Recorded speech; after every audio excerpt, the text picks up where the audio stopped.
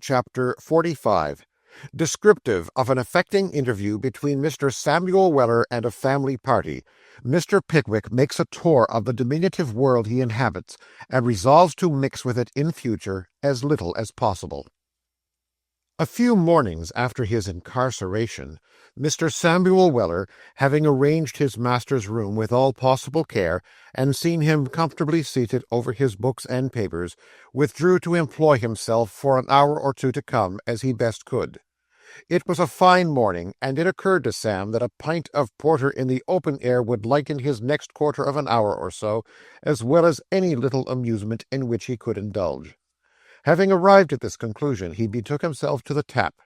Having purchased the beer, and obtained, moreover, the day but one before yesterday's paper, he repaired to the skittle ground, and, seating himself on a bench, proceeded to enjoy himself in a very sedate and methodical manner. First of all, he took a refreshing draught of the beer, and then he looked up at a window and bestowed a platonic wink on a young lady who was peeling potatoes thereat.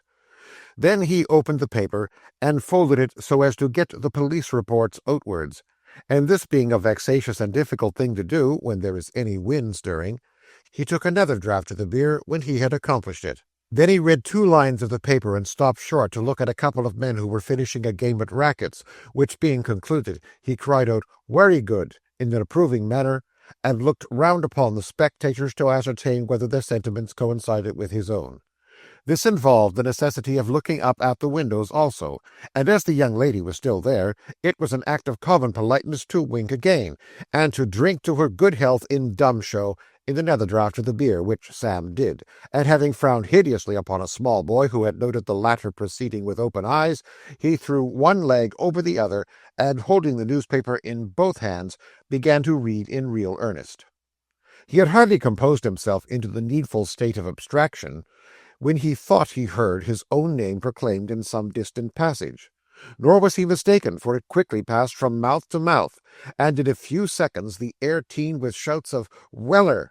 "Here!" roared Sam, in a stentorian voice. "What's the matter? Who wants him? Has an express come to say that his country house is afire?" "Somebody wants you in the hall," said a man who was standing by. "Just mind that 'ere paper in the pot, old fellow, will you?" said Sam. "I'm a-comin'. Blest if they was a-calling me to the bar, they couldn't make more noise about it." Accompanying these words with a gentle rap on the head of the young gentleman before noticed, who, unconscious of his close vicinity to the person in request, was screaming "Weller!" with all his might, Sam hastened across the ground and ran up the steps into the hall. Here the first object that met his eye was his beloved father sitting on a bottom stair, with his hat in his hand, shouting out "Weller!" in his very loudest tone, at half-minute intervals.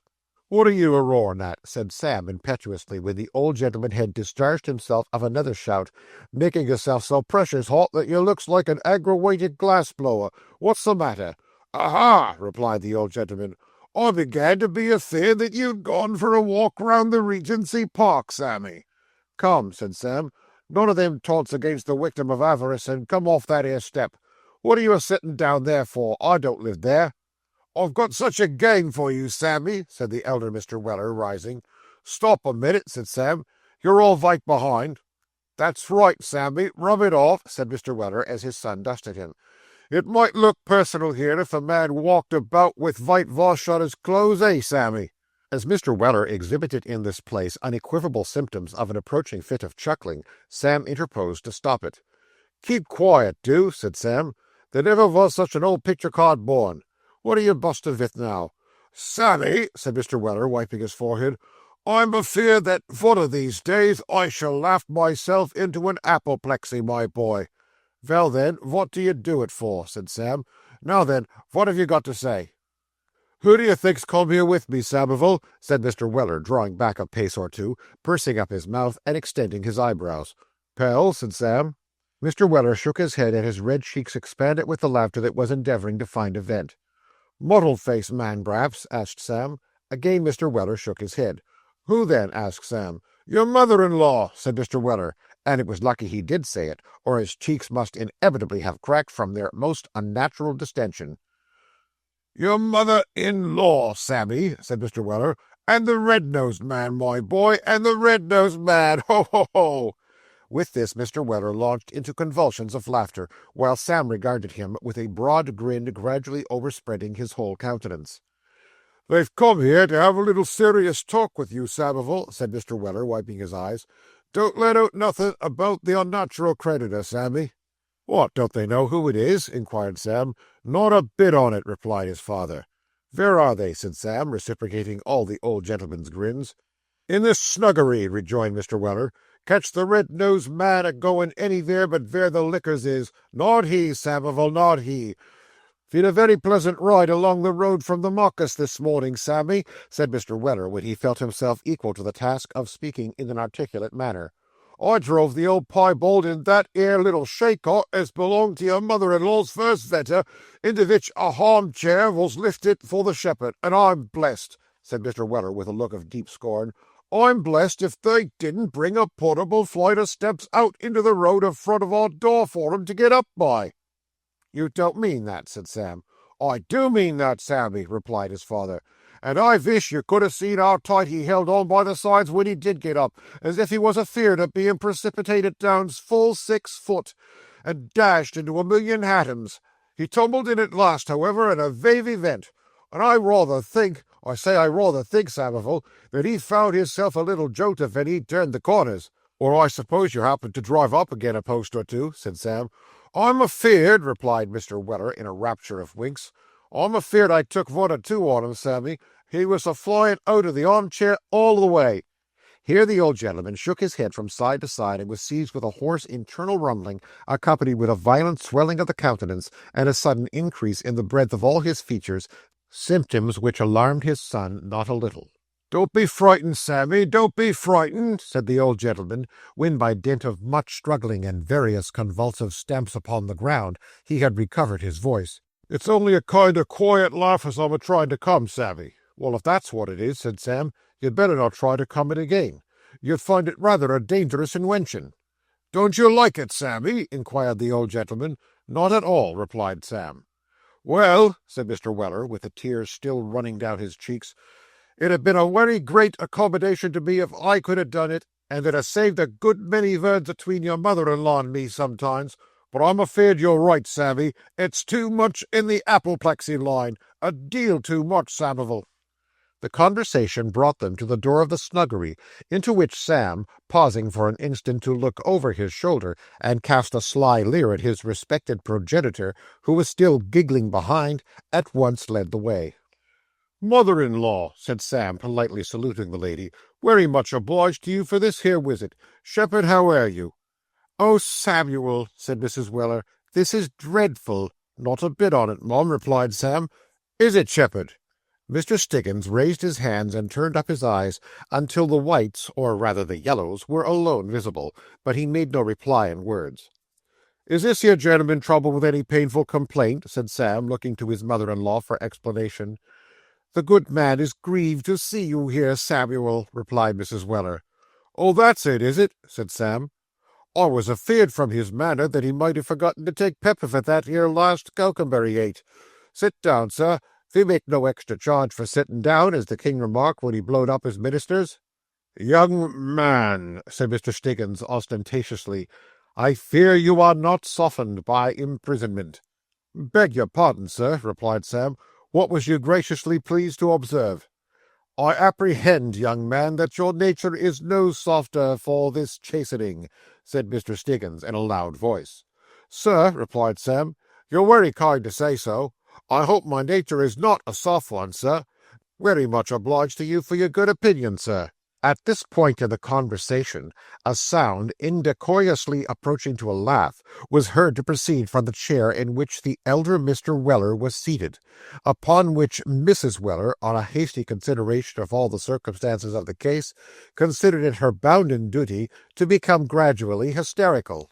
"Weller," said Mrs. W. The old gentleman was seated in a corner. "Weller, come forth." "Wery much obliged to you, my dear," replied Mr. Weller, "but I'm comfortable where I am." Upon this, Mrs. Weller burst into tears. "What's gone wrong, Mum?" said Sam. "Oh, Samuel," replied Mrs. Weller, "your father makes me wretched. Will nothing do him good?" "Do you hear this here?" said Sam. "Lady wants to know whether nothing'll do you good." "Very much indebted to Mrs. Weller for her polite inquiry, Sam," replied the old gentleman. "I think a pipe would benefit me a good deal. Could I be accommodated, Sammy?" Here Mrs. Weller let fall some more tears, and Mr. Stiggins groaned.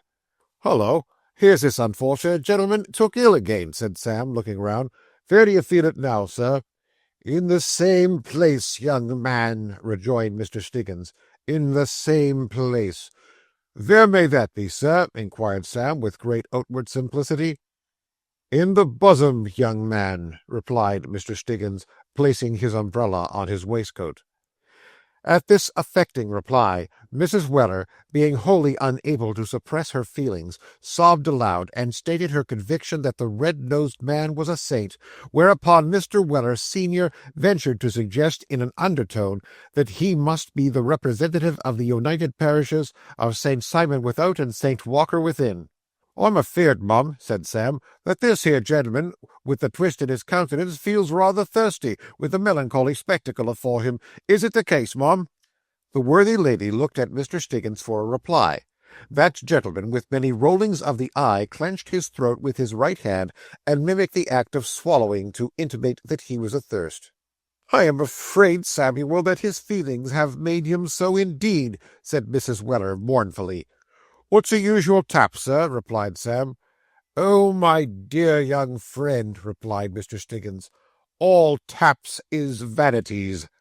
Too true indeed," said Mrs. Weller, murmuring a groan, and shaking her head assentingly.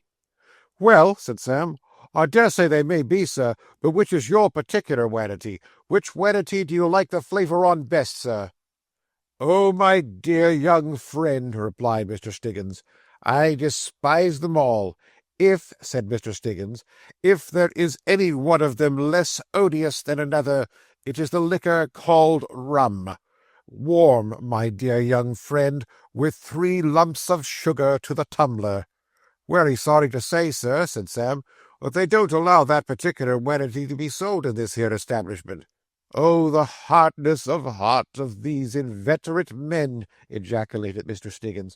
"Oh, the accursed cruelty of these inhuman persecutors!"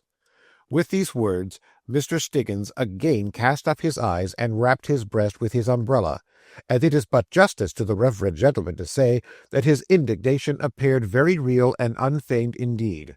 After Mrs. Weller and the red-nosed gentleman had commented on this inhuman usage in a very forcible manner, and had vented a variety of pious and holy execrations against its authors, the latter recommended a bottle of port wine, warmed with a little water, spice, and sugar, as being grateful to the stomach, and savouring less of vanity than many other compounds. It was accordingly ordered to be prepared, and pending its preparation the red-nosed man and Mrs. Weller looked at the elder W. and groaned.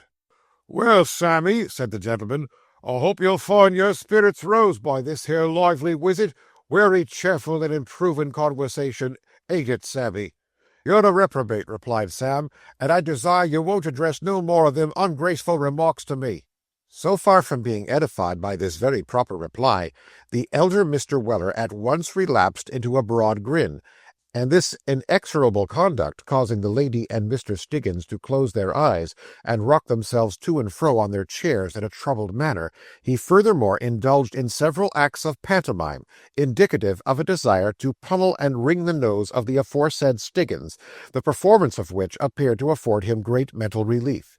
The old gentleman very narrowly escaped detection in one instance, for Mr. Stiggins, happening to give a start at the arrival of the negus, brought his head in smart contact with the clenched fist with which Mr. Weller had been describing imaginary fireworks in the air within 2 inches of his ear for some minutes. "What are you a-reaching out your hand for the tumbler in that ere side way for?" said Sam, with great promptitude. "Don't you see you've hit the gentleman?" "I didn't go to do it, Sammy," said Mr. Weller, in some degree abashed by the very unexpected occurrence of the incident. "Try an in-it application, sir," said Sam, as the red-nosed gentleman rubbed his head with a rueful visage.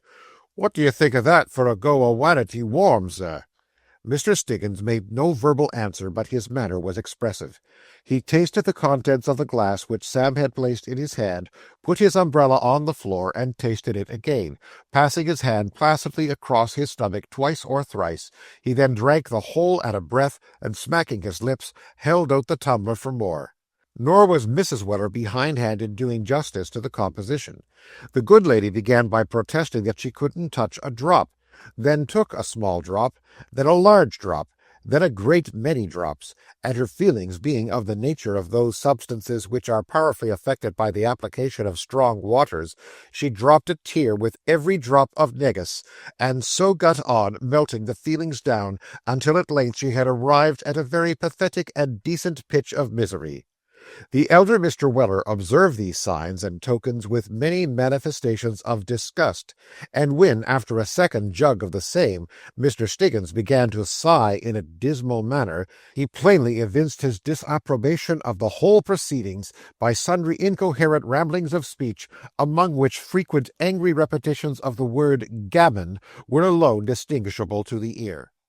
"I'll tell you what it is, Samivel, my boy," whispered the old gentleman into his son's ear, after a long and steadfast contemplation of his lady and Mr. Stiggins. "I think there must be something wrong in your mother-in-law's inside, as well as in that of the red-nosed man." "What do you mean?" asked Sam. "I mean this here, Sammy," replied the old gentleman, "that what they drink don't seem no nourishment to 'em. It all turns to warm water and comes a-pouring out their ears. 'Pend upon it, Sammy, it's the constitutional infirmity." Mr. Weller delivered this scientific opinion with many confirmatory frowns and nods, which Mrs. Weller remarking, and concluding that they bore some disparaging reference either to herself or to Mr. Stiggins, or to both, was on the point of becoming infinitely worse, when Mr. Stiggins, getting on his legs as well as he could, proceeded to deliver an edifying discourse for the benefit of the company, but more especially of Mr. Samuel, whom he adjured in moving terms to be upon his guard in that sink of iniquity into which he was cast, to abstain from all hypocrisy and pride of heart, and to take in all things exact pattern and copy by him, Stiggins, in which case he might calculate on arriving sooner or later at the comfortable conclusion, that like him he was a most estimable and blameless character, and that all his acquaintances and friends were hopelessly abandoned and profligate wretches. Which consideration, he said, could not but afford him the liveliest satisfaction. He furthermore conjured him to avoid, above all things, the vice of intoxication, which he likened unto the filthy habits of swine, and to those poisonous and baleful drugs which, being chewed in the mouth, are said to filch away the memory.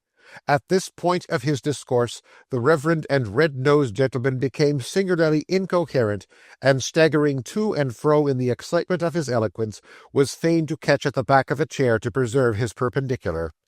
Mr. Stiggins did not desire his hearers to be upon their guard against those false prophets and wretched mockers of religion, who, without sense to expound its first doctrines, or hearts to feel its first principles, are more dangerous members of society than the common criminal, imposing as they necessarily do upon the weakest and worst informed, casting scorn and contempt upon what should be held most sacred, and bringing into partial disrepute large bodies of virtuous and well-conducted persons of many excellent sects and persuasions. But as he leaned over the back of the chair for a considerable time, and closing one eye, winked a good deal with the other, it is presumed that he thought all this, but kept it to himself. During the delivery of the oration, Mrs. Weller sobbed and wept at the end of the paragraphs, while Sam, sitting cross-legged on a chair and resting his arms on the top-rail, regarded the speaker with great suavity and blandness of demeanour, occasionally bestowing a look of recognition on the old gentleman, who was delighted at the beginning, and went to sleep about half-way. "Bravo! Very pretty," said Sam, when the red-nosed man, having finished, pulled his worn gloves on, thereby thrusting his fingers through the broken tops till the knuckles were disclosed to view. "Very pretty." "I hope it may do you good, Samuel," said Mrs. Weller solemnly. "I think it will, mum," replied Sam. "I wish I could hope that it would do your father good," said Mrs. Weller. "Thank'ee, my dear," said Mr. Weller senior. "How do you find yourselves arter it, my love?" "Scoffer!" exclaimed Mrs. Weller. "Benighted man!" said the Reverend Mr. Stiggins. "If I don't get no better light than that 'ere moonshine o' yourn, my worthy creature," said the elder Mr. Weller, "it's wery likely as I shall continny to be a night couch till I'm took off the road altogether. Now, Mrs. W., if the piebald stands as livery much longer, he'll stand at nothing as we go back, and p'raps that 'ere arm-chair'll be tipped over into some hedge or another, with the shepherd in it." At this supposition, the Reverend Mr. Stiggins, in evident consternation, gathered up his hat and umbrella, and proposed an immediate departure, to which Mrs. Weller assented. Sam walked with them to the lodge-gate, and took a dutiful leave. "Adieu, Samuel," said the old gentleman. "What's to do?" inquired Sammy. "Well, good-bye, then," said the old gentleman. "Oh, that's what you're aiming at, is it?" said Sam. "Good-bye." "Sammy," whispered Mr. Weller, looking cautiously round, "my duty to your governor, and tell him if he thinks better of this here business, to communicate with me. Me and a cabinet-maker has dewised a plan for getting him out." "A pianner, Samivel, a pianner," said Mr. Weller, striking his son on the chest with the back of his hand, and falling back a step or two. "What do you mean?" said Sam. "A pianner forty, Samivel," rejoined Mr. Weller, in a still more mysterious manner, "as he can have on hire van as won't play, Sammy." "And what'd be the good of that?" said Sam. "Let him send to my friend the cabinet-maker to fetch it back, Sammy," replied Mr. Weller. "Are you awake now?" "No," rejoined Sam. "There ain't no verks in it," whispered his father. "It'd hold him easy, with his hat and shoes on, and breathe through the legs, which is holler. Have a passage ready taken for America. The American government will never give him up when once they find he's got money to spend, Sammy. Let the governor stop there till Mrs. Bartle's dead, or Mr. Dodson and Fogg's hung, which last to went, I think, is the most likely to happen first, Sammy. And then let him come back and write a book about Americans as'll pay all his expenses and more, if he blows 'em up enough." Mr. Weller delivered this hurried abstract of his plot with great vehemence of whisper, and then, as if fearful of weakening the effect of the tremendous communication by any further dialogue, he gave the coachman's salute and vanished. Sam had scarcely recovered his usual composure of countenance, which had been greatly disturbed by the secret communication of his respected relative, when Mr. Pickwick accosted him. "Sam," said that gentleman. "Sir," replied Mr. Weller. "I am going for a walk round the prison, and I wish you to attend me. I see a prisoner we know coming this way, Sam," said Mr. Pickwick, smiling. "Which, sir?" inquired Mr. Weller. "The gentleman with the head of hair, or the interesting captive in the stockings?" "Neither," rejoined Mr. Pickwick. "He is an older friend of yours, Sam." "Of mine, sir?" exclaimed Mr. Weller. "You recollect the gentleman very well, I dare say, Sam," replied Mr. Pickwick, "or else you are more unmindful of your old acquaintances than I think you are. Hush! Not a word, Sam, not a syllable. Here he is." As Mr. Pickwick spoke, Jingle walked up. He looked less miserable than before, being clad in a half-worn suit of clothes, which, with Mr. Pickwick's assistance, had been released from the pawnbroker's. He wore clean linen, too, and had his hair cut. He was very pale and thin, however, and as he crept slowly up, leaning on a stick, it was easy to see that he had suffered severely from illness and want, and was still very weak. He took off his hat as Mr. Pickwick saluted him, and seemed much humbled and abashed at the sight of Sam Weller. Following close at his heels came Mr. Job Trotter, in the catalogue of whose vices want of faith and attachment to his companion could at all events find no place. He was still ragged and squalid, but his face was not quite so hollow as on his first meeting with Mr. Pickwick a few days before. And as he took off his hat to our benevolent old friend, he murmured some broken expressions of gratitude, and muttered something about having been saved from starving. "Well, well," said Mr. Pickwick, impatiently interrupting him. "You can follow with Sam. I want to speak to you, Mr. Jingle. Can you walk without his arm?" "Certainly, sir. All ready. Not too fast. Legs shaky. Head queer. Round and round. Earthquakey sort of feeling. Very." "Here, give me your arm," said Mr. Pickwick. "No, no," replied Jingle. "Won't indeed. Rather not." "Nonsense," said Mr. Pickwick. "Lean upon me, I desire, sir." Seeing that he was confused and agitated and uncertain what to do, Mr. Pickwick cut the matter short by drawing the invalided stroller's arm through his, and leading him away without saying another word about it.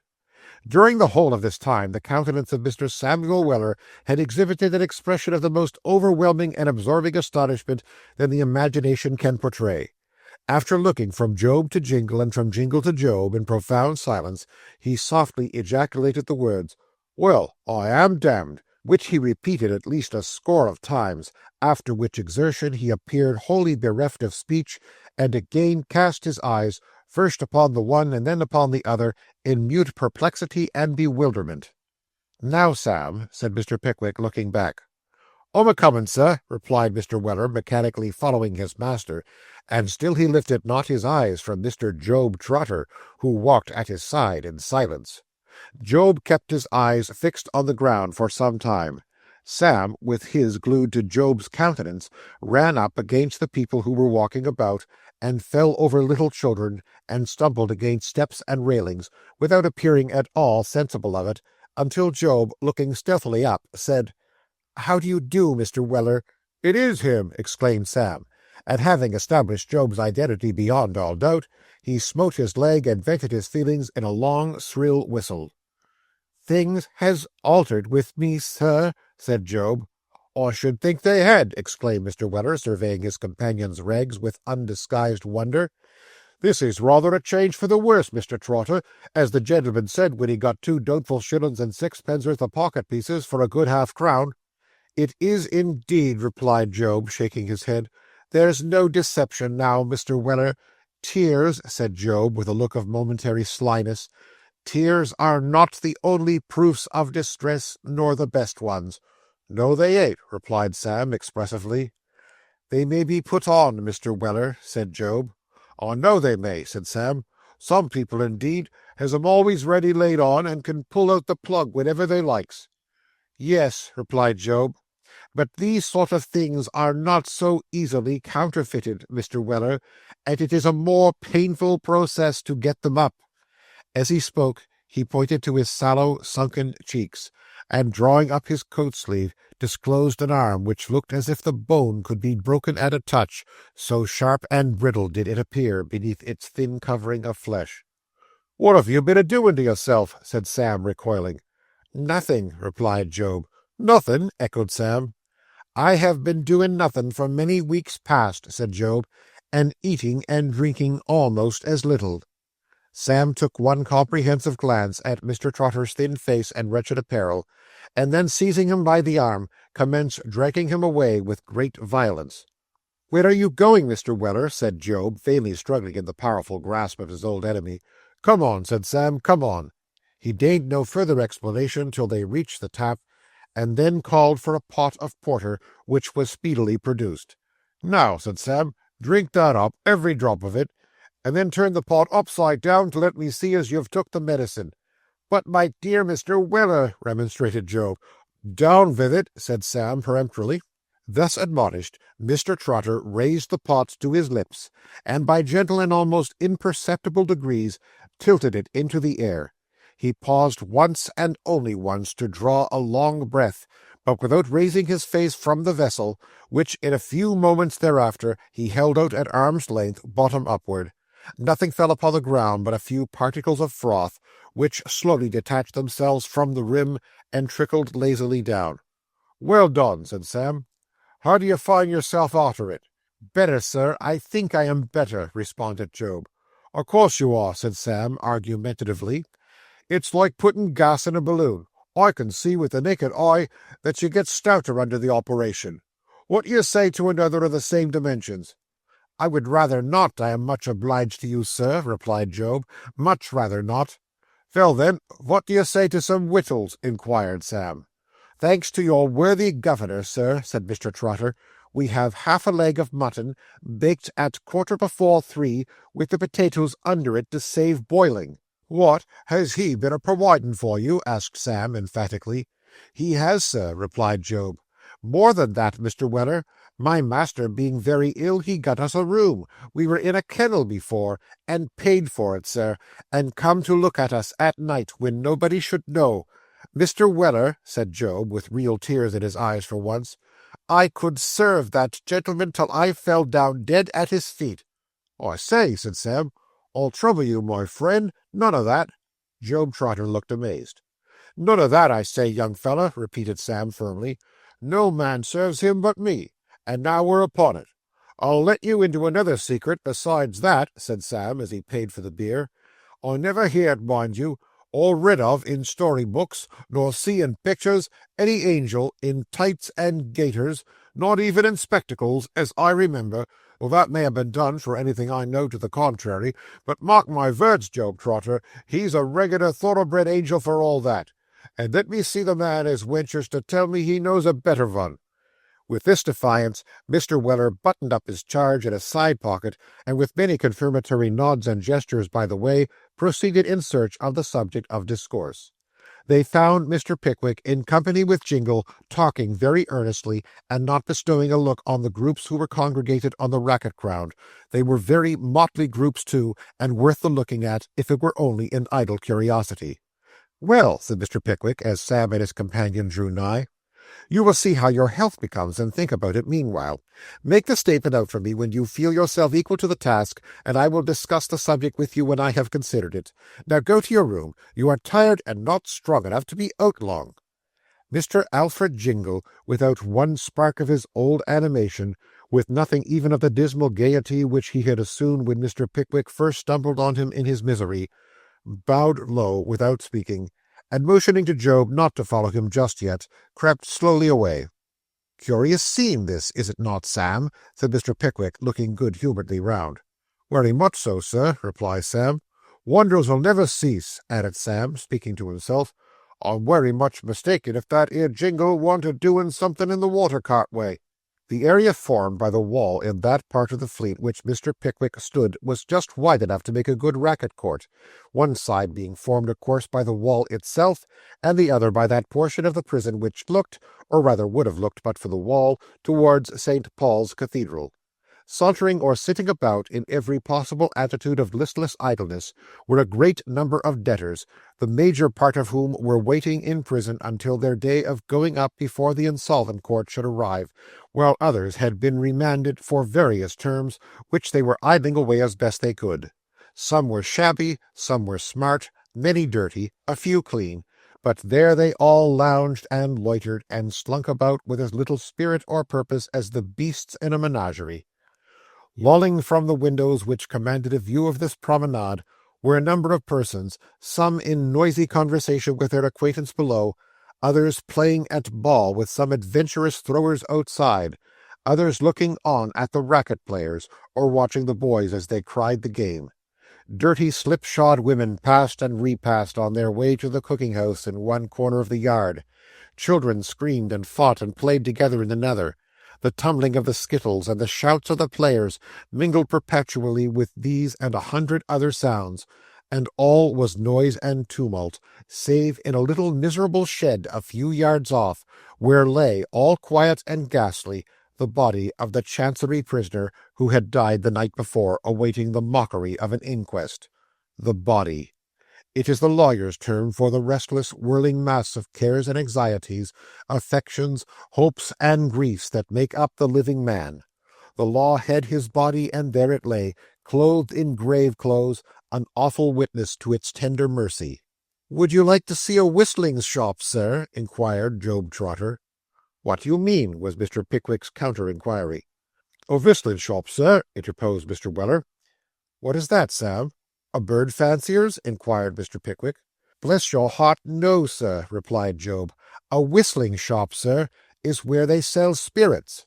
Mr. Job Trotter briefly explained here that all persons being prohibited under heavy penalties from conveying spirits into debtors' prisons, and such commodities being highly prized by the ladies and gentlemen confined therein, it had occurred to some speculative turnkey to connive, for certain lucrative considerations, at 2 or 3 prisoners retailing the favourite article of gin for their own profit and advantage. "This plan, you see, sir, has been gradually introduced into all the prisons for debt," said Mr. Trotter. "And it has this very great advantage," said Sam, "that the turnkeys takes very good care to seize hold of everybody but them as pays 'em that attempts the villainy, and when it gets in the papers they're applauded for their vigilance, so it cuts 2 ways, frightens other people from the trade, and elewates their own characters. "Exactly so, Mr. Weller," observed Job. "Well, but are these rooms never searched to ascertain whether any spirits are concealed in them?" said Mr. Pickwick. "Certainly they are, sir," replied Sam, "but the turnkeys knows beforehand, and gives the word to the whistlers, so you may whistle it for when you go to look." By this time Job had tapped at a door, which was opened by a gentleman with an uncombed head, who bolted it after them when they had walked in, and grinned, upon which Job grinned, and Sam also, whereupon Mr. Pickwick, thinking it might be expected of him, kept on smiling to the end of the interview. The gentleman with the uncombed head appeared quite satisfied with this mute announcement of their business, and producing a flat stone bottle, which might hold about a couple of quarts, from beneath his bedstead, filled out 3 glasses of gin, which Job Trotter and Sam disposed of in a most workmanlike manner. "Any more?" said the whistling gentleman. "No more," replied Job Trotter. Mr. Pickwick paid, the door was unbolted, and out they came, the uncombed gentleman bestowing a friendly nod upon Mr. Roker, who happened to be passing at the moment. From this spot Mr. Pickwick wandered along all the galleries, up and down all the staircases, and once again round the whole area of the yard. The great body of the prison population appeared to be Mivins and Smangle, and the parson and the butcher and the leg, over and over and over again. There were the same squalor, the same turmoil and noise, the same general characteristics in every corner, in the best and the worst alike. The whole place seemed restless and troubled, and the people were crowding and flitting to and fro, like the shadows in an uneasy dream. "I have seen enough," said Mr. Pickwick, as he threw himself into a chair in his little apartment. "My head aches with these scenes, and my heart too. Henceforth I will be a prisoner in my own room." And Mr. Pickwick steadfastly adhered to this determination. For 3 long months he remained shut up all day, only stealing out at night to breathe the air when the greater part of his fellow prisoners were in bed or carousing in their rooms. His health was beginning to suffer from the closeness of the confinement, but neither the oft-repeated earnestness of Perker and his friends, nor the still more frequently repeated warnings and admonitions of Mr. Samuel Weller, could induce him to alter one jot of his inflexible resolution.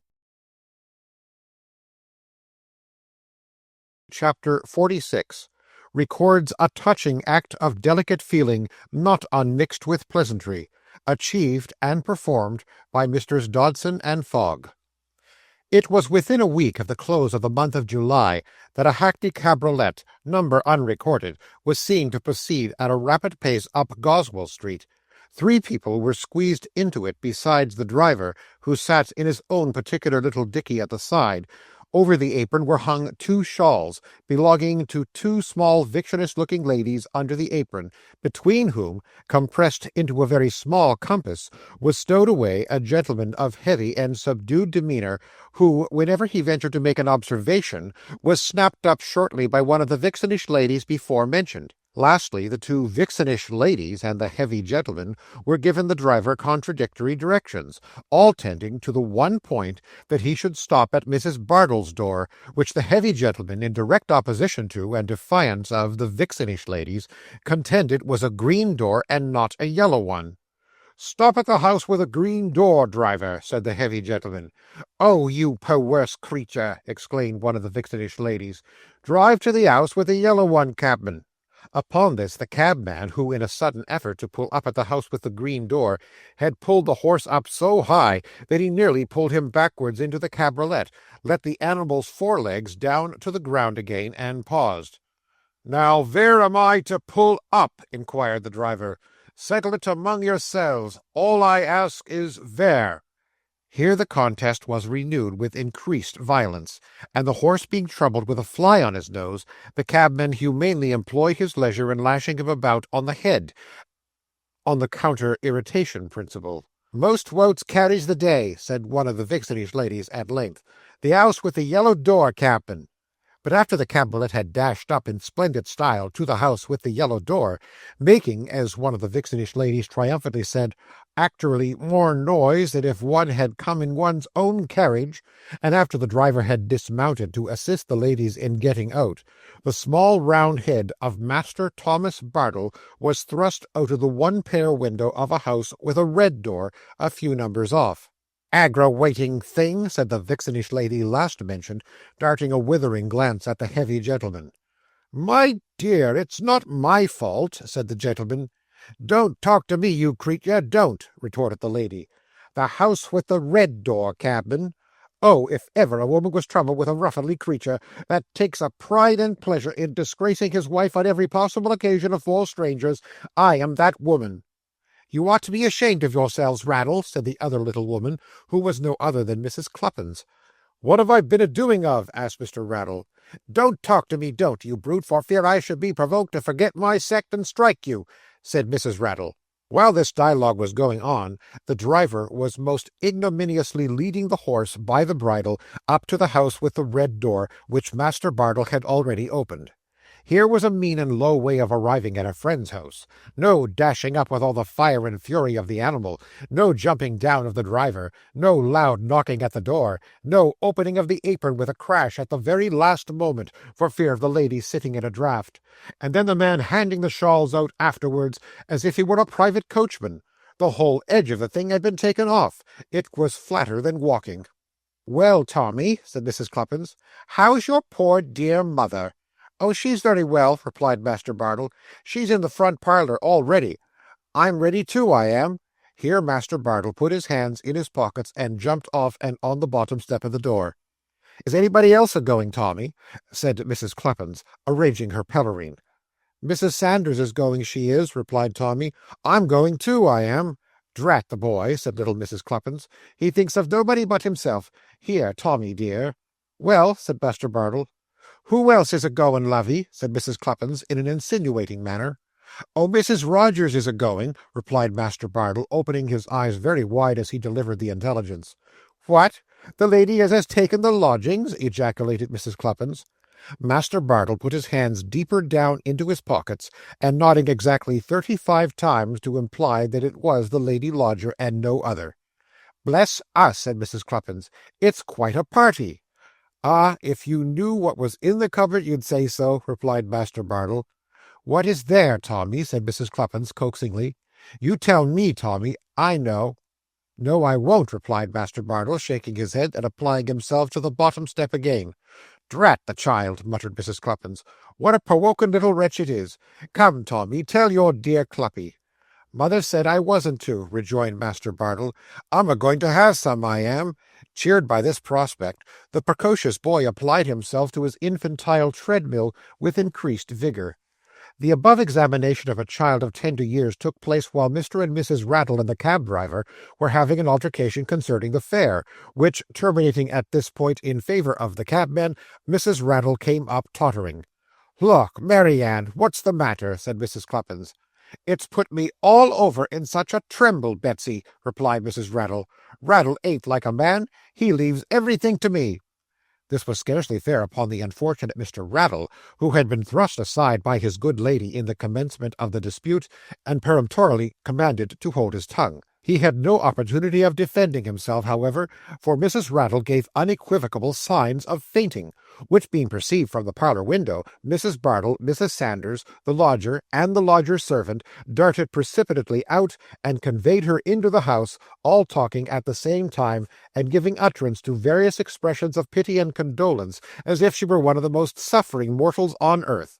Being conveyed into the front parlour, she was there deposited on a sofa, and the lady from the first floor, running up to the first floor, returned with a bottle of sal volatile, which, holding Mrs. Rattle tight round the neck, she applied in all womanly kindness and pity to her nose, until that lady with many plunges and struggles was fain to declare herself decidedly better.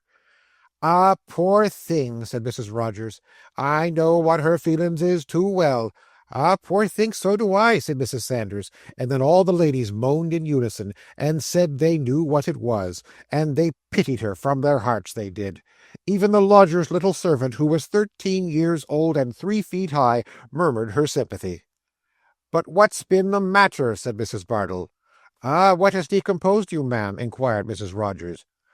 I have been a good deal flurried, replied Mrs. Rattle in a reproachful manner. Thereupon the ladies cast indignant glances at Mr. Rattle. Why, the fact is, said that unhappy gentleman, stepping forward, when we alighted at this door, a dispute arose with the driver of the cabriolet. A loud scream from his wife at the mention of this word rendered all further explanation inaudible. You'd better leave us to bring her round, Rattle, said Mrs. Cluppins. She'll never get better as long as you're here. All the ladies concurred in this opinion, so Mr. Rattle was pushed out of the room and requested to give himself an airing in the backyard, which he did for about a quarter of an hour, when Mrs. Bartle announced to him with a solemn face that he might come in now, but that he must be very careful how he behaved towards his wife. She knew he didn't mean to be unkind, but Marianne was very far from strong, and if he didn't take care he might lose her when he least expected it, which would be a very dreadful reflection for him afterwards, and so on. All this Mr. Rattle heard with great submission, and presently returned to the parlour in a most lamb-like manner. "Why, Mrs. Rogers, ma'am," said Mrs. Bartle, "you've never been introduced, I declare. Mr. Rattle, ma'am, Mrs. Cluppins, ma'am, Mrs. Rattle, ma'am." "Which is Mrs. Cluppins' sister," suggested Mrs. Sanders. "Oh, indeed," said Mrs. Rogers graciously, for she was the lodger and her servant was in waiting, so she was more gracious than intimate in right of her position. "Oh, indeed."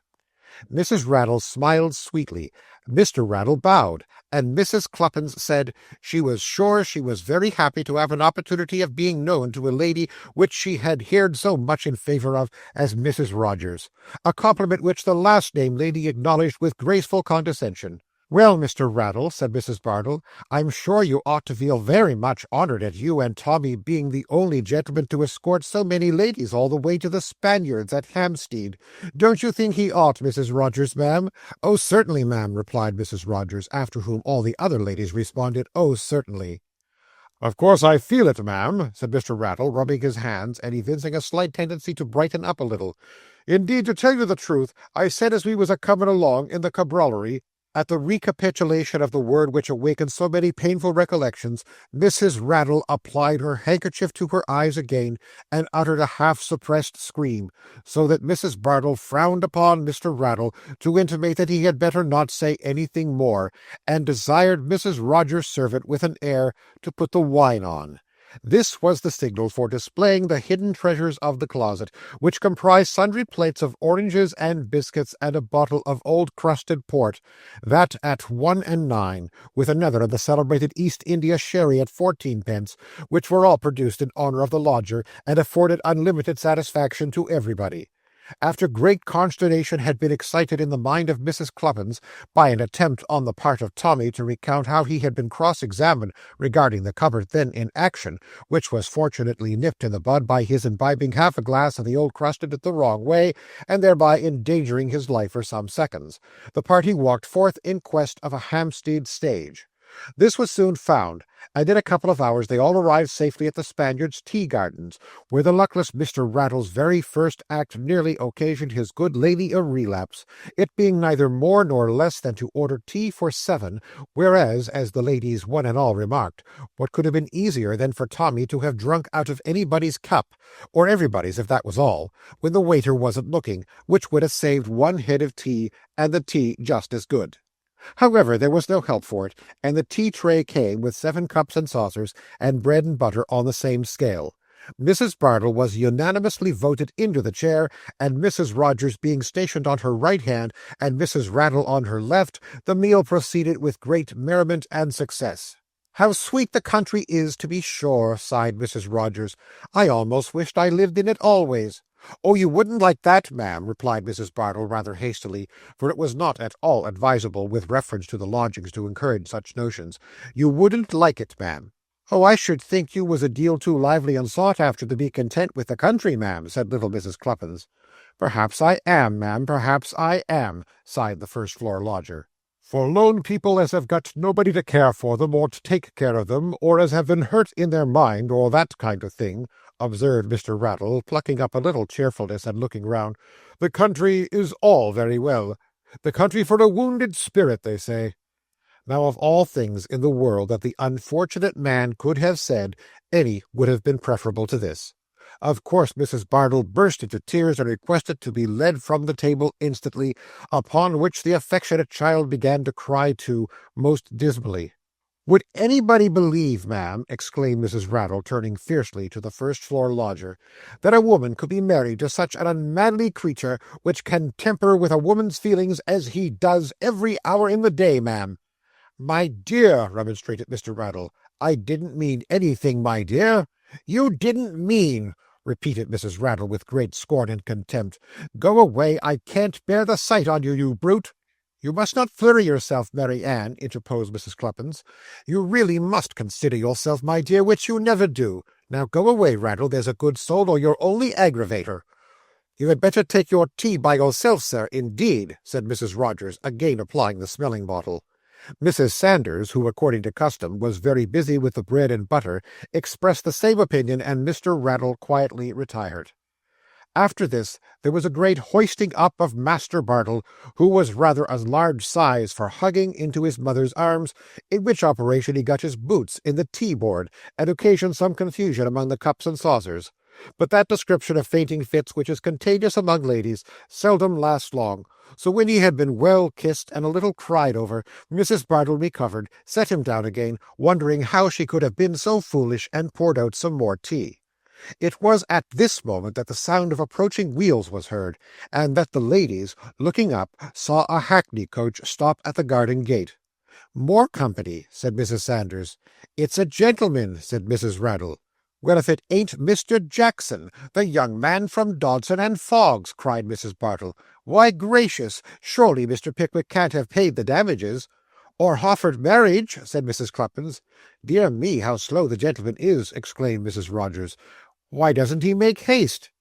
As the lady spoke these words, Mr. Jackson turned from the coach, where he had been addressing some observations to a shabby man in black leggings, who had just emerged from the vehicle with a thick ash stick in his hand, and made his way to the place where the ladies were seated, winding his hair round the brim of his hat as he came along.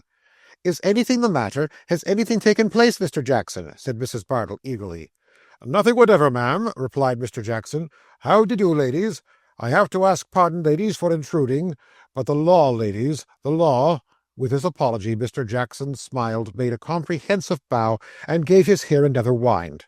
Mrs. Rogers whispered Mrs. Rattle that he was really an elegant young man.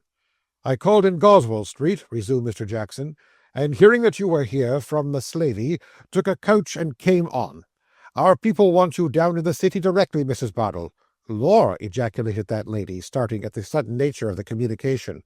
"Yes," said Mr. Jackson, biting his lip. "It's very important and pressing business, which can't be postponed on any account. Indeed, Dodson expressly said so to me, and so did Fogg. I've kept the coach on purpose for you to go back in." "How very strange!" exclaimed Mrs. Bardell. The ladies agreed that it was very strange, but were unanimously of opinion that it must be very important, or Dodson and Fogg would never have sent, and further, that the business being urgent, she ought to repair to Dodson and Fogg's without any delay. There was a certain degree of pride and importance about being wanted by one lawyers in such a monstrous hurry that was by no means displeasing to Mrs. Bardell, especially as it might be reasonably supposed to enhance her consequence in the eyes of the first-floor lodger. She simpered a little, affected extreme vexation and hesitation, and at last arrived at the conclusion that she supposed she must go. "But won't you refresh yourself after your walk, Mr. Jackson?" said Mrs. Bardell persuasively. "Well, really, there ain't much time to lose," replied Jackson. "And I've got a friend here," he continued, looking towards the man with the ash stick. "Oh, ask your friend to come here, sir," said Mrs. Bardell. "Pray ask your friend here, sir." "Why, thank'ee, I'd rather not," said Mr. Jackson, with some embarrassment of manner. "He's not much used to lady society, and it makes him bashful. If you'll order the waiter to deliver him anything short, he won't drink it off at once, won't he? Only try him." Mr. Jackson's fingers wandered playfully round his nose at this portion of his discourse to warn his hearers that he was speaking ironically. The waiter was at once dispatched to the bashful gentleman, and the bashful gentleman took something. Mr. Jackson also took something, and the ladies took something for hospitality's sake. Mr. Jackson then said he was afraid it was time to go, upon which Mrs. Sanders, Mrs. Cluppins, and Tommy, who it was arranged should accompany Mrs. Bardell, leaving the others to Mr. Rattle's protection, got into the coach. "Isaac," said Jackson, as Mrs. Bartle prepared to get in, looking up at the man with the ash stick who was seated on the box smoking a cigar. "Well?" "This is Mrs. Bartle." "Oh, I knowed that long ago," said the man. Mrs. Bartle got in. Mr. Jackson got in after her, and away they drove. Mrs. Bartle could not help ruminating on what Mr. Jackson's friend had said. Shrewd creatures, those lawyers. Lord bless us, how they find people out. "Sad thing about these costs of our people, ain't it?" said Jackson, when Mrs. Cluppins and Mrs. Sanders had fallen asleep. "Your bill of costs, I mean." "I'm very sorry they can't get them," replied Mrs. Bartle. "But if you law gentlemen do these things on speculation, why, you must get a loss now and then, you know." "You gave them a cognovit for the amount of your costs after the trial, I'm told," said Jackson. "Yes, just a matter of form," replied Mrs. Bartle. "Certainly," replied Jackson dryly. "Quite a matter of form, quite." On they drove, and Mrs. Bartle fell asleep. She was awakened after some time by the stopping of the coach. "Bless us," said the lady, "are we at Freeman's Court?" "We're not going quite so far," replied Jackson. "Have the goodness to step out." Mrs. Bartle, not yet thoroughly awake, complied. It was a curious place, a large wall with a gate in the middle, and a gas light burning inside. "Now, ladies," cried the man with the ash stick, looking into the coach and shaking Mrs. Sanders to wake her. "Come." Rousing her friend, Mrs. Sanders alighted. Mrs. Bartle, leaning on Jackson's arm and leading Tommy by the hand, had already entered the porch. They followed. The room they turned into was even more odd-looking than the porch, such a number of men standing about, and they stared so. "What place is this?" inquired Mrs. Bartle, pausing. "Only one of our public offices," replied Jackson, hurrying her through a door, and looking round to see that the other women were following. "Look sharp, Isaac." "Safe and sound," replied the man with the ash stick. The door swung heavily after them, and they descended a small flight of steps. "Here we are at last, all right and tight, Mrs. Bartle," said Jackson, looking exultingly round. "What do you mean?" said Mrs. Bartle, with a palpitating heart. "Just this," replied Jackson, drawing her a little on one side. "Don't be frightened, Mrs. Bartle. There never was a more delicate man than Dodson, ma'am, or a more humane man than Fogg. It was their duty in the way of business to take you in execution for them costs, but they were anxious to spare your feelings as much as they could. What a comfort it must be to you to think how it's been done. This is the Fleet, ma'am. Wish you good night, Mrs. Bartle. Good night, Tommy." As Jackson hurried away in company with the man with the ash stick, another man, with a key in his hand, who had been looking on, led the bewildered female to a second short flight of steps leading to a doorway. Mrs. Bartle screamed violently. Tommy roared. Mrs. Cluppins shrunk within herself, and Mrs. Sanders made off without more ado. For there stood the injured Mr. Pickwick, taking his nightly allowance of air, and beside him leant Samuel Weller, who, seeing Mrs. Bartle, took his hat off with mock reverence, while his master turned indignantly on his heel. "Don't bother the woman," said the turnkey to Weller. "She's just come in." "A prisoner," said Sam, quickly replacing his hat. "Who's the plaintiff? What for? Speak up, old fella." "Dodson and Fogg," replied the man. "Execution on cognovit for costs." "Here, Job, Job," shouted Sam, dashing into the passage. "Run to Mr. Perkins, Job. I want him directly. I see some good in this. Here's a game. Hooray! Where's the governor?"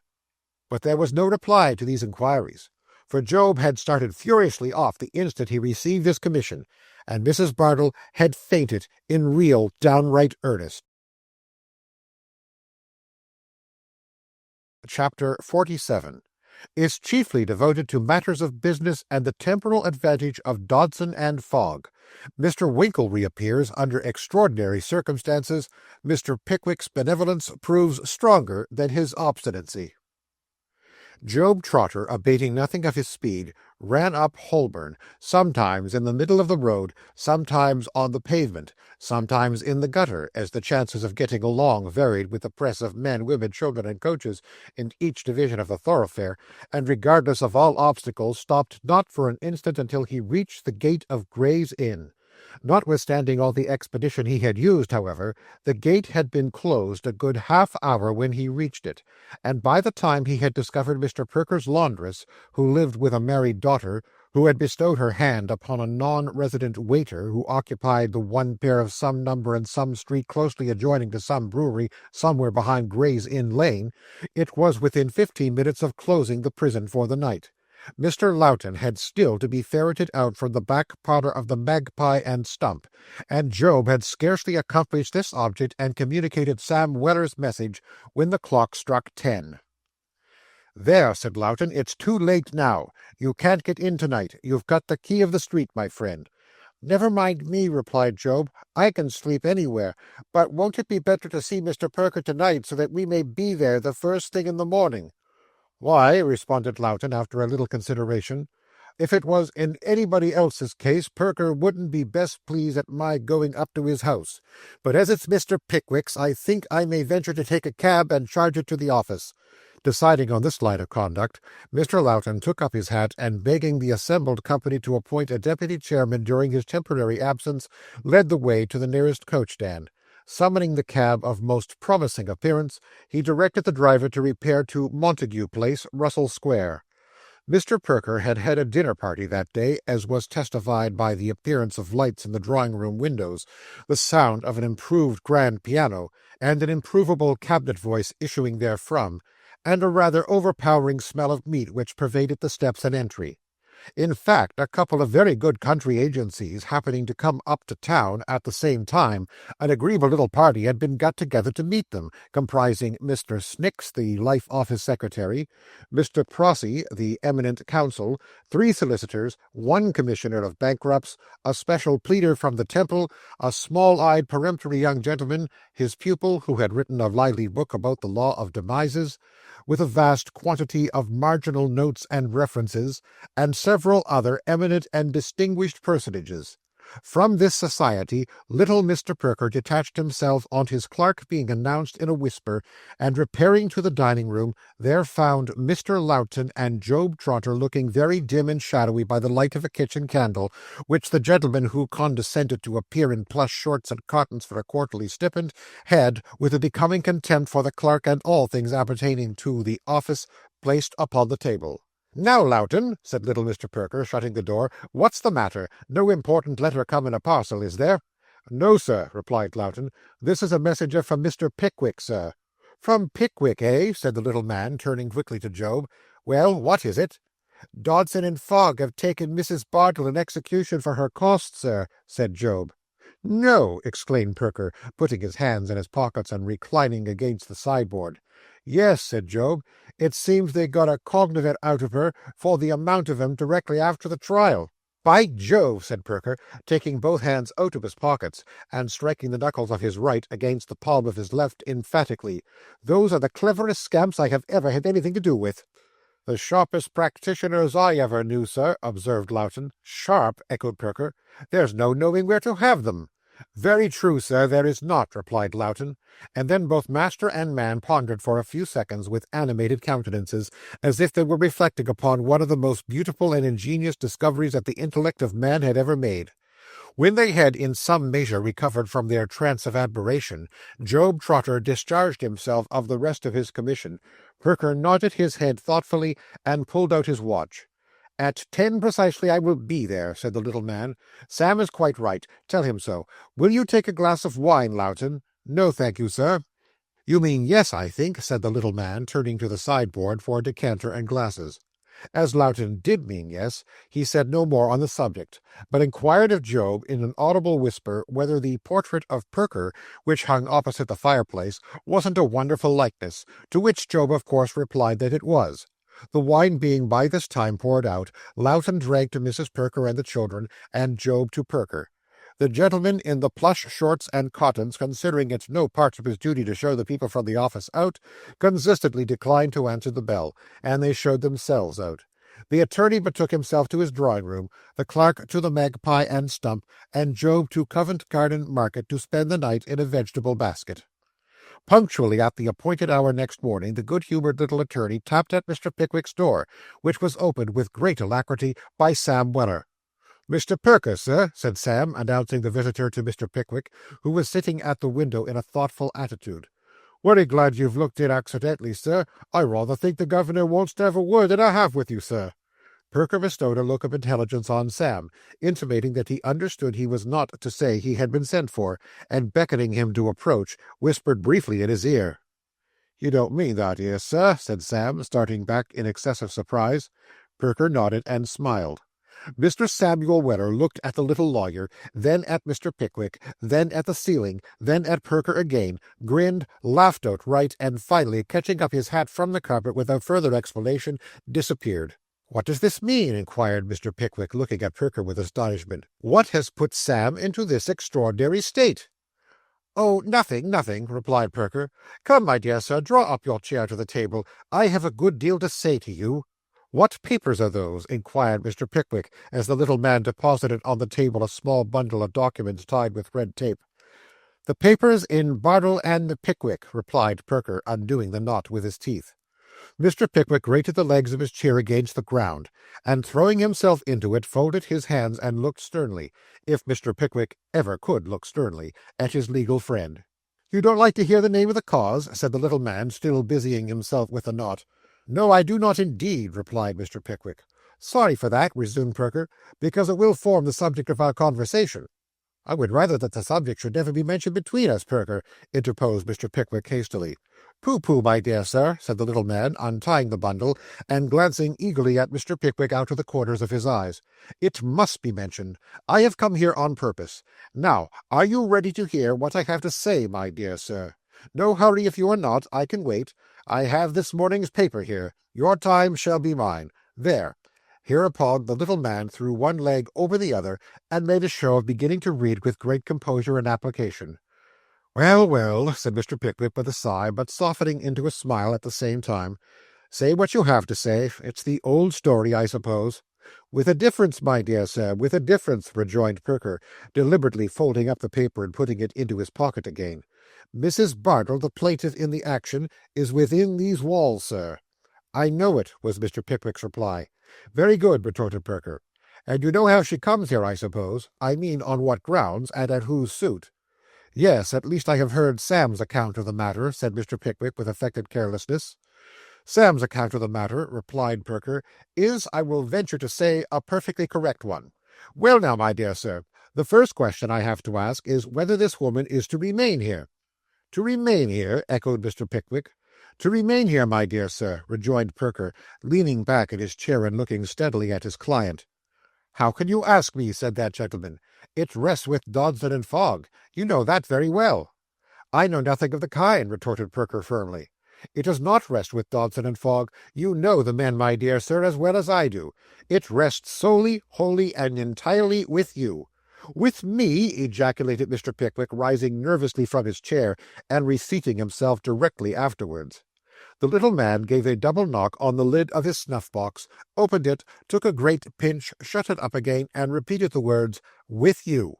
"I say, my dear sir," resumed the little man, who seemed to gather confidence from the snuff, "I say that her speedy liberation or perpetual imprisonment rests with you, and with you alone. Hear me out, my dear sir, if you please, and do not be so very energetic, for it will only put you into a perspiration and do no good whatever.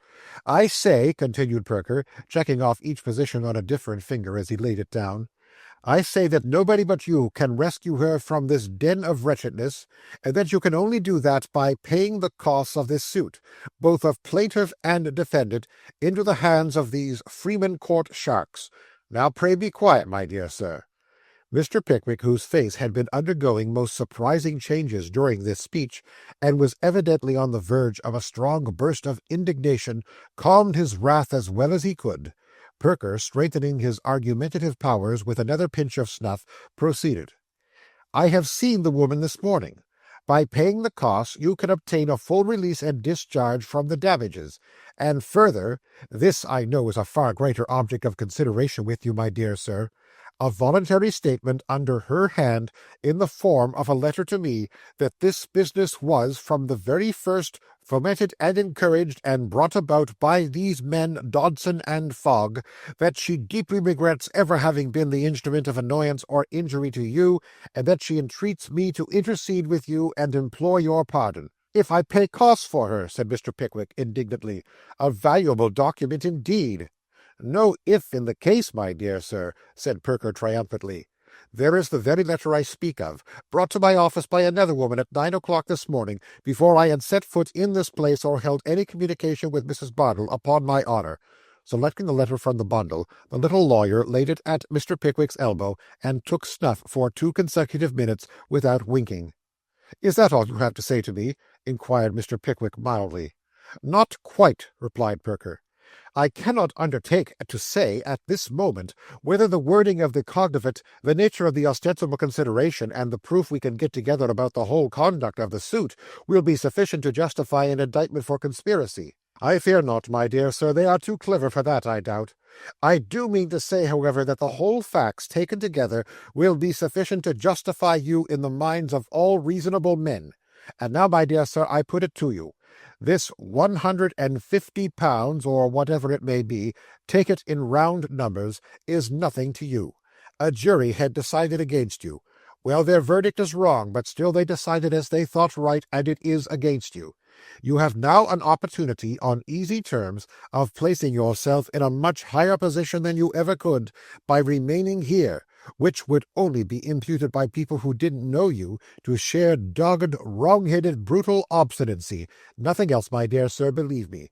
Can you hesitate to avail yourself of it, when it restores you to your friends, your old pursuits, your health and amusements, when it liberates your faithful and attached servant whom you otherwise doomed to imprisonment for the whole of your life, and above all, when it enables you to take the very magnanimous revenge, which I know, my dear sir, is one after your own heart, of releasing this woman from a scene of misery and debauchery to which no man should ever be consigned if I had my will, but the infliction of which on any woman is even more frightful and barbarous. Now I ask you, my dear sir, not only as your legal adviser, but as your very true friend, will you let slip the occasion of attaining all these objects, and doing all this good, for the paltry consideration of a few pounds finding their way into the pockets of a couple of rascals, to whom it makes no manner of difference, except that the more they gain, the more they'll seek, and so sooner be led into some piece of knavery that must end in a crash? I have put these considerations to you, my dear sir, very feebly and imperfectly, but I ask you to think of them.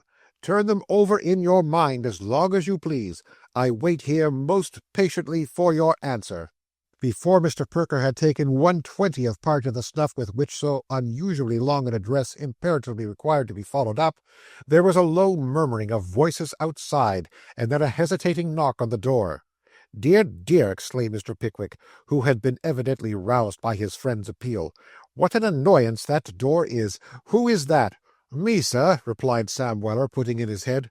"I can't speak to you just now, Sam," said Mr. Pickwick. "I am engaged at this moment, Sam." "Beg your pardon, sir," rejoined Mr. Weller, "but here's a lady here, sir, as says she's something very particular to disclose." "I can't see any lady," replied Mr. Pickwick, whose mind was filled with visions of Mrs. Bardell. "I wouldn't make too sure of that, sir," urged Mr. Weller, shaking his head. "If you knowed who was near, sir, I rather think you'd change your note, as the hawk remarked to himself with a cheerful laugh when he heard the robin redbreast a-singing round the corner." "Who is it?" inquired Mr. Pickwick. "Will you see her, sir?" asked Mr. Weller, holding the door in his hand as if he had some curious live animal on the other side. "I suppose I must," said Mr. Pickwick, looking at Perker. "Well then, all in to begin," cried Sam. "Sound the gong, draw up the curtain, and enter the 2 conspirators." As Sam Weller spoke, he threw the door open, and there rushed tumultuously into the room Mr. Nathaniel Winkle, leading after him by the hand the identical young lady who at Dingley Dell had worn the boots with the fur round the tops, and who, now a very pleasing compound of blushes and confusion and lilac silk and a smart bonnet and a rich lace veil, looked prettier than ever. "Miss Arabella Allen!" exclaimed Mr. Pickwick, rising from his chair. "No," replied Mr. Winkle, dropping on his knees. "Mrs. Winkle. Pardon, my dear friend, pardon." Mr. Pickwick could scarcely believe the evidence of his senses, and perhaps would not have done so, but for the corroborative testimony afforded by the smiling countenance of Perker, and the bodily presence in the background of Sam and the pretty housemaid, who appeared to contemplate the proceedings with the liveliest satisfaction. "Oh, Mr. Pickwick," said Arabella in a low voice, as if alarmed at the silence, "can you forgive my imprudence?" Mr. Pickwick returned no verbal response to this appeal, but he took off his spectacles in great haste, and seizing both the young lady's hands in his, kissed her a great number of times, perhaps a greater number than was absolutely necessary, and then, still retaining one of her hands, told Mr. Winkle he was an audacious young dog, and bade him get up. This Mr. Winkle, who had been for some seconds scratching his nose with the brim of his hat in a penitent manner, did. Whereupon Mr. Pickwick slapped him on the back several times, and then shook hands heartily with Perker, who, not to be behindhand in the compliments of the occasion, saluted both the bride and the pretty housemaid with right good will, and having wrung Mr. Winkle's hand most cordially, wound up his demonstrations of joy by taking snuff enough to set any half-dozen men with ordinarily constructed noses a-sneezing for life. "Why, my dear girl," said Mr. Pickwick, "how has all this come about? Come, sit down and let me hear it all. How well she looks, doesn't she, Perker?" added Mr. Pickwick, surveying Arabella's face with a look of as much pride and exultation as if she had been his daughter. "Delightful, my dear sir," replied the little man. "If I were not a married man myself, I should be disposed to envy you, you dog." Thus expressing himself, the little lawyer gave Mr. Winkle a poke in the chest, which that gentleman reciprocated, after which they both laughed very loudly, but not so loudly as Mr. Samuel Weller, who had just relieved his feelings by kissing the pretty housemaid under cover of the cupboard door. "I can never be grateful enough to you, Sam, I am sure," said Arabella, with the sweetest smile imaginable. "I shall not forget your exertions in the garden at Clifton." "Don't say nothing whatever about it, ma'am," replied Sam. "I only assisted nature, ma'am, as the doctor said to the boy's mother after he'd bled him to death." "Mary, my dear, sit down," said Mr. Pickwick, cutting short these compliments. "Now then, how long have you been married, eh?" Arabella looked bashfully at her lord and master, who replied, "Only 3 days." "Only 3 days, eh?" said Mr. Pickwick. "Why, what have you been doing these 3 months?" "Ah, to be sure," interposed Perker. "Come, account for this idleness. You see, Mr. Pickwick's only astonishment is that it wasn't all over months ago." "Why, the fact is," replied Mr. Winkle, looking at his blushing young wife, "that I could not persuade Bella to run away for a long time, and when I had persuaded her it was a long time more before we could find an opportunity. Mary had to give a month's warning, too, before she could leave her place next door, and we couldn't possibly have done it without her assistance." "Upon my word!" exclaimed Mr. Pickwick, who by this time had resumed his spectacles, and was looking from Arabella to Winkle, and from Winkle to Arabella, with as much delight depicted on his countenance as warm-heartedness and kindly feeling can communicate to the human face. "Upon my word! You seem to have been very systematic in your proceedings. And is your brother acquainted with all this, my dear?" "Oh, no, no," replied Arabella, changing colour. "Dear Mr. Pickwick, he must only know it from you, from your lips alone. He is so violent, so prejudiced, and has been so anxious in behalf of his friend Mr. Sawyer," added Arabella, looking down, "that I fear the consequences dreadfully." "Ah, to be sure," said Perker gravely. "You must take this matter in hand for them, my dear sir. These young men will respect you when they would listen to nobody else. You must prevent mischief, my dear sir. Hot blood, hot blood." And the little man took a warning pinch, and shook his head doubtfully. "You forget, my love," said Mr. Pickwick gently. "You forget that I am a prisoner." "No, indeed, I do not, my dear sir," replied Arabella. "I have never forgotten it. I have never ceased to think how great your sufferings must have been in this shocking place. But I hoped that what no consideration for yourself would induce you to do, a regard to our happiness might. If our brother hears of this, first from you, I feel certain we shall be reconciled. He is my only relation in the world, Mr. Pickwick, and unless you plead for me, I fear I have lost even him. I have done wrong, very, very wrong. I know—" Here poor Arabella hid her face in her handkerchief and wept bitterly. Mr. Pickwick's nature was a good deal worked upon by these same tears, but when Mrs. Winkle, drying her eyes, took to coaxing and entreating in the sweetest tones of a very sweet voice, he became particularly restless, and evidently undecided how to act, as was evinced by sundry nervous rubbings of his spectacle-glasses, nose, tights, head, and gaiters. Taking advantage of these symptoms of indecision, Mr. Perker, to whom it appeared the young couple had driven straight that morning, urged with legal point and shrewdness that Mr. Winkle, senior, was still unacquainted with the important rise in life's flight of steps which his son had taken, that the future expectations of the said son depended entirely upon the said Winkle, senior, continuing to regard him with undiminished feelings of affection and attachment, which it was very unlikely he would, if this great event were long kept a secret from him, that Mr. Pickwick, repairing to Bristol to seek Mr. Allen, might, with equal reason, repair to Birmingham to seek Mr. Winkle, senior. Lastly, that Mr. Winkle, senior, had good right and title to consider Mr. Pickwick as in some degree the guardian and adviser of his son, and that it consequently behooved that gentleman, and was indeed due to his personal character, to acquaint the aforesaid Winkle, senior, personally, by word of mouth, with the whole circumstances of the case, and with the share he had taken in the transaction.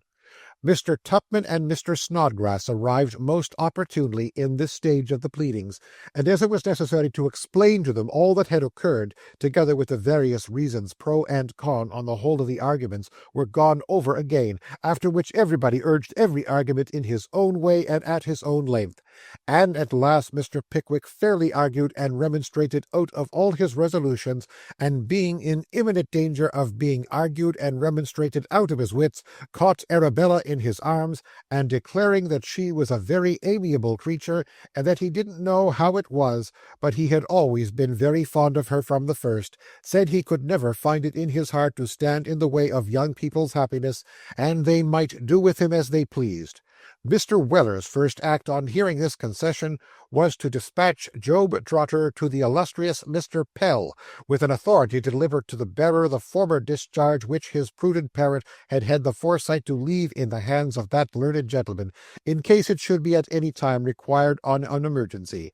His next proceeding was to invest his whole stock of ready money in the purchase of 25 gallons of mild porter, which he himself dispensed on the racket ground to everybody who would partake of it. This done, he hurrahed in divers parts of the building until he lost his voice, and then quietly relapsed into his usual collected and philosophical condition. At 3 o'clock that afternoon, Mr. Pickwick took a last look at his little room, and made his way as well as he could through the throng of debtors who pressed eagerly forward to shake him by the hand, until he reached the lodge steps. He turned here to look about him, and his eye lightened as he did so. In all the crowd of wan, emaciated faces, he saw not one which was not happier for his sympathy and charity. "Perker," said Mr. Pickwick, beckoning one young man towards him, "this is Mr. Jingle, whom I spoke to you about." "Very good, my dear sir," replied Perker, looking hard at Jingle. "You will see me again, young man, to-morrow. I hope you may live to remember and feel deeply what I shall have to communicate, sir." Jingle bowed respectfully, trembled very much as he took Mr. Pickwick's proffered hand, and withdrew. "Job, you know, I think," said Mr. Pickwick, presenting that gentleman. "I know the rascal," replied Perker good-humouredly. "See after your friend, and be in the way to-morrow at 1, do you hear? Now, is there anything more?" "Nothing," rejoined Mr. Pickwick. "You have delivered the little parcel I gave you for your old landlord, Sam." "I have, sir," replied Sam. "He bust out a-crying, sir, and said you was very generous and thoughtful, and he only wished you could have him inoculated for a galloping consumption, for his old friend as had lived there so long was dead, and he's nowheres to look for another." Poor fellow," said Mr. Pickwick. "God bless you, my friend." As Mr. Pickwick uttered this adieu, the crowd raised a loud shout. Many among them were pressing forward to shake him by the hand again, when he drew his arm through Perker's, and hurried from the prison, far more sad and melancholy for the moment than when he had first entered it. Alas, how many sad and unhappy beings had he left behind! A happy evening was that for at least one party in the George and Vulture, and light and cheerful were two of the hearts that emerged from its hospitable door next morning. The owners thereof were Mr. Pickwick and Sam Weller, the former of whom was speedily deposited inside a comfortable post-coach, with a little dickey behind, in which the latter mounted with great agility. "Sir," called out Mr. Weller to his master. "Well, Sam," replied Mr. Pickwick, thrusting his head out of the window. "I wish them horses had been 3 months and better in the fleet, sir." "Why, Sam?" inquired Mr. Pickwick. "Why, sir," exclaimed Mr. Weller, rubbing his hands, "how they would go out if they had been." Chapter 48 relates how Mr. Pickwick, with the assistance of Samuel Weller, essayed to soften the heart of Mr. Benjamin Allen, and to mollify the wrath of Mr. Robert Sawyer. Mr. Ben Allen and Mr. Bob Sawyer sat together in the little surgery behind the shop, discussing minced veal and future prospects, when the discourse, not unnaturally, turned upon the practice acquired by Bob the aforesaid, and his present chances of deriving a competent independence from the honourable profession to which he had devoted himself. "Which I think," observed Mr. Bob Sawyer, pursuing the thread of the subject, "which I think, Ben, are rather dubious." "What's rather dubious?" inquired Mr. Ben Allen, at the same time sharpening his intellect with a draught of beer. "What's dubious?" "Why, the chances," responded Mr. Bob Sawyer. "I forgot," said Mr. Ben Allen. "The beer has reminded me that I forgot, Bob. Yes, they are dubious." "It's wonderful how the poor people patronize me," said Mr. Bob Sawyer reflectively. "They knock me up at all hours of the night. They take medicine to an extent which I should have conceived impossible. They put on blisters and leeches with a perseverance worthy of a better cause. They make additions to their families in a manner which is quite awful. 6 of those last-named little promissory notes, all due on the same day, Ben, and all entrusted to me." "It's very gratifying, isn't it?" said Mr. Ben Allen, holding his plate for some more minced veal. "Oh, very," replied Bob, "only not quite so much as the competence of patients with a shilling or two to spare would be. This business was capitally described in the advertisement, Ben. It is a practice, a very extensive practice, and that's all." "Bob," said Mr. Ben Allen, laying down his knife and fork, and fixing his eyes on the visage of his friend, "Bob, I'll tell you what it is." "What is it?" inquired Mr. Bob Sawyer. "You must make yourself, with as little delay as possible, master of Arabella's £1,000. 3% consolidated bank annuities, now standing in her name in the book or books of the Governor and Company of the Bank of England," added Bob Sawyer in legal phraseology. "Exactly so," said Ben. "She has it when she comes of age, or marries. She wants a year of coming of age, and if you plucked up a spirit, she needn't want a month of being married." "She is a very charming and delightful creature," quoth Mr. Robert Sawyer in reply, "and has only one fault that I know of, Ben.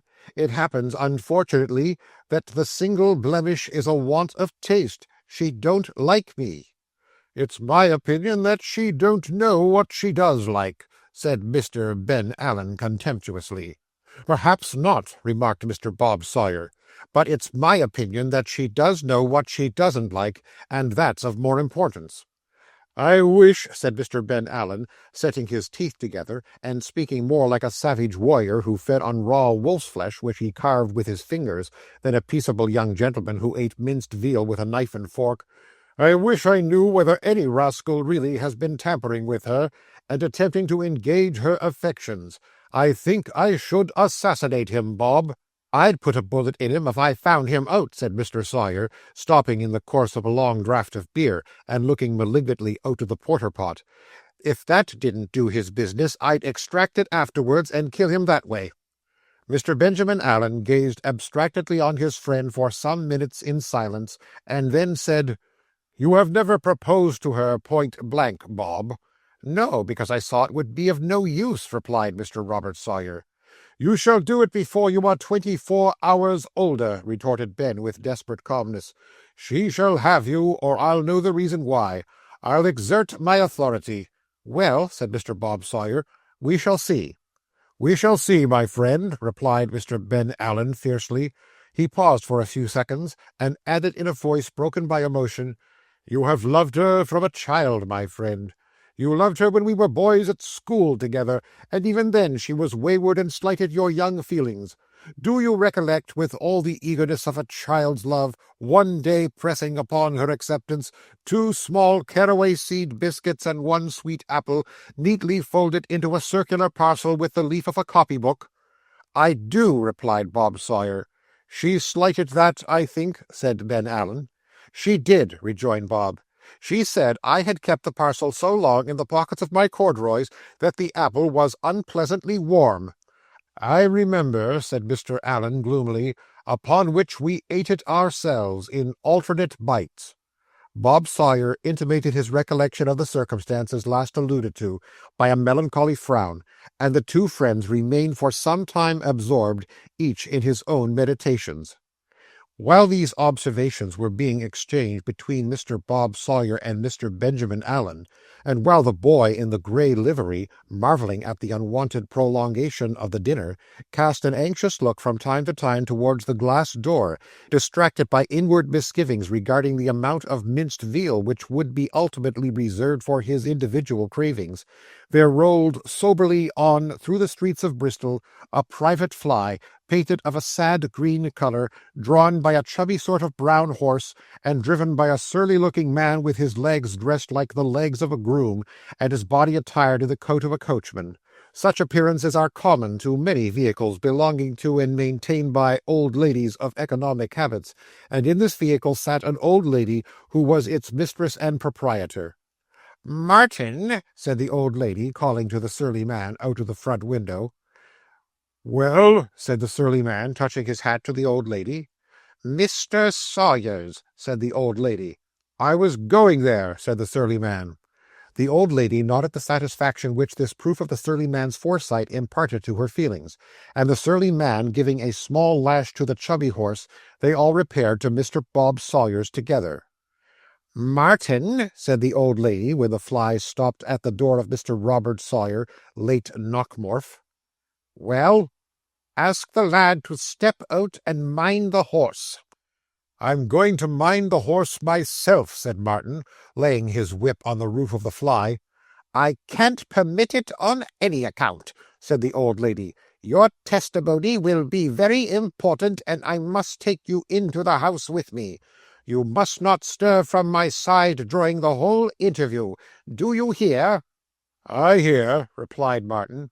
"Well, what are you stopping for?" "Nothing," replied Martin. So saying, the surly man leisurely descended from the wheel, on which he had been poising himself on the tops of the toes of his right foot, and having summoned the boy in the grey livery, opened the coach door, flung down the steps, and thrusting in a hand enveloped in a dark washed leather glove, pulled out the old lady with as much unconcern in his manner as if she were a bandbox. "Dear me!" exclaimed the old lady. "I am so flurried now I have got here, Martin, that I'm all in a tremble." Mr. Martin coughed behind the dark wash-leather gloves, but expressed no sympathy. So the old lady, composing herself, trotted up Mr. Bob Sawyer's steps, and Mr. Martin followed. Immediately on the old lady's entering the shop, Mr. Benjamin Allen and Mr. Bob Sawyer, who had been putting the spirits and water out of sight, and upsetting nauseous drugs to take off the smell of the tobacco smoke, issued hastily forth in a transport of pleasure and affection. "My dear aunt," exclaimed Mr. Ben Allen, "how kind of you to look in upon us! Mr. Sawyer, aunt, my friend Mr. Bob Sawyer, whom I have spoken to you about regarding, you know, aunt." And here Mr. Ben Allen, who was not at the moment extraordinarily sober, added the word Arabella, in what was meant to be a whisper, but which was an especially audible and distinct tone of speech which nobody could avoid hearing if anybody were so disposed.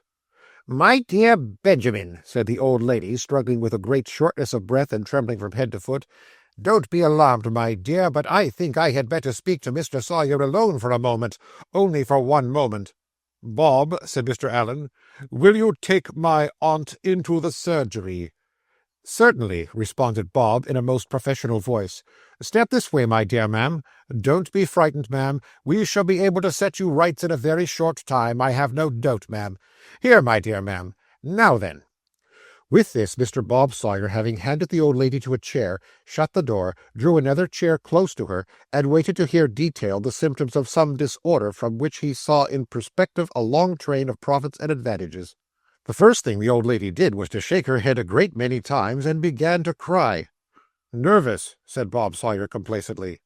"Camphor julep and water 3 times a day, and composing draught at night." "I don't know how to begin, Mr. Sawyer," said the old lady. "It is so very painful and distressing." "You need not begin, ma'am," rejoined Mr. Bob Sawyer. "I can anticipate all you would say. The head is in fault." "I should be very sorry to think it was the heart," said the old lady, with a slight groan.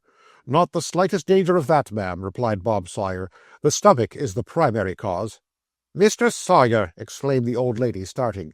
"Not the least doubt of it, ma'am," rejoined Bob, looking wondrous wise. "Medicine and time, my dear ma'am, would have prevented it all."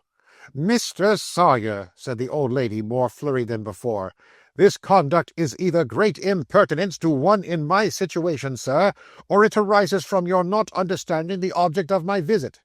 If it had been in the power of medicine or any foresight I could have used to prevent what has occurred, I should certainly have done so. I had better see my nephew at once," said the old lady, twirling her reticule indignantly and rising as she spoke.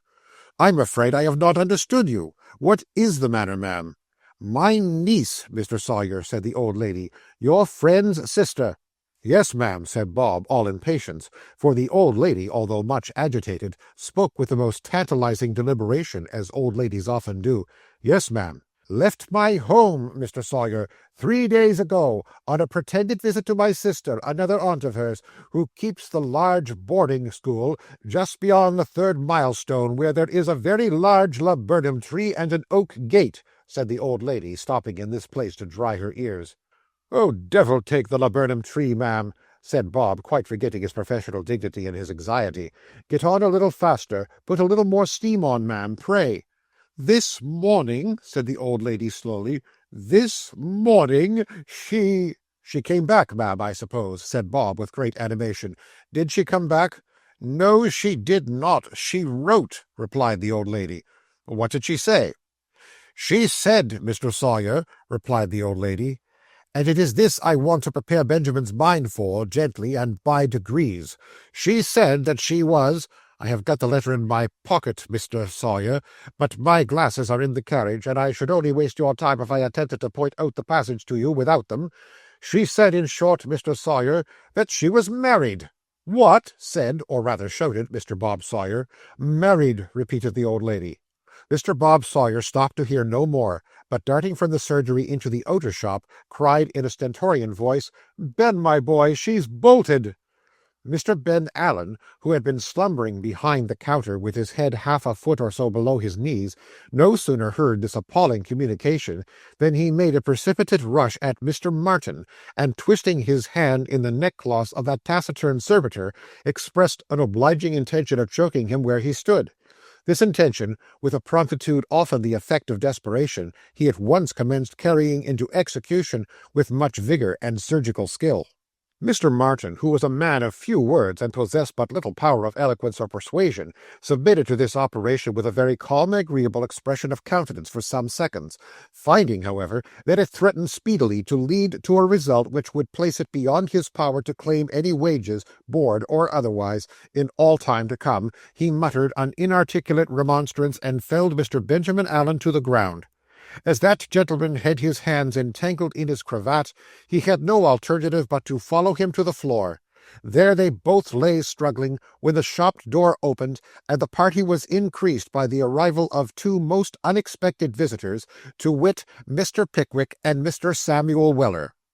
The impression at once produced on Mr. Weller's mind by what he saw was that Mr. Martin was hired by the establishment of Sawyer, late Knockmorf, to take strong medicine, or to go into fits and to be experimentalized upon, or to swallow poison now and then with the view of testing the efficacy of some new antidotes, or to do something or other to promote the great science of medicine and gratify the ardent spirit of inquiry burning in the bosoms of its two young professors.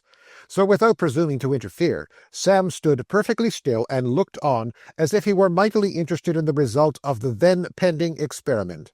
Not so Mr. Pickwick. He at once threw himself on the astonished combatants with his accustomed energy, and loudly called upon the bystanders to interpose. This roused Mr. Bob Sawyer, who had been hitherto quite paralyzed by the frenzy of his companion. With that gentleman's assistance, Mr. Pickwick raised Ben Allen to his feet. Mr. Martin, finding himself alone on the floor, got up and looked about him. "Mr. Allen," said Mr. Pickwick, "what is the matter, sir?" "Never mind, sir," replied Mr. Allen, with haughty defiance. "What is it?" inquired Mr. Pickwick, looking at Bob Sawyer. "Is he unwell?" Before Bob could reply, Mr. Ben Allen seized Mr. Pickwick by the hand and murmured in sorrowful accents, My sister, my dear sir, my sister. Oh, is that all? Said Mr. Pickwick. We shall easily arrange that matter, I hope. Your sister is safe and well, and I am here, my dear sir, to— Sorry to do anything as may cause an interruption to such a very pleasant proceeding, as the king said when he dissolved the Parliament, interposed Mr. Weller, who had been peeping through the glass door. But there's another experiment here, sir. Here's a venerable old lady, a lying on the carpet, a-waiting for dissection, or galvanism, or some other reviving and scientific invention. I forgot, exclaimed Mr. Ben Allen. It is my aunt. Dear me, said Mr. Pickwick. Poor lady. Gently, Sam, gently. Strange situation for one of the family, observed Sam Weller, hoisting the aunt into a chair. Now, Deputy Sawbones, bring out the volatility. The latter observation was addressed to the boy in grey, who, having handed over the fly to the care of a street-keeper, had come back to see what all the noise was about. Between the boy in grey and Mr. Bob Sawyer and Mr. Benjamin Allen, who, having frightened his aunt into a fainting fit, was affectionately solicitous for her recovery, the old lady was at length restored to consciousness. Then Mr. Ben Allen, turning with a puzzled countenance to Mr. Pickwick, asked him what he was about to say, when he had been so alarmingly interrupted. We are all friends here, I presume, said Mr. Pickwick, clearing his voice, and looking towards the man of few words with the surly countenance, who drove the fly with the chubby horse. This reminded Mr. Bob Sawyer that the boy in grey was looking on with eyes wide open and greedy ears. The incipient chemist, having been lifted up by his coat-collar and dropped outside the door, Bob Sawyer assured Mr. Pickwick that he might speak without reserve. Your sister, my dear sir, said Mr. Pickwick, turning to Benjamin Allen, is in London, well and happy. Her happiness is no object to me, sir, said Benjamin Allen with a flourish of the hand. Her husband is an object to me, sir, said Bob Sawyer. He shall be an object to me, sir, in 12 paces, and a pretty object I'll make of him, sir, a mean-spirited scoundrel. This, as it stood, was a very pretty denunciation and magnanimous withal.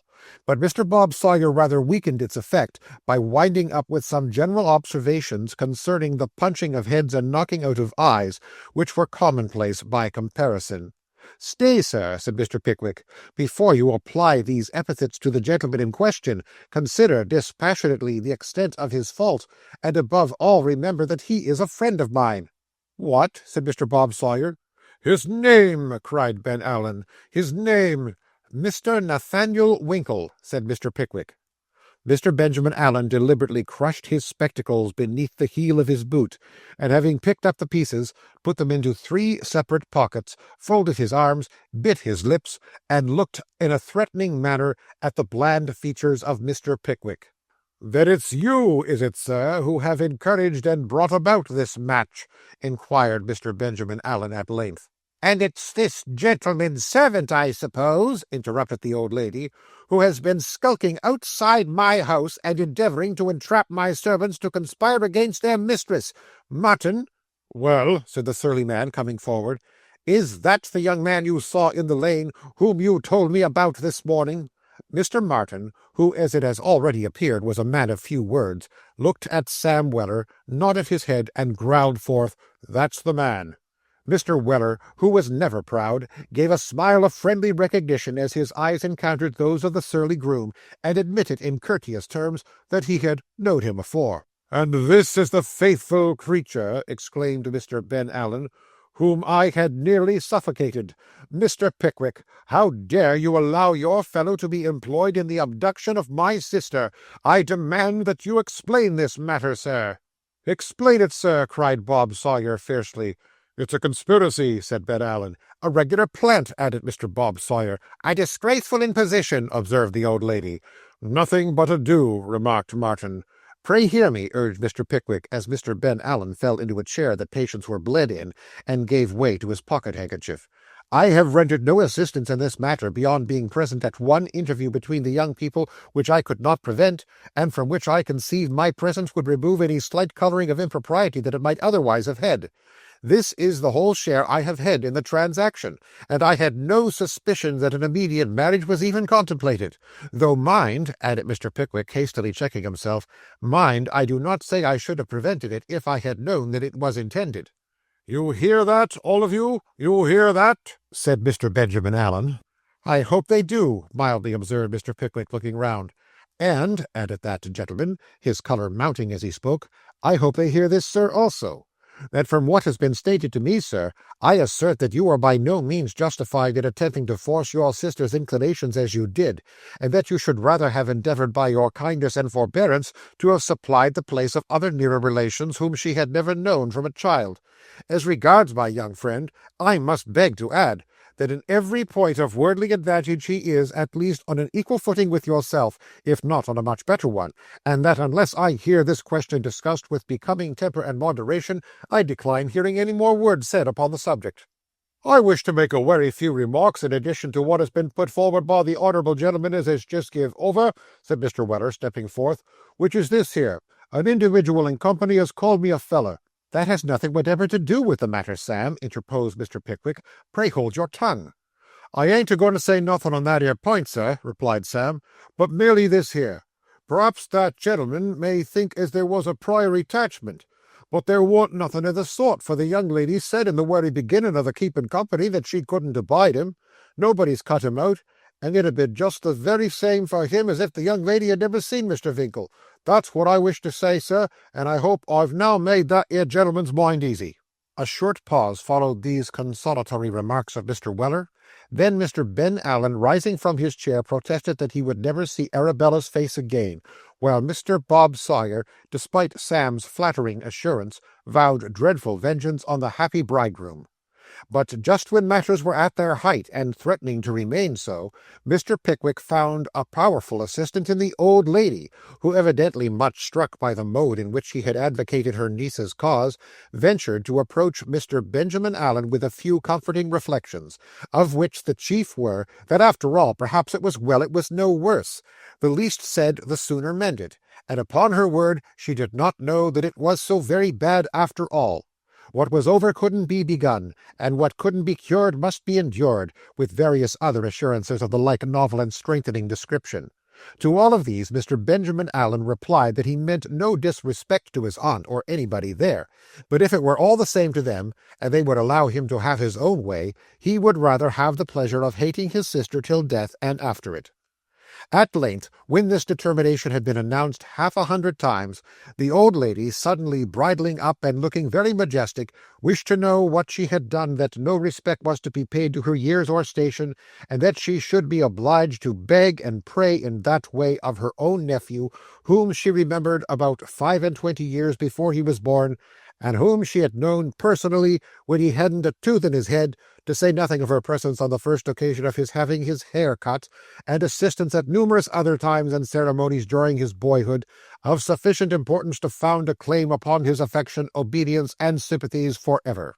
While the good lady was bestowing this objurgation on Mr. Ben Allen, Bob Sawyer and Mr. Pickwick had retired in close conversation to the inner room, where Mr. Sawyer was observed to apply himself several times to the mouth of a black bottle, under the influence of which his features gradually assumed a cheerful and even jovial expression. And at last he emerged from the room, bottle in hand, and remarking that he was very sorry to say he had been making a fool of himself, begged to propose the health and happiness of Mr. and Mrs. Winkle, whose felicity, so far from envying, he would be the first to congratulate them upon. Hearing this, Mr. Ben Allen suddenly arose from his chair, and seizing the black bottle, drank the toast so heartily that, the liquor being strong, he became nearly as black in the face as the bottle. Finally the black bottle went round till it was empty, and there was so much shaking of hands and interchanging of compliments that even the metal-visaged Mr. Martin condescended to smile. "And now," said Bob Sawyer, rubbing his hands, "we'll have a jolly night." "I am sorry," said Mr. Pickwick, "that I must return to my inn. I have not been accustomed to fatigue lately, and my journey has tired me exceedingly." "You'll take some tea, Mr. Pickwick," said the old lady, with irresistible sweetness. "Thank you, I would rather not," replied that gentleman. The truth is that the old lady's evidently increasing admiration was Mr. Pickwick's principal inducement for going away. He thought of Mrs. Bardell, and every glance of the old lady's eyes threw him into a cold perspiration. As Mr. Pickwick could by no means be prevailed upon to stay, it was arranged at once, on his own proposition, that Mr. Benjamin Allen should accompany him on his journey to the elder Mr. Winkle's, and that the coach should be at the door at 9 o'clock next morning. He then took his leave, and, followed by Samuel Weller, repaired to the bush. It is worthy of remark that Mr. Martin's face was horribly convulsed as he shook hands with Sam at parting, and that he gave vent to a smile and an oath simultaneously, from which tokens it has been inferred by those who were best acquainted with that gentleman's peculiarities, that he expressed himself much pleased with Mr. Weller's society, and requested the honour of his further acquaintance. "Shall I order a private room, sir?" inquired Sam when they reached the bush. "Why, no, Sam," replied Mr. Pickwick. "As I dined in the coffee-room and shall go to bed soon, it is hardly worth while. See who there is in the travellers' room, Sam." Mr. Weller departed on his errand, and presently returned to say there was only a gentleman with one eye, and that he and the landlord were drinking a bowl of bishop together. "I will join them," said Mr. Pickwick. "He's a queer customer, the one-eyed one, sir," observed Mr. Weller as he led the way. "He's a gammoning that 'ere landlord, he is, sir, till he don't rightly know whether he's standing on the soles of his boots or the crown of his hat." The individual to whom this observation referred was sitting at the upper end of the room when Mr. Pickwick entered, and was smoking a large Dutch pipe, with his eye intently fixed on the round face of the landlord, a jolly-looking old personage to whom he had recently been relating some tale of wonder, as was testified by sundry disjointed exclamations of, "Well, I wouldn't have believed it, the strangest thing I ever heard, couldn't have supposed it possible," and other expressions of astonishment, which burst spontaneously from his lips as he returned the fixed gaze of the one-eyed man. "Servant, sir," said the one-eyed man to Mr. Pickwick. "Fine night, sir." "Very much so indeed," replied Mr. Pickwick, as the waiter placed a small decanter of brandy and some hot water before him. While Mr. Pickwick was mixing his brandy and water, the one-eyed man looked round at him earnestly from time to time, and at length said, "I think I've seen you before." "I don't recollect you," rejoined Mr. Pickwick. "I dare say not," said the one-eyed man. "You didn't know me, but I knew two friends of yours that were stopping at the Peacock in Eatanswill at the time of the election." "Oh, indeed!" exclaimed Mr. Pickwick.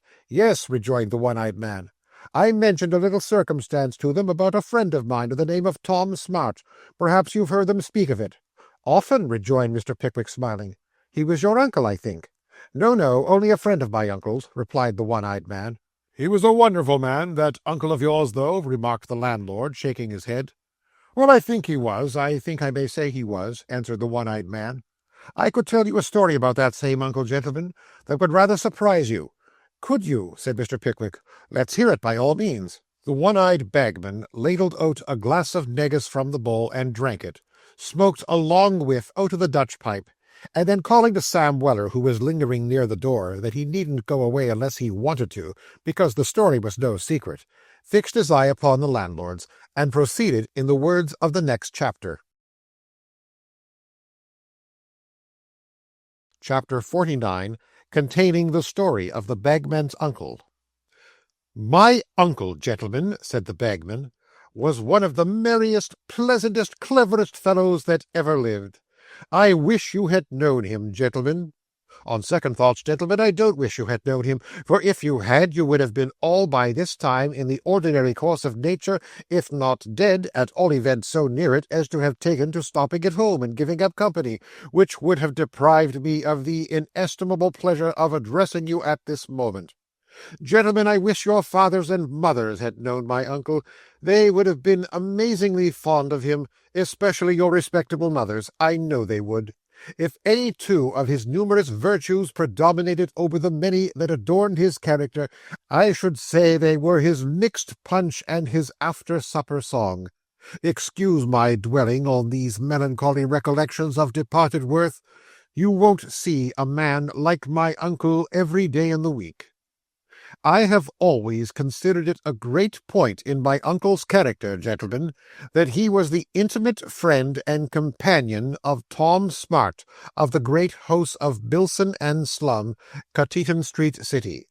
My uncle collected for Tiggin and Welps, but for a long time he went pretty near the same journey as Tom, and the very first night they met my uncle took a fancy for Tom, and Tom took a fancy for my uncle.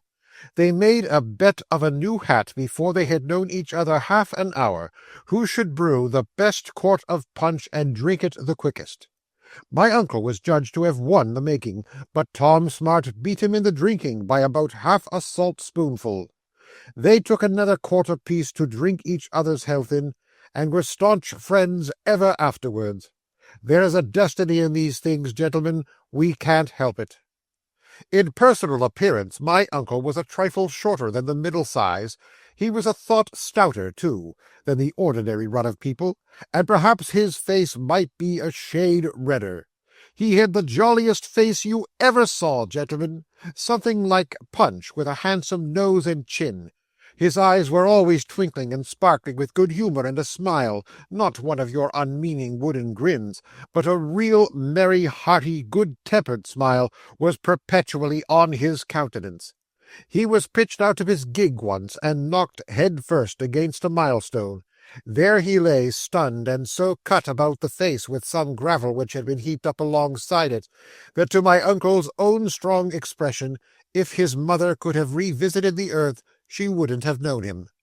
Indeed, when I come to think of the matter, gentlemen, I feel pretty sure she wouldn't, for she died when my uncle was 2 years and 7 months old, and I think it's very likely that even without the gravel, his top boots would have puzzled the good lady not a little, to say nothing of his jolly red face.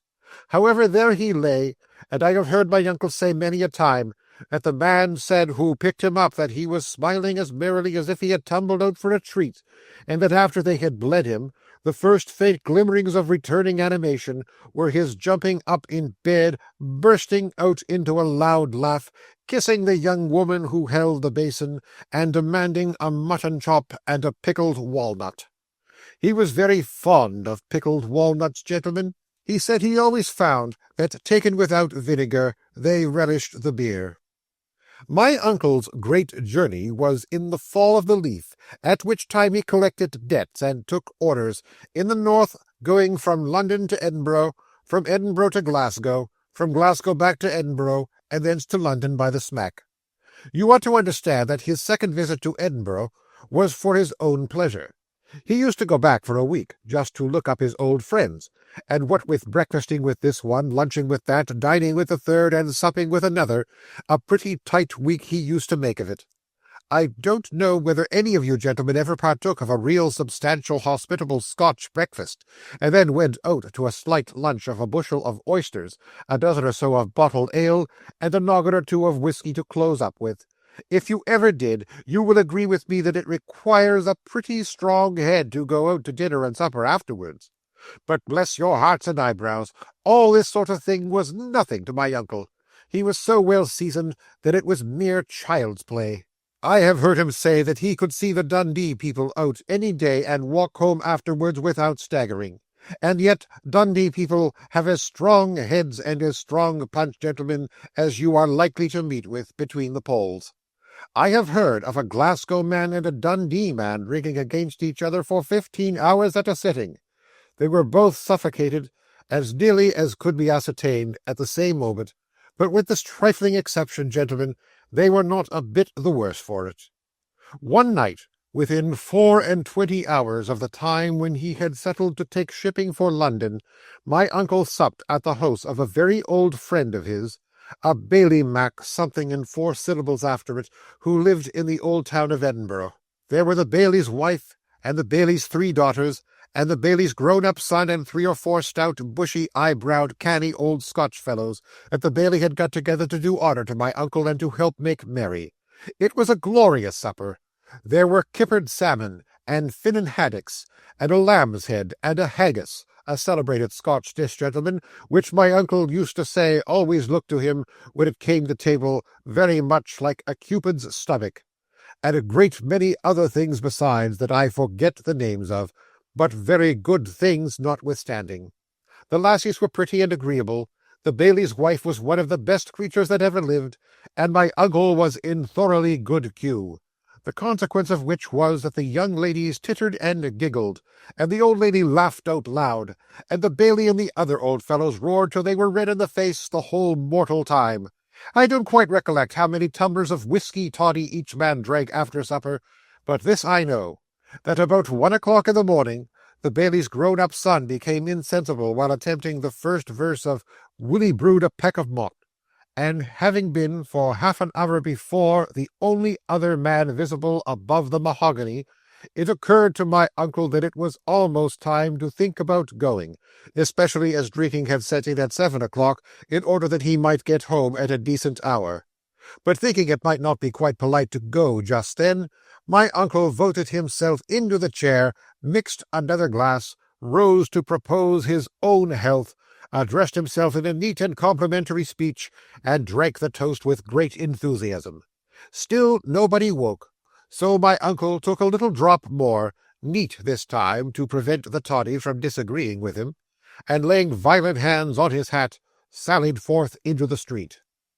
It was a wild and gusty night when my uncle closed the bailie's door, and setting his hat firmly on his head to prevent the wind from taking it, thrust his hands into his pockets, and looking upward took a short survey of the state of the weather. The clouds were drifting over the moon at their giddiest speed, at one time wholly obscuring her, at another suffering her to burst forth in full splendor and shed her light on all the objects around, anon driving over her again with increased velocity and shrouding everything in darkness. "Really, this won't do," said my uncle, addressing himself to the weather as if he felt himself personally offended. "This is not at all the kind of thing for my voyage. It will not do at any price," said my uncle, very impressively. Having repeated this several times, he recovered his balance with some difficulty, for he was rather giddy with looking up at the sky so long, and walked merrily on. The bailie's house was in the Canongate, and my uncle was going to the other end of Leith Walk, rather better than a mile's journey. On either side of him there shot up against the dark sky tall, gaunt, straggling houses, with time-stained fronts and windows that seemed to have shared the lot of eyes in mortals, and to have grown dim and sunken with age. 6, 7, 8-story high were the houses, story piled upon story, as children build with cards, throwing their dark shadows over the roughly paved road, and making the dark night darker. A few oil lamps were scattered at long distances, but they only served to mark the dirty entrance to some narrow close, or to show where a common stair communicated by steep and intricate windings with the various flats above. Glancing at all these things with the air of a man who had seen them too often before to think them worthy of much notice now, my uncle walked up the middle of the street with a thumb in each waistcoat pocket, indulging from time to time in various snatches of song, chanted forth with such good-will and spirit, that the quiet, honest folk started from their first sleep and lay trembling in bed till the sound died away in the distance, when, satisfying themselves that it was only some drunken ne'er-do-well finding his way home, they covered themselves up warm and fell asleep again.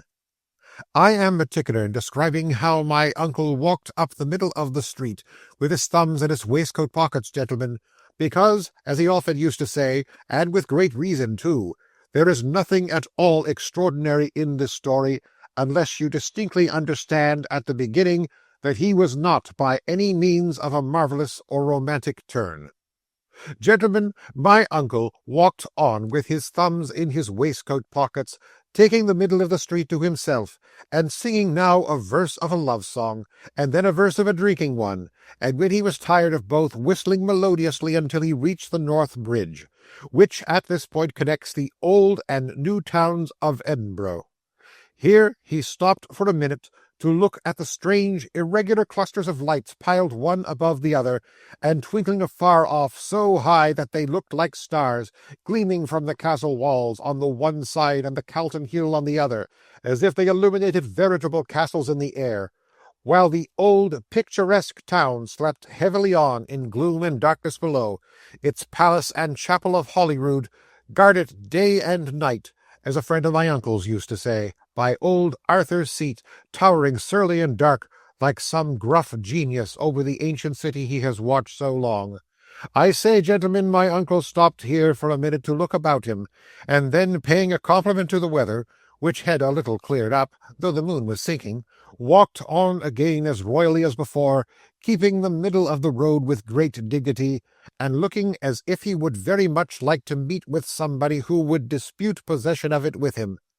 There was nobody at all disposed to contest the point, as it happened, and so on he went with his thumbs in his waistcoat pockets, like a lamb. When my uncle reached the end of Leith Walk, he had to cross a pretty large piece of waste ground which separated him from a short street which he had to turn down to go direct to his lodging.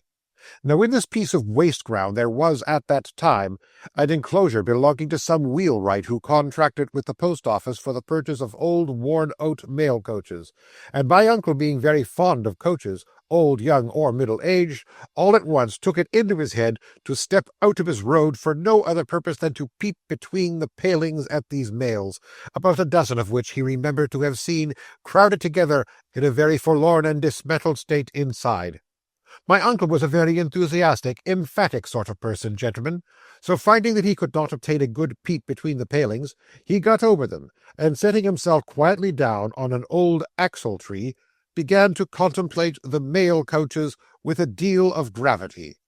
There might be a dozen of them, or there might be more. My uncle was never quite certain on this point, and being a man of very scrupulous veracity about numbers, didn't like to say. But there they stood, all huddled together in the most desolate condition imaginable. The doors had been torn from their hinges and removed, the linings had been stripped off, only a shred hanging here and there by a rusty nail. The lamps were gone, the poles had long since vanished, the ironwork was rusty, the paint was worn away. The wind whistled through the chinks in the bare woodwork, and the rain which had collected on the roofs fell drop by drop into the insides with a hollow and melancholy sound. They were the decaying skeletons of departed mails, and in that lonely place at that time of night they looked chill and dismal. My uncle rested his head upon his hands and thought of the busy, bustling people who had rattled about years before in the old coaches, and were now as silent and changed. He thought of the numbers of people to whom one of these crazy, mouldering vehicles had borne night after night for many years, and through all weathers, the anxiously expected intelligence, the eagerly looked-for remittance, the promised assurance of health and safety, the sudden announcement of sickness and death.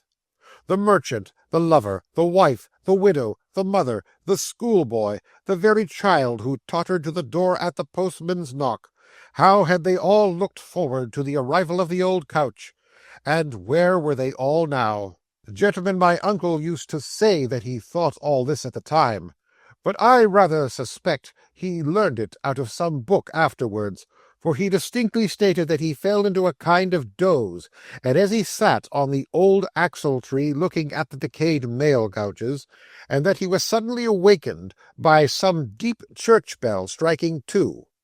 Now my uncle was never a fast thinker, and if he had thought all these things, I am quite certain it would have taken him till full 2:30 at the very least. I am therefore decidedly of opinion, gentlemen, that my uncle fell into a kind of doze without having thought about anything at all. Be this as it may, a church bell struck 2. My uncle woke, rubbed his eyes, and jumped up in astonishment. In 1 instant after the clock struck 2, the whole of this deserted and quiet spot had become a scene of most extraordinary life and animation. The mail-coach doors were on their hinges, the lining was replaced, the ironwork was as good as new, the paint was restored, the lamps were alight, cushions and greatcoats were on every coach-box, porters were thrusting parcels into every boot, guards were stowing away letter-bags, hostlers were dashing pails of water against the renovated wheels, numbers of men were pushing about, fixing poles into every coach, passengers arrived, portmanteaus were handed up, horses were put to. In short, it was perfectly clear that every mail there was to be off directly. Gentlemen, my uncle opened his eyes so wide at all this, that to the very last moment of his life he used to wonder how it fell out that he had ever been able to shut 'em again. "Now then," said a voice, as my uncle felt a hand on his shoulder, "you're booked for one inside. You'd better get in." "I booked?" said my uncle, turning round. "Yes, certainly." My uncle, gentlemen, could say nothing, he was so very much astonished. The queerest thing of all was that although there were such a crowd of persons, and although fresh faces were pouring in, every moment there was no telling where they came from. They seemed to start up in some strange manner from the ground or the air and disappear in the same way.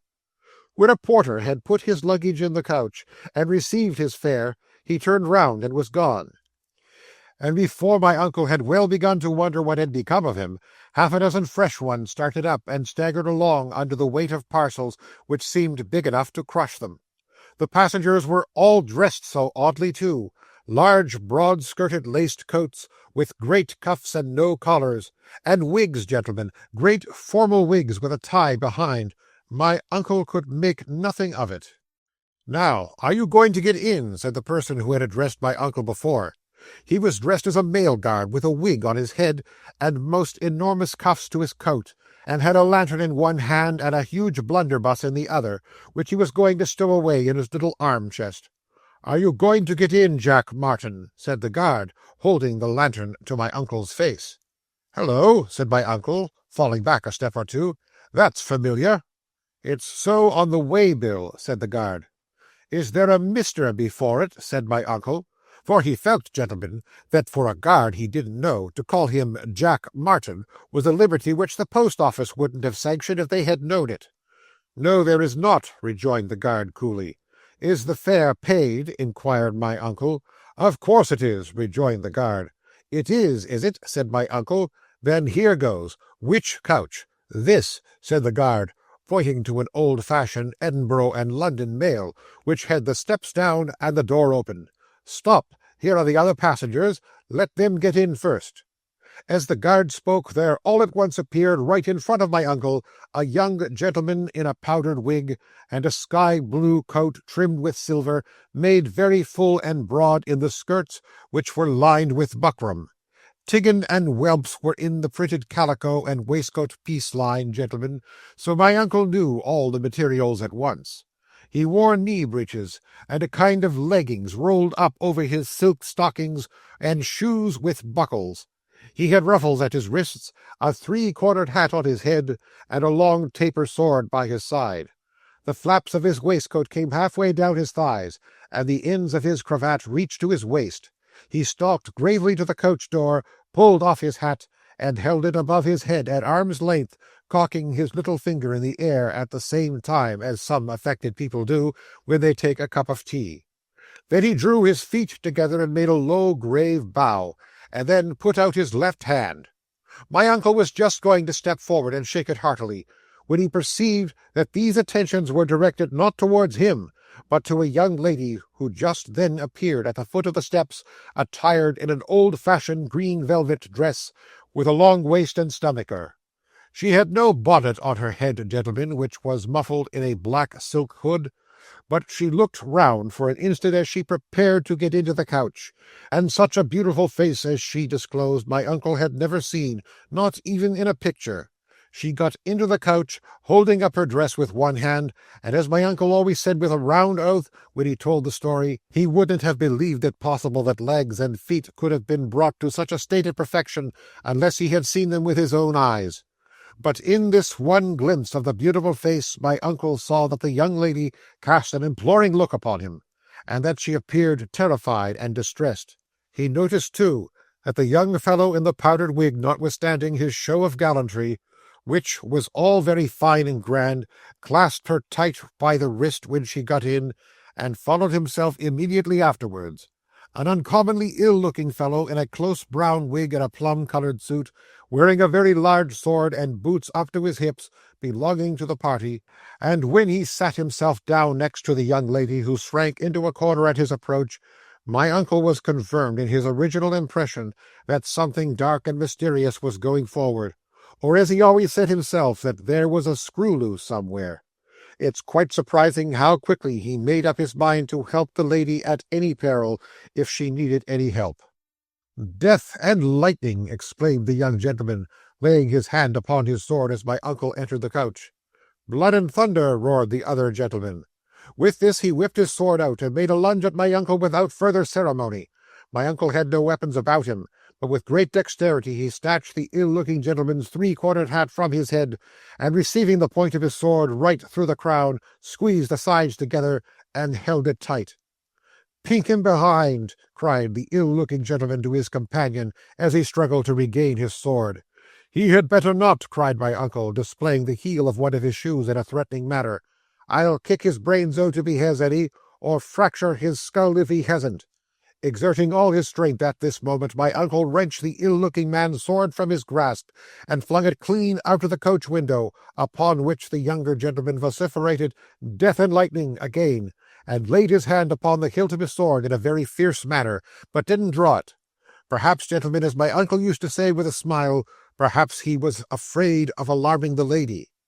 "Now, gentlemen," said my uncle, taking his seat deliberately, "I don't want to have death with or without lightning in a lady's presence, and we have had quite blood and thundering enough for one journey, so, if you please, we'll sit in our places like quiet insides.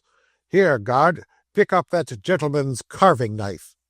As quickly as my uncle said the words, the guard appeared at the coach window with the gentleman's sword in his hand.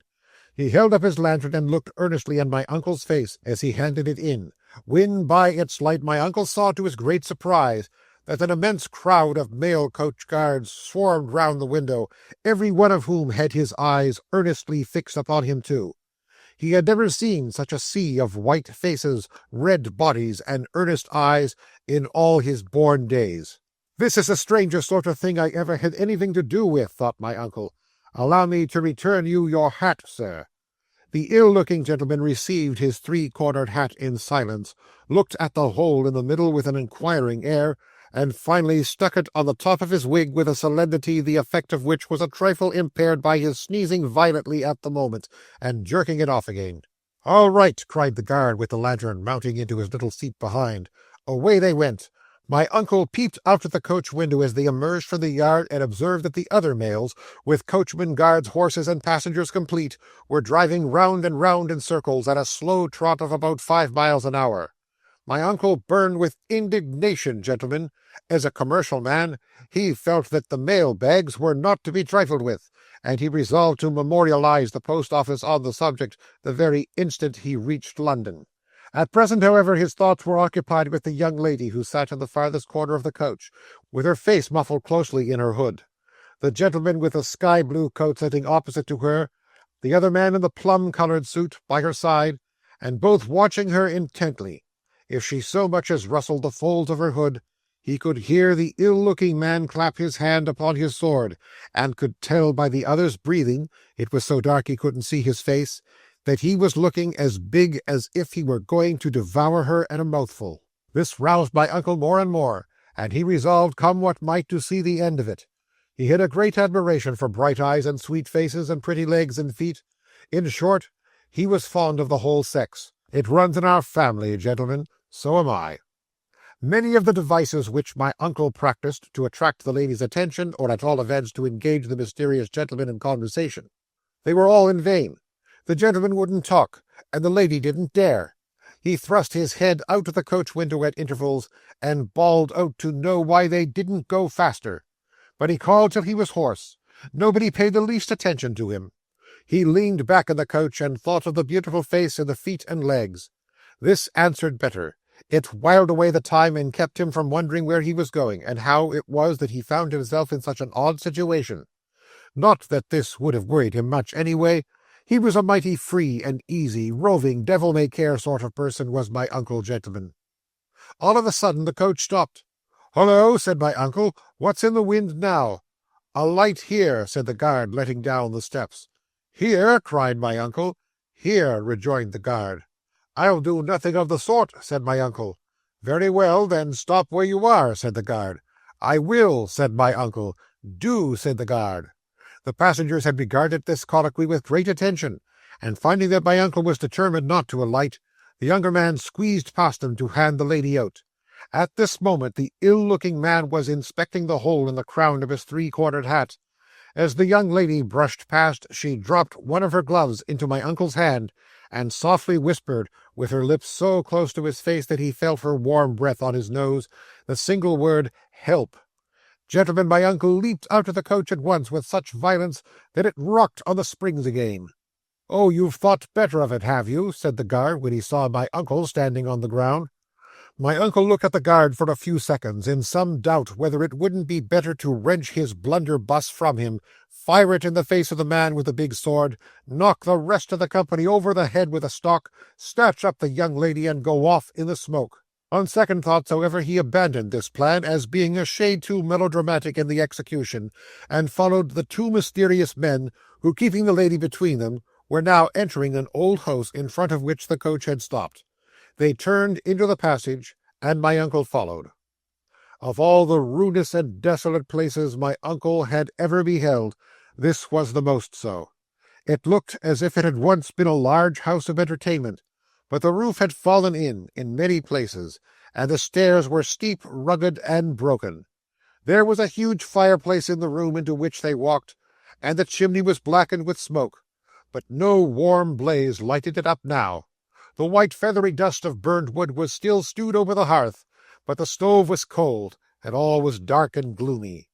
"Well," said my uncle as he looked about him, "a mail travelling at the rate of 6 miles and a half an hour, and stopping for an indefinite time at such a hole as this, is rather an irregular sort of proceeding, I fancy.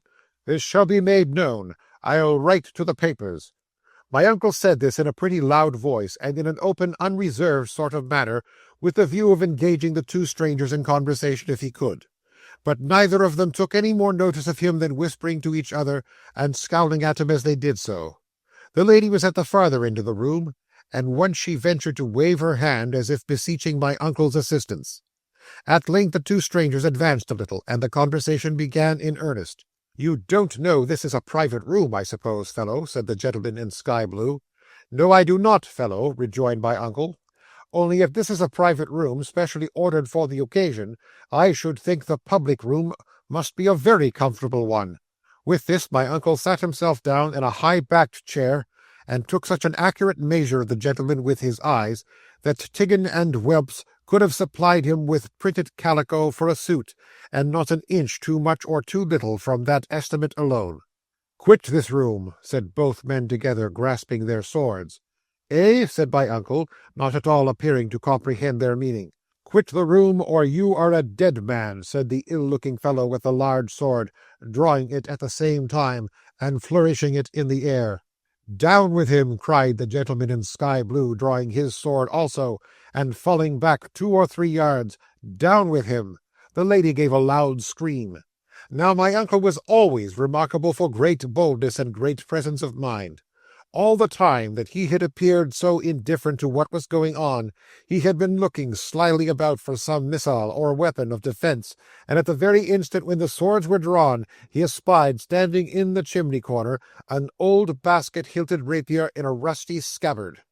At one bound my uncle caught it in his hand, drew it, flourished it gallantly above his head, called aloud to the lady to keep out of the way, hurled the chair at the man in sky-blue, and the scabbard at the man in plum-colour, and, taking advantage of the confusion, fell upon them both pell-mell.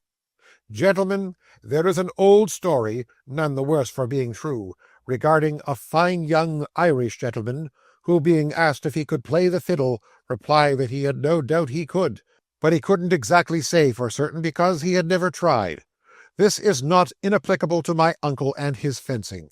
He had never had a sword in his hand before, except once when he played Richard III at a private theatre, upon which occasion it was arranged with Richmond that he was to be run through from behind without showing fight at all. But here he was, cutting and slashing with 2 experienced swordsmen, thrusting and guarding and poking and slicing, and acquitting himself in the most manful and dexterous manner possible, although up to that time he had never been aware that he had the least notion of the science. It only shows how true the old saying is, that a man never knows what he can do till he tries, gentlemen. The noise of the combat was terrific, each of the 3 combatants swearing like troopers, and their swords clashing with as much noise as if all the knives and steels at Newport Market were rattling together at the same time. When it was at its very height, the lady, to encourage my uncle most probably, withdrew her hood entirely from her face, and disclosed a countenance of such dazzling beauty that he would have fought against 50 men to win one smile from it and die. He had done wonders before, but now he began to powder away like a raving mad giant. At this very moment, the gentleman in sky-blue, turning round and seeing the young lady with her face uncovered, vented an exclamation of rage and jealousy, and turning his weapon against her beautiful bosom, pointed a thrust at her heart, which caused my uncle to utter a cry of apprehension that made the building ring. The lady stepped lightly aside, and snatching the young man's sword from his hand before he had recovered his balance, drove him to the wall, and running it through him, and the panelling, up to the very hilt, pinned him there, hard and fast. It was a splendid example. My uncle, with a loud shout of triumph and strength that was irresistible, made his adversary retreat in the same direction, and plunging the old rapier into the very centre of a large red flower in the pattern of his waistcoat, nailed him beside his friend. There they both stood, gentlemen, jerking their arms and legs about in agony, like the toy-shop figures that are moved by a piece of pack-thread. My uncle always said afterwards that this was one of the surest means he knew of for disposing of an enemy, but it was liable to one objection on the ground of expense, inasmuch as it involved the loss of a sword for every man disabled. "The mail! The mail!" cried the lady, running up to my uncle and throwing her beautiful arms round his neck. "We may yet escape." "May?" cried my uncle. "Why, my dear, there's nobody else to kill, is there?" My uncle was rather disappointed, gentlemen, for he thought a little quiet bit of love-making would be agreeable after the slaughtering, if it were only to change the subject. "We have not an instant to lose here," said the young lady. "He," pointing to the young gentleman in sky-blue, "is the only son of the powerful Marquis of Philateville." "Well, then, my dear, I'm afraid he'll never come to the title," said my uncle, looking coolly at the young gentleman as he stood fixed up against the wall in the cockchafer fashion that I have described. "You have cut off the entail, my love." "I have been torn from my home and my friends by these villains," said the young lady, her features glowing with indignation. "That wretch would have married me by violence in another hour." "Confound his impudence," said my uncle, bestowing a very contemptuous look on the dying heir of Philateville. "As you may guess from what you have seen," said the young lady, "the party was prepared to murder me if I appealed to any one for assistance. If their accomplices find us here, we are lost. 2 minutes hence may be too late. The mail—" With these words, overpowered by her feelings and the exertion of sticking the young Marquis of Philateville, she sank into my uncle's arms. My uncle caught her up and bore her to the house door. There stood the mail, with the 4 long-tailed, flowing-maned black horses, but no coachman, no guard, no hostler even at the horses' heads. Gentlemen, I hope I do no injustice to my uncle's memory when I express my opinion that although he was a bachelor, he had held some ladies in his arms before this time. I believe, indeed, that he had rather a habit of kissing barmaids, and I know that in 1 or 2 instances he had been seen by credible witnesses to hug a landlady in a very perceptible manner. I mention the circumstance to show what a very uncommon sort of person this beautiful young lady must have been to have affected my uncle in the way she did. He used to say that as her long dark hair trailed over his arm, and her beautiful dark eyes fixed themselves upon his face when she recovered, he felt so strange and nervous that his legs trembled beneath him. But who can look in a sweet, soft pair of dark eyes without feeling queer? I can't, gentlemen. I am afraid to look at some eyes I know, and that's the truth of it." "You will never leave me," murmured the young lady. "Never," said my uncle, and he meant it too. "My dear preserver!" exclaimed the young lady. "My dear, kind, brave preserver!" "Don't," said my uncle, interrupting her. "Why?" inquired the young lady. "Because your mouth looks so beautiful when you speak," rejoined my uncle, "that I'm afraid I shall be rude enough to kiss it." The young lady put up her hand as if to caution my uncle not to do so, and said, "No, she didn't say anything. She smiled. When you are looking at a pair of the most delicious lips in the world, and you see them gently break into a roguish smile, if you are very near them and nobody else by, you cannot better testify your admiration of their beautiful form and colour than by kissing them at once. My uncle did so, and I honour him for it." "Hark!" cried the young lady, starting. "The noise of wheels and horses." "So it is," said my uncle, listening.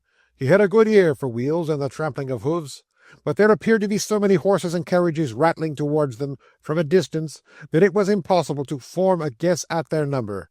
The sound was like that of 50 brakes with 6 blood cattle in each. "We are pursued!" cried the young lady, clasping her hands. "We are pursued! I have no hope but in you." There was such an expression of terror in her beautiful face that my uncle made up his mind at once. He lifted her into the couch, told her not to be frightened, pressed his lips to hers once more, and then advising her to draw up the window to keep the cold air out, mounted to the box. "Stay, love," cried the young lady. "What's the matter?" said my uncle from the coach-box. "I want to speak to you," said the young lady. "Only a word, only one word, dearest." "Must I get down?" inquired my uncle. The lady made no answer, but she smiled again. Such a smile, gentlemen! It beat the other one all to nothing. My uncle descended from his perch in a twinkling. "What is it, my dear?" said my uncle, looking in at the coach window. The lady happened to bend forward at the same time, and my uncle thought she looked more beautiful than she had done yet. He was very close to her just then, gentlemen, so he really ought to know. "What is it, my dear?" said my uncle. "Will you never love any one but me, never marry any one besides?" said the young lady. My uncle swore a great oath that he never would marry anybody else, and the young lady drew in her head and pulled up the window. He jumped upon the box, squared his elbows, adjusted the ribbons, seized the whip which lay upon the roof, gave one flick to the off-leader, and away went the 4 long-tailed, flowing-maned black horses at 15 good English miles an hour, with the old mail coach behind them. Whew, how they tore along! The noise behind grew louder. The faster the old mail went, the faster came the pursuers. Men, horses, dogs were leagued in the pursuit. The noise was frightful, but above all rose the voice of the young lady, urging my uncle on and shrieking, "Faster, faster!" They whirled past the dark trees as feathers would be swept before a hurricane. Houses, gates, churches, haystacks, objects of every kind they shot by with a velocity and noise like roaring water suddenly let loose. But still the noise of pursuit grew louder, and still my uncle could hear the young lady wildly screaming, "Faster, faster!" My uncle plied whip and rein, and the horses flew onward till they were white with foam, and yet the noise behind increased, and yet the young lady cried, "Faster, faster!" My uncle gave a loud stamp on the boot in the energy of the moment, and found that it was grey morning, and he was sitting in the wheelwright's yard, on the box of an old Edinburgh mail, shivering with the cold and wet, and stamping his feet to warm them. He got down and looked eagerly inside for the beautiful young lady. Alas, there was neither door nor seat to the couch. It was a mere shell.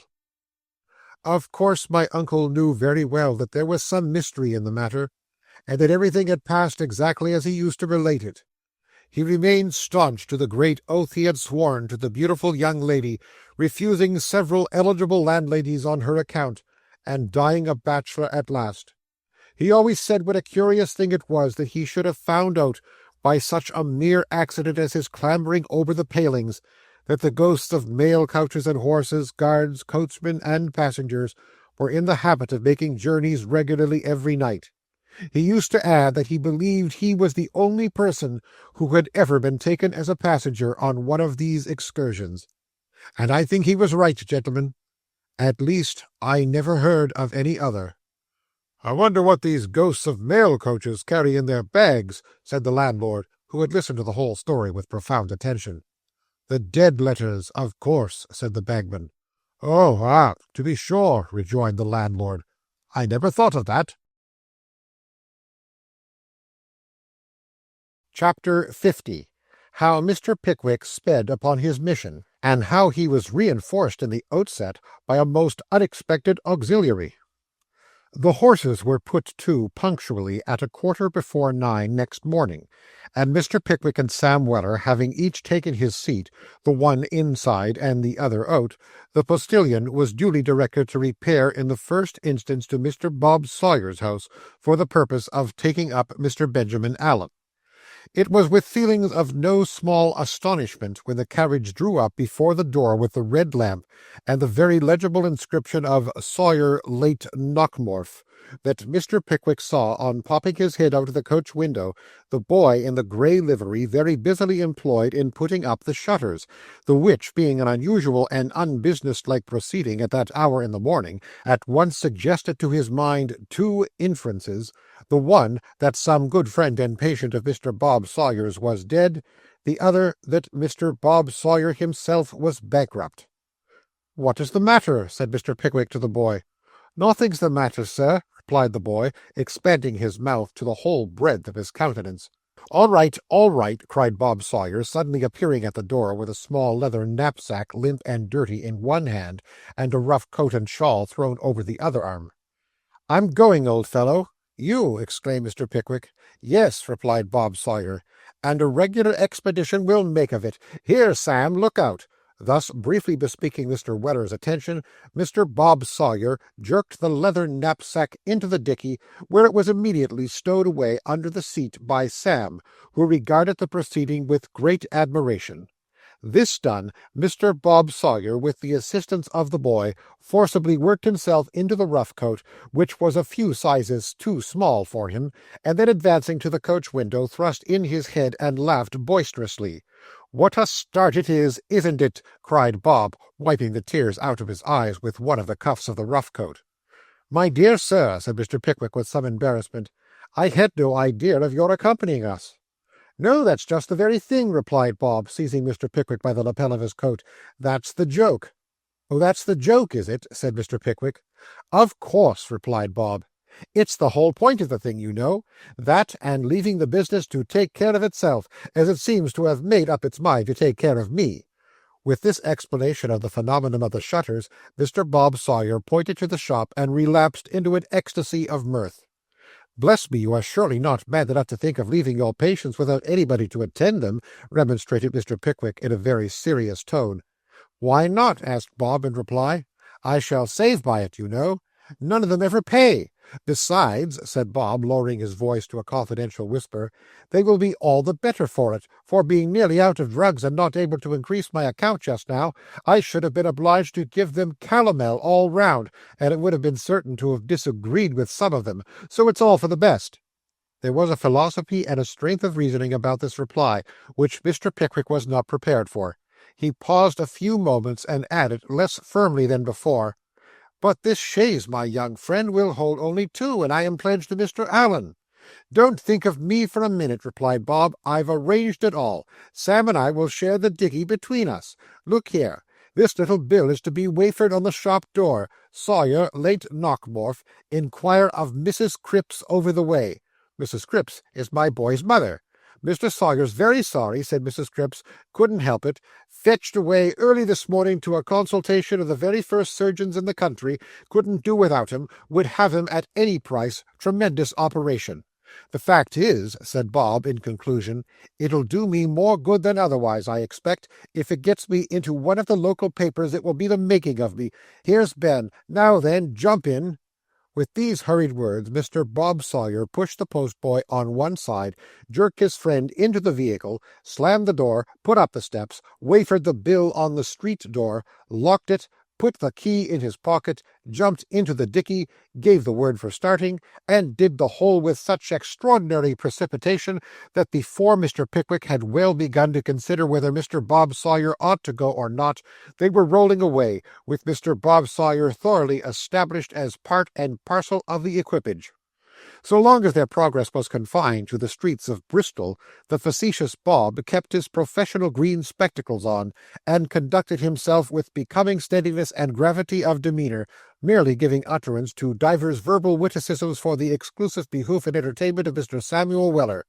But when they emerged on the open road, he threw off his green spectacles and his gravity together, and performed a great variety of practical jokes, which were calculated to attract the attention of the passers-by, and to render the carriage and those it contained objects of more than ordinary curiosity, the least conspicuous among these feats being a most vociferous imitation of a key-bugle, and the ostentatious display of a crimson silk pocket-handkerchief attached to a walking-stick, which was occasionally waved in the air with various gestures indicative of supremacy and defiance.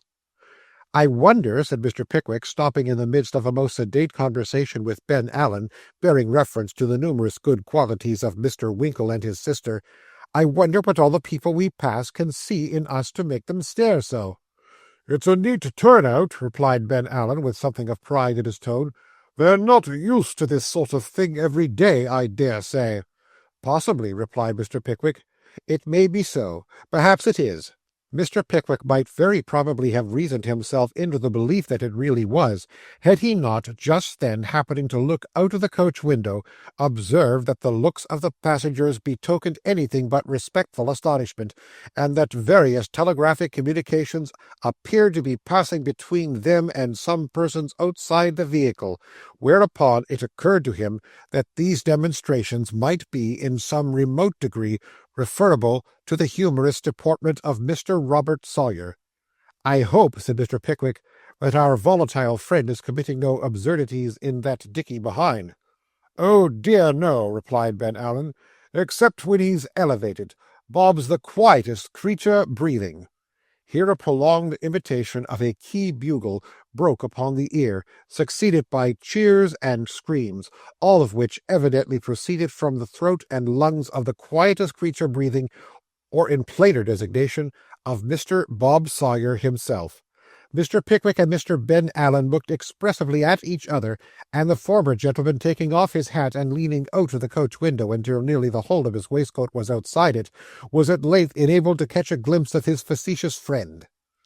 Mr. Bob Sawyer was seated not in the dickey, but on the roof of the chaise, with his legs as far asunder as they would conveniently go, wearing Mr. Samuel Weller's hat on one side of his head, and bearing in one hand a most enormous sandwich, while in the other he supported a goodly-sized case-bottle, to both of which he applied himself with intense relish, varying the monotony of the occupation by an occasional howl, or the interchange of some lively badinage with any passing stranger.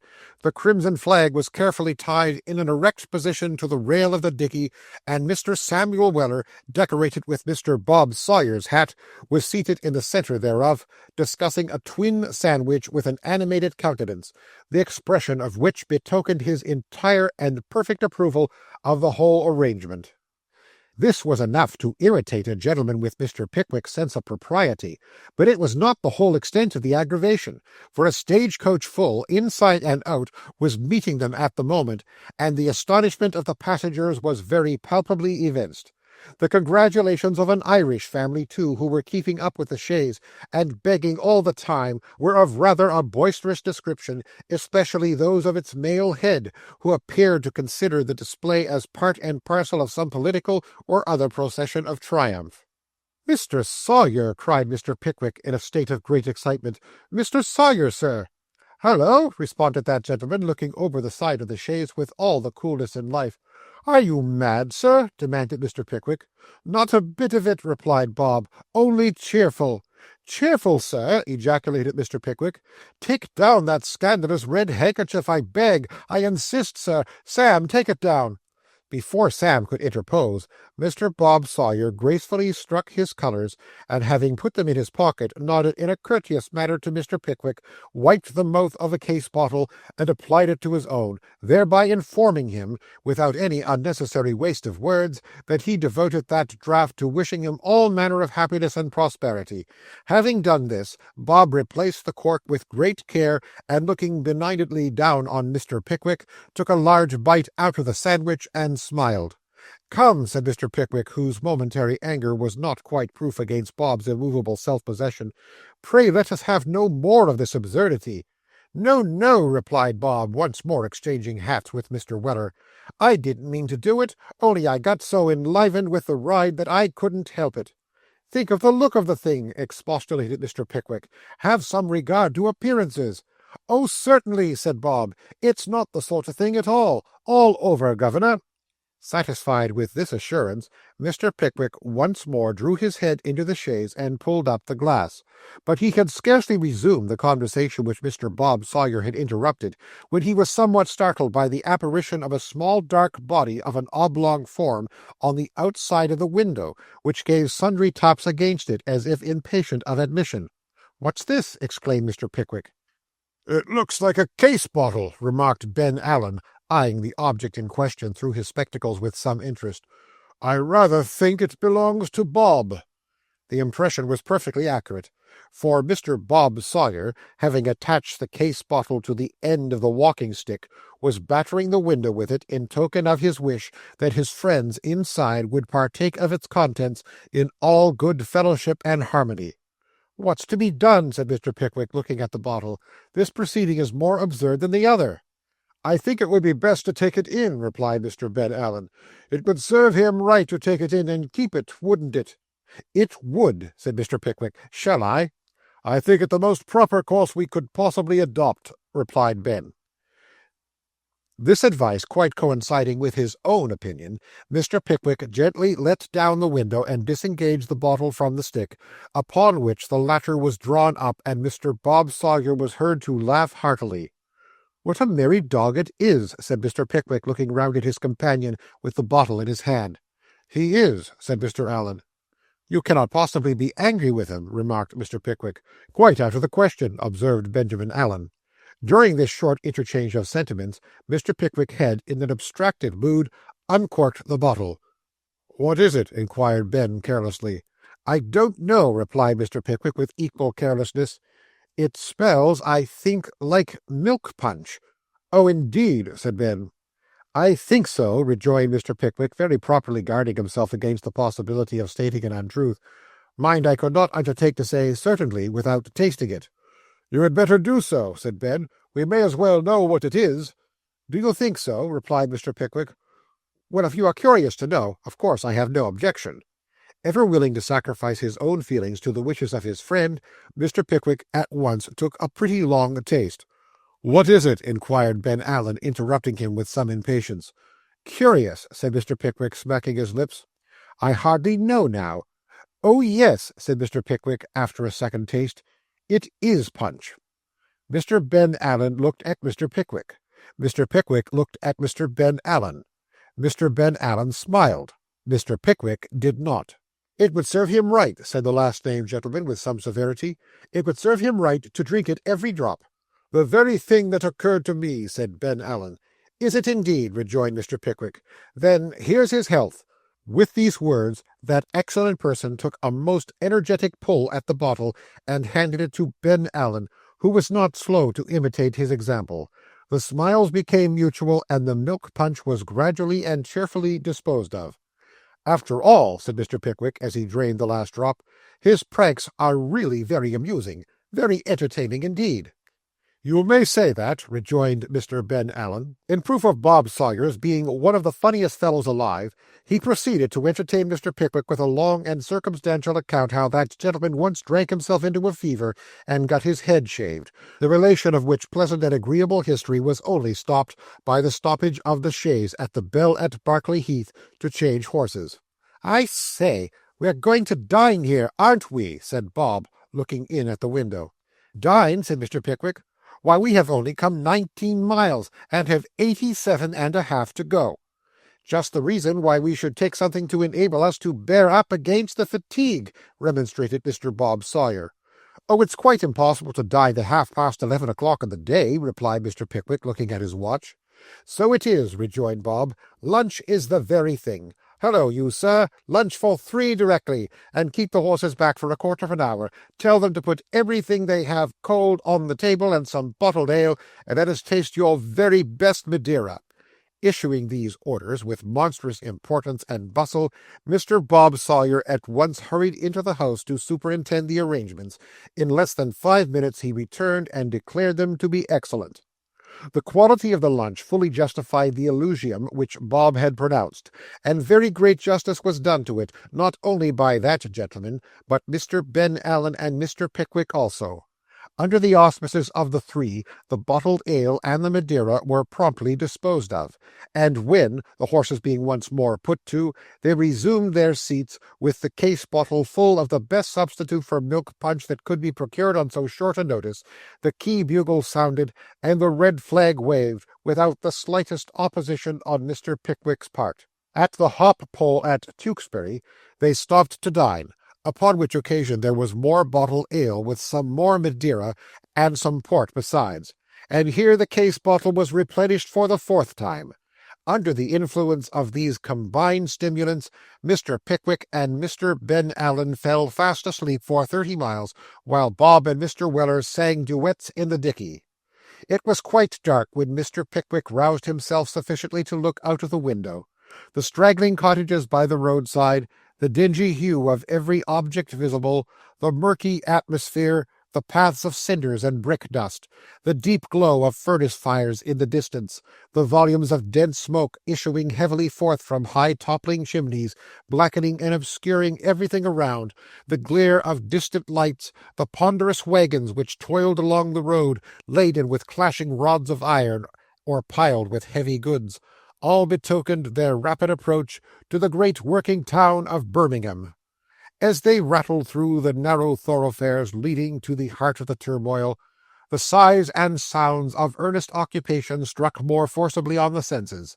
The streets were thronged with working people. The hum of labor resounded from every house. Lights gleamed from the long casement windows in the attic stories, and the whirl of wheels and noise of machinery shook the trembling walls. The fires, whose lurid sullen light had been visible for miles, blazed fiercely up in the great works and factories of the town. The din of hammers, the rushing of steam, and the dead-heavy clanking of engines was the harsh music which arose from every quarter.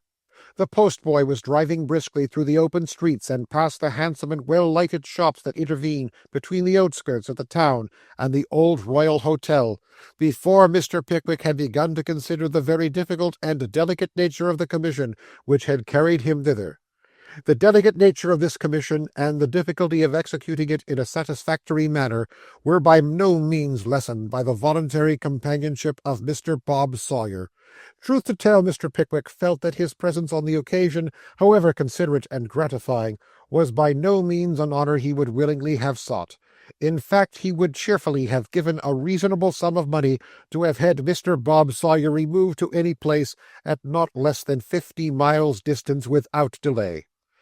Mr. Pickwick had never held any personal communication with Mr. Winkle, Sr., although he had once or twice corresponded with him by letter, and returned satisfactory answers to his inquiries concerning the moral character and behaviour of his son.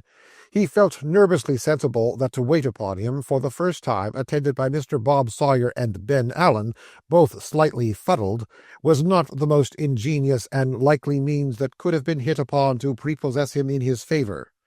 "However," said Mr. Pickwick, endeavouring to reassure himself, "I must do the best I can. I must see him tonight, for I faithfully promised to do so. If they persist in accompanying me, I must make the interview as brief as possible, and be content that for their own sakes they will not expose themselves." As he comforted himself with these reflections, the chaise stopped at the door of the Old Royal. Ben Allen, having been partially awakened from a stupendous sleep and dragged out by the collar by Mr. Samuel Weller, Mr. Pickwick was enabled to alight. They were shown to a comfortable apartment, and Mr. Pickwick at once propounded a question to the waiter concerning the whereabout of Mr. Winkle's residence. "Close by, sir," said the waiter. "Not above 500 yards, sir. Mr. Winkle is a wharfinger, sir, at the canal, sir. Private residence is not— "Oh dear, no, sir, not 500 yards, sir." Here the waiter blew a candle out and made a feint of lighting it again, in order to afford Mr. Pickwick an opportunity of asking any further questions if he felt so disposed. "Take anything now, sir," said the waiter, lighting the candle in desperation at Mr. Pickwick's silence. "Tea or coffee, sir? Dinner, sir?" "Nothing now." "Very good, sir. Like to order supper, sir?" "Not just now." "Very good, sir." Here he walked slowly to the door, and then stopping short turned round and said with great suavity, "Shall I send the chambermaid, gentlemen?" "You may if you please," replied Mr. Pickwick. "If you please, sir." "And bring some soda-water," said Bob Sawyer. "Soda-water, sir. Yes, sir." With his mind apparently relieved from an overwhelming weight by having at last got an order for something, the waiter imperceptibly melted away. Waiters never walk or run. They have a peculiar and mysterious power of skimming out of rooms, which other mortals possess not. Some slight symptoms of vitality having been awakened in Mr. Ben Allen by the soda-water, he suffered himself to be prevailed upon to wash his face and hands, and to submit to be brushed by Sam. Mr. Pickwick and Bob Sawyer, having also repaired the disorder which the journey had made in their apparel, the three started forth arm in arm to Mr. Winkle's, Bob Sawyer impregnating the atmosphere with tobacco smoke as he walked along. About a quarter of a mile off, in a quiet, substantial-looking street, stood an old red brick house with 3 steps before the door, and a brass plate upon it, bearing in fat Roman capitals the words Mr. Winkle. The steps were very white, and the bricks were very red, and the house was very clean, and here stood Mr. Pickwick, Mr. Benjamin Allen, and Mr. Bob Sawyer as a clock struck 10. A smart servant girl answered the knock, and started on beholding the 3 strangers. "Is Mr. Winkle at home, my dear?" inquired Mr. Pickwick. "He is just going to supper, sir," replied the girl. "Give him that card, if you please," rejoined Mr. Pickwick. "Say I am sorry to trouble him at so late an hour, but I am anxious to see him tonight, and have only just arrived." The girl looked timidly at Mr. Bob Sawyer, who was expressing his admiration of her personal charms by a variety of wonderful grimaces, and casting an eye at the hats and greatcoats which hung in the passage, called another girl to mind the door while she went upstairs. The sentinel was speedily relieved, for the girl returned immediately, and begging pardon of the gentlemen for leaving them in the street, ushered them into a floor-clothed back parlour, half office and half dressing-room, in which the principal useful and ornamental articles of furniture were a desk, a wash-hand-stand and a shaving-glass, a boot-rack and boot-jack, a high stool, 4 chairs, a table, and an old 8-day clock. Over the mantelpiece were the sunken doors of an iron safe, while a couple of hanging shelves for books, an almanac, and several files of dusty papers decorated the walls.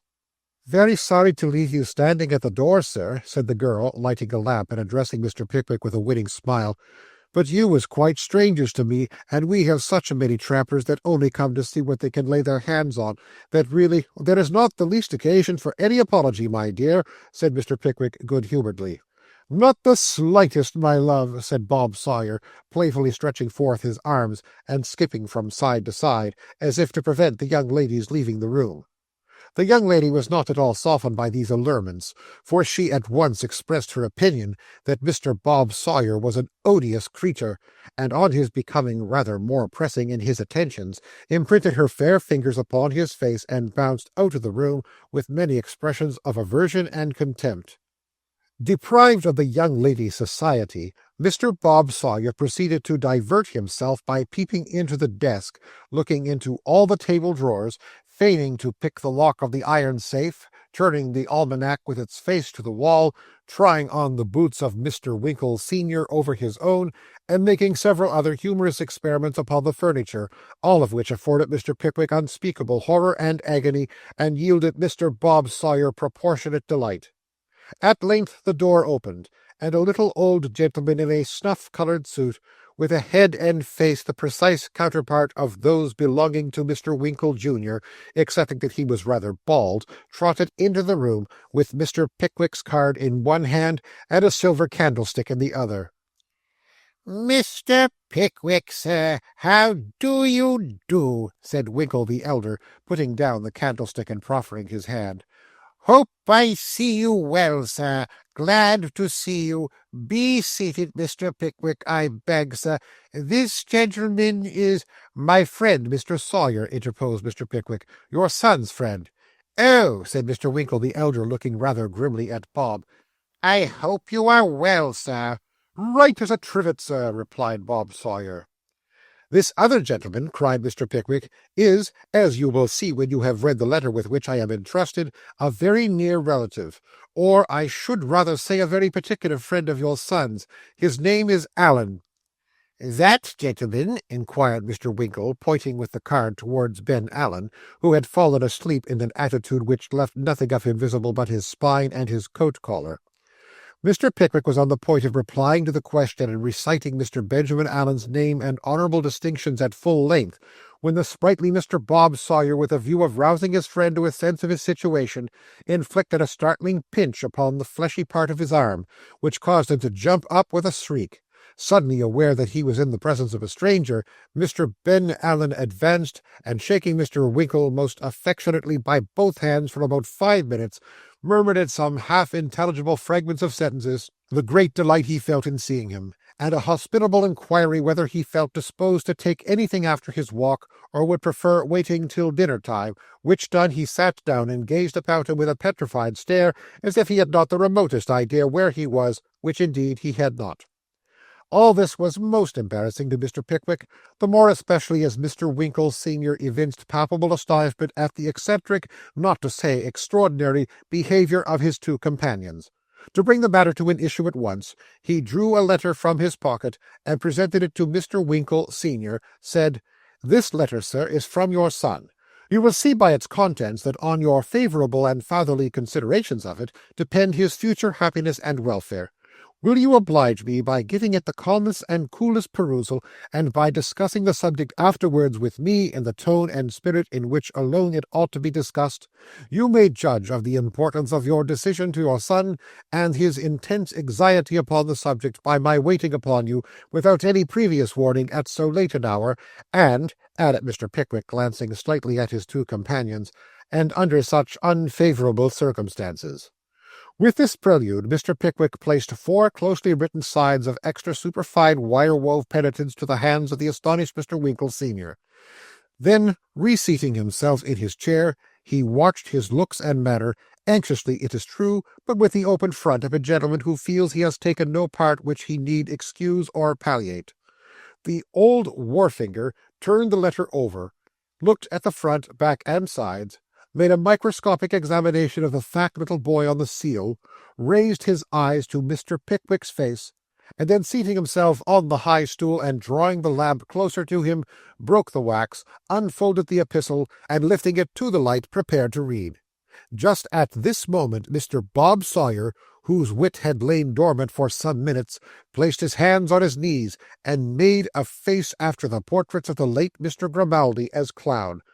It so happened that Mr. Winkle senior, instead of being deeply engaged in reading the letter as Mr. Bob Sawyer thought, chanced to be looking over the top of it at no less a person than Mr. Bob Sawyer himself, rightly conjecturing that the face aforesaid was made in ridicule and derision of his own person. He fixed his eyes on Bob with such expressive sternness that the late Mr. Grimaldi's lineaments gradually resolved themselves into a very fine expression of humility and confusion. "Did you speak, sir?" inquired Mr. Winkle senior, after an awful silence. "No, sir," replied Bob, with no remains of the clown about him, save and except the extreme redness of his cheeks. "You are sure you did not, sir?" said Mr. Winkle senior. "Oh dear, yes, sir, quite," replied Bob. "I thought you did, sir," replied the old gentleman with indignant emphasis. "Perhaps you looked at me, sir?" "Oh, no, sir, not at all," replied Bob with extreme civility. "I am very glad to hear it, sir," said Mr. Winkle senior. Having frowned upon the abashed Bob with great magnificence, the old gentleman again brought the letter to the light, and began to read it seriously. Mr. Pickwick eyed him intently as he turned from the bottom line of the first page to the top line of the second, and from the bottom of the second to the top of the third, and from the bottom of the third to the top of the fourth, but not the slightest alteration of countenance afforded a clue to the feelings with which he received the announcement of his son's marriage, which Mr. Pickwick knew was in the very first half-dozen lines. He read the letter to the last word, folded it again with all the carefulness and precision of a man of business, and just when Mr. Pickwick expected some great outbreak of feeling, dipped a pen in the inkstand, and said as quietly as if he were speaking on the most ordinary counting-house topics, "What is Nathaniel's address, Mr. Pickwick?" "The George and Vulture at present," replied that gentleman. "George and Vulture. Where is that?" "George Yard, Lombard Street." "In the city?" "Yes." The old gentleman methodically endorsed the address on the back of the letter, and then, placing it in the desk, which he locked, said as he got off the stool and put the bunch of keys in his pocket, "I suppose there is nothing else which need detain us, Mr. Pickwick?" "Nothing else, my dear sir," observed that warm-hearted person in indignant amazement. "Nothing else. Have you no opinion to express on this momentous event in our young friend's life? no assurance to convey to him through me of the countenance of your affection and protection, nothing to say which will cheer and sustain him, and the anxious girl who looks to him for comfort and support. My dear sir, consider." "I will consider," replied the old gentleman. "I have nothing to say just now. I am a man of business, Mr. Pickwick. I never commit myself hastily in any affair, and from what I see of this, I by no means like the appearance of it. £1,000 is not much, Mr. Pickwick." "You're very right, sir," interposed Ben Allen, just awake enough to know that he had spent his £1,000 without the smallest difficulty. "You're an intelligent man, Bob. He's a very knowing fellow, this." "I am very happy to find that you do me the justice to make the admission, sir," said Mr. Winkle senior, looking contemptuously at Ben Allen, who was shaking his head profoundly. "The fact is, Mr. Pickwick, that when I gave my son a roving license for a year or so to see something of men and manners, which he has done under your auspices, so that he might not enter life a mere boarding-school milksop to be gulled by every one, I never bargained for this. He knows that very well. So if I withdraw my countenance from him on this account, he has no call to be surprised. He shall hear from me, Mr. Pickwick. Good night, sir. Margaret, open the door." All this time Bob Sawyer had been nudging Mr. Ben Allen to say something on the right side. Ben accordingly now burst without the slightest preliminary notice into a brief but impassioned piece of eloquence. "Sir," said Mr. Ben Allen, staring at the old gentleman out of a pair of very dim and languid eyes, and working his right arm vehemently up and down, you ought to be ashamed of yourself." "As the lady's brother, of course you are an excellent judge of the question," retorted Mr. Winkle senior. "There, that's enough. Pray say no more, Mr. Pickwick. Good night, gentlemen." With these words the old gentleman took up the candlestick, and opening the room door, politely motioned towards the passage. "You will regret this, sir," said Mr. Pickwick, setting his teeth close together to keep down his choler, for he felt how important the effect might prove to his young friend. "I am at present of a different opinion," calmly replied Mr. Winkle senior. "Once again, gentlemen, I wish you a good night." Mr. Pickwick walked with angry strides into the street. Mr. Bob Sawyer, completely quelled by the decision of the old gentleman's manner, took the same course. Mr. Ben Allen's hat rolled down the steps immediately afterwards, and Mr. Ben Allen's body followed it directly. The whole party went silent and supperless to bed, and Mr. Pickwick thought, just before he fell asleep, that if he had known Mr. Winkle senior had been quite so much a man of business, it was extremely probable he might never have waited upon him on such an errand. Chapter 51, in which Mr. Pickwick encounters an old acquaintance, to which fortunate circumstance the reader is mainly indebted for matter of thrilling interest herein set down, concerning two great public men of might and power. The morning which broke upon Mr. Pickwick's sight at 8 o'clock was not at all calculated to elevate his spirits, or to lessen the depression which the unlooked-for result of his embassy inspired. The sky was dark and gloomy, the air was damp and raw, the streets were wet and sloppy. The smoke hung sluggishly above the chimney-tops as if it lacked the courage to rise, and the rain came slowly and doggedly down, as if it had not even the spirit to pour. A gamecock in the stable-yard, deprived of every spark of his accustomed animation, balanced himself dismally on one leg in a corner. A donkey, moping with drooping head under the narrow roof of an outhouse, appeared from his meditative and miserable countenance to be contemplating suicide. In the street umbrellas were the only things to be seen, and the clicking of pattens and splashing of raindrops were the only sounds to be heard. The breakfast was interrupted by very little conversation. Even Mr. Bob Sawyer felt the influence of the weather and the previous day's excitement. In his own expressive language, he was floored. So was Mr. Ben Allen, so was Mr. Pickwick. In protracted expectation of the weather clearing up, the last evening paper from London was read and re-read with an intensity of interest only known in cases of extreme destitution. Every inch of the carpet was walked over with similar perseverance. The windows were looked out of often enough to justify the imposition of an additional duty upon them. All kinds of topics of conversation were started and failed, and at length Mr. Pickwick, when noon had arrived without a change for the better, rang the bell resolutely and ordered out the chaise.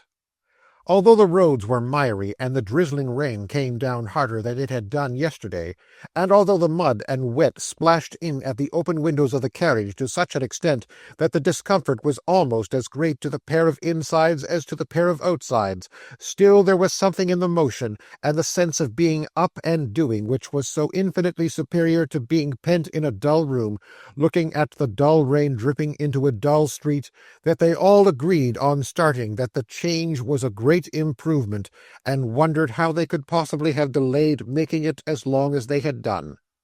When they stopped to change at Coventry, the steam ascended from the horses in such clouds as wholly to obscure the hostler, whose voice was however heard to declare from the mist that he expected the first gold medal from the Humane Society on their next distribution of rewards, for taking the postboy's hat off, the water descending from the brim of which the invisible gentleman declared must have drowned him, the postboy, but for his great presence of mind in tearing it promptly from his head, and drying the gasping man's countenance with a wisp of straw. "This is pleasant," said Bob Sawyer, turning up his coat-collar, and putting the shawl over his mouth to concentrate the fumes of a glass of brandy just swallowed. "Werry," replied Sam composedly. "You don't seem to mind it," observed Bob. "Why, I don't exactly see no good my minding it 'ud do, sir," replied Sam. "That's an unanswerable reason, anyhow," said Bob. "Yes, sir," rejoined Mr. Weller. "Whatever is right, as the young nobleman sweetly remarked when they put him down in the pension list 'cause his mother's uncle's wife's grandfather once lit the king's pipe with a portable tinder-box. Not a bad notion, that, Sam," said Mr. Bob Sawyer approvingly. "Just what the young nobleman said every quarter-day afterwards for the rest of his life," replied Mr. Weller. "Was you ever called in?" inquired Sam, glancing at the driver after a short silence, and lowering his voice to a mysterious whisper. "Was you ever called in, when you was 'prenticed to a sawbones, to visit a postboy?" "I don't remember that I ever was," replied Bob Sawyer.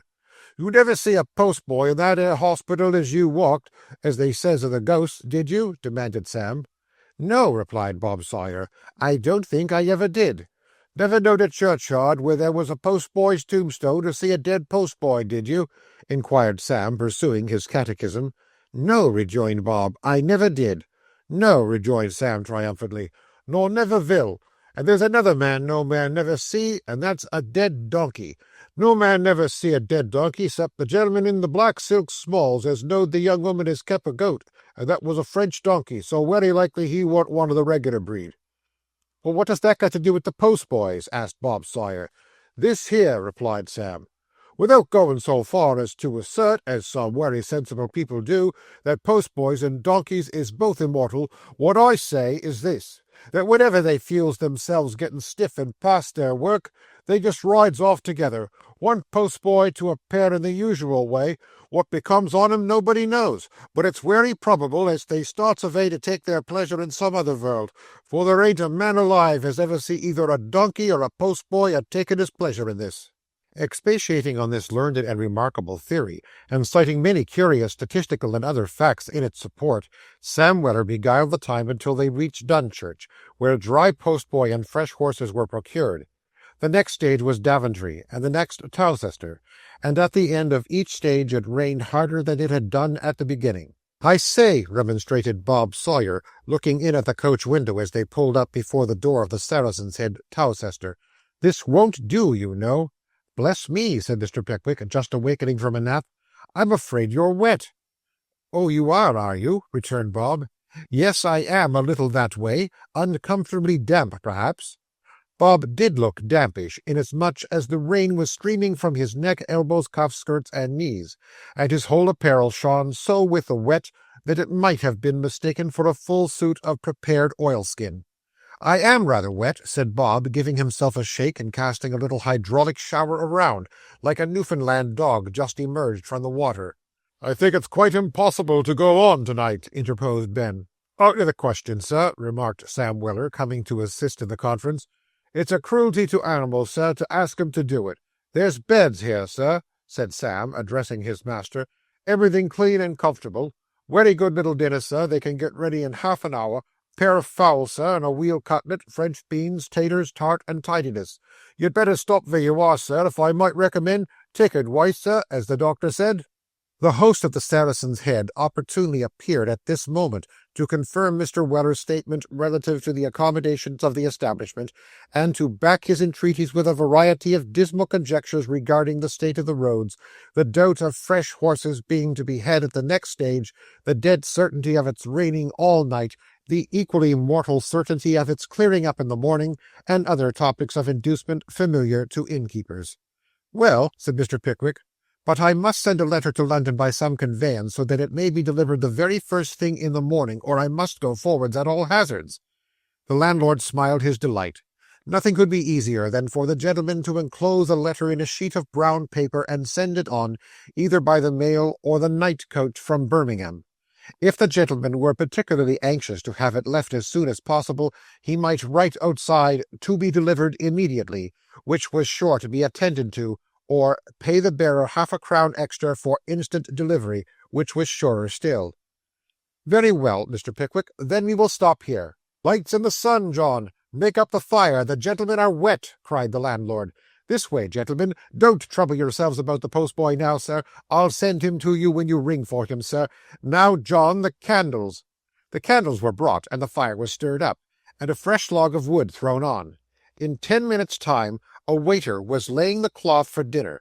The curtains were drawn, the fire was blazing brightly, and everything looked, as everything always does in all decent English inns, as if the travellers had been expected and their comforts prepared for days beforehand. Mr. Pickwick sat down at a side table, and hastily indited a note to Mr. Winkle, merely informing him that he was detained by stress of weather, but would certainly be in London next day, until when he deferred any account of his proceedings. This note was hastily made into a parcel, and dispatched to the bar per Mr. Samuel Weller.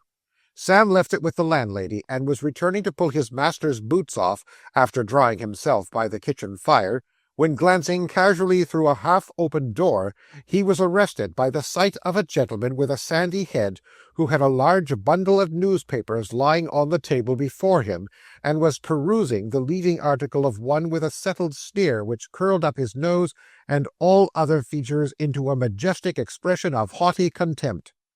"Hullo," said Sam. "I ought to know that 'ere head and them features, the eye-glasses too, and the broad-brimmed hat. Eatansville to Vit, or I'm a Roman." Sam was taken with a troublesome cough at once, for the purpose of attracting the gentleman's attention. The gentleman, starting at the sound, raised his head and his eye-glasses, and disclosed to view the profound and thoughtful features of Mr. Pott, of the Eatanswill Gazette. "Begging your pardon, sir," said Sam, advancing with a bow. "My master's here, Mr. Pott." "Hush, hush!" cried Pott, drawing Sam into the room and closing the door with a countenance of mysterious dread and apprehension. "What's the matter, sir?" inquired Sam, looking vacantly about him. "Not a whisper of my name," replied Pott. "This is a buff neighbourhood. If the excited and irritable populace knew I was here, I should be torn to pieces." "No, would you, sir?" inquired Sam. "I should be the victim of their fury," replied Pott. "Now, young man, what of your master?" "He's a-stopping here to-night on his way to town with a couple of friends," replied Sam. "Is Mr. Winkle one of them?" inquired Pott, with a slight frown. "No, sir, Mr. Winkle stops at home now," rejoined Sam. "He's married." "Married!" exclaimed Pott with a frightful vehemence. He stopped, smiled darkly, and added in a low vindictive tone, "It serves him right." Having given vent to this cruel ebullition of deadly malice and cold-blooded triumph over a fallen enemy, Mr. Pott inquired whether Mr. Pickwick's friends were blue. Receiving a most satisfactory answer in the affirmative from Sam, who knew as much about the matter as Pott himself, he consented to accompany him to Mr. Pickwick's room, where a hearty welcome awaited him, and an agreement to club their dinners together was at once made and ratified. "And how are matters going on in Eatanswill?" inquired Mr. Pickwick, when Pott had taken a seat near the fire, and the whole party had got their wet boots off and dry slippers on. "Is the Independent still in being?" "The Independent, sir," replied Pott, "is still dragging on a wretched and lingering career, abhorred and despised by even the few who are cognizant of the miserable and disgraceful existence, stifled by the very filth it so profusely scatters, rendered deaf and blind by the exhalations of its own slime. The obscene journal, happily unconscious of its degraded state, is rapidly sinking beneath that treacherous mud, which, while it seems to give it a firm standing with the low and debased classes of society, is nevertheless rising above its detested head, and will speedily engulf it forever." Having delivered this manifesto, which formed a portion of his last week's leader, with vehement articulation, the editor paused to take breath, and looked majestically at Bob Sawyer. "You are a young man, sir," said Pott. Mr. Bob Sawyer nodded. "So are you, sir," said Pott, addressing Mr. Ben Allen. Ben admitted the soft impeachment. "And are both deeply imbued with these blue principles, which, so long as I live, I have pledged myself to the people of these kingdoms to support and to maintain," suggested Pott. "Why, I don't exactly know about that," replied Bob Sawyer. "I am not buff, Mr. Pickwick," interrupted Pott, drawing back his chair. "Your friend is not buff, sir." "No, no," rejoined Bob. "I'm a kind of plaid at present, a compound of all sorts of colours." "A waverer," said Pott solemnly, "a waverer. I should like to show you a series of 8 articles, sir, that has appeared in the Eatanswill Gazette. I think I may venture to say that you would not be long in establishing your opinions on a firm and solid blue basis, sir." "I dare say I should turn very blue long before I got to the end of them," responded Bob. Mr. Pott looked dubiously at Bob Sawyer for some seconds, and turning to Mr. Pickwick, said, "You have seen the literary articles which have appeared at intervals in the Eatanswill Gazette in the course of the last 3 months, and which have excited such general, I may say such universal, attention and admiration." "Why," replied Mr. Pickwick, slightly embarrassed by the question, "the fact is, I have been so much engaged in other ways that I really have not had an opportunity of perusing them." "You should do so, sir," said Pott, with a severe countenance. "I will," said Mr. Pickwick. "They appeared in the form of a copious review of a work on Chinese metaphysics, sir," said Pott. "Oh," observed Mr. Pickwick, "from your pen, I hope?" "From the pen of my critic, sir," rejoined Pott, with dignity. "An abstruse subject, I should conceive," said Mr. Pickwick. "Very, sir," responded Pott, looking intensely sage. "He crammed for it, to use a technical but expressive term. He read up for the subject, at my desire, in the Encyclopaedia Britannica." "Indeed," said Mr. Pickwick. "I was not aware that that valuable work contained any information respecting Chinese metaphysics."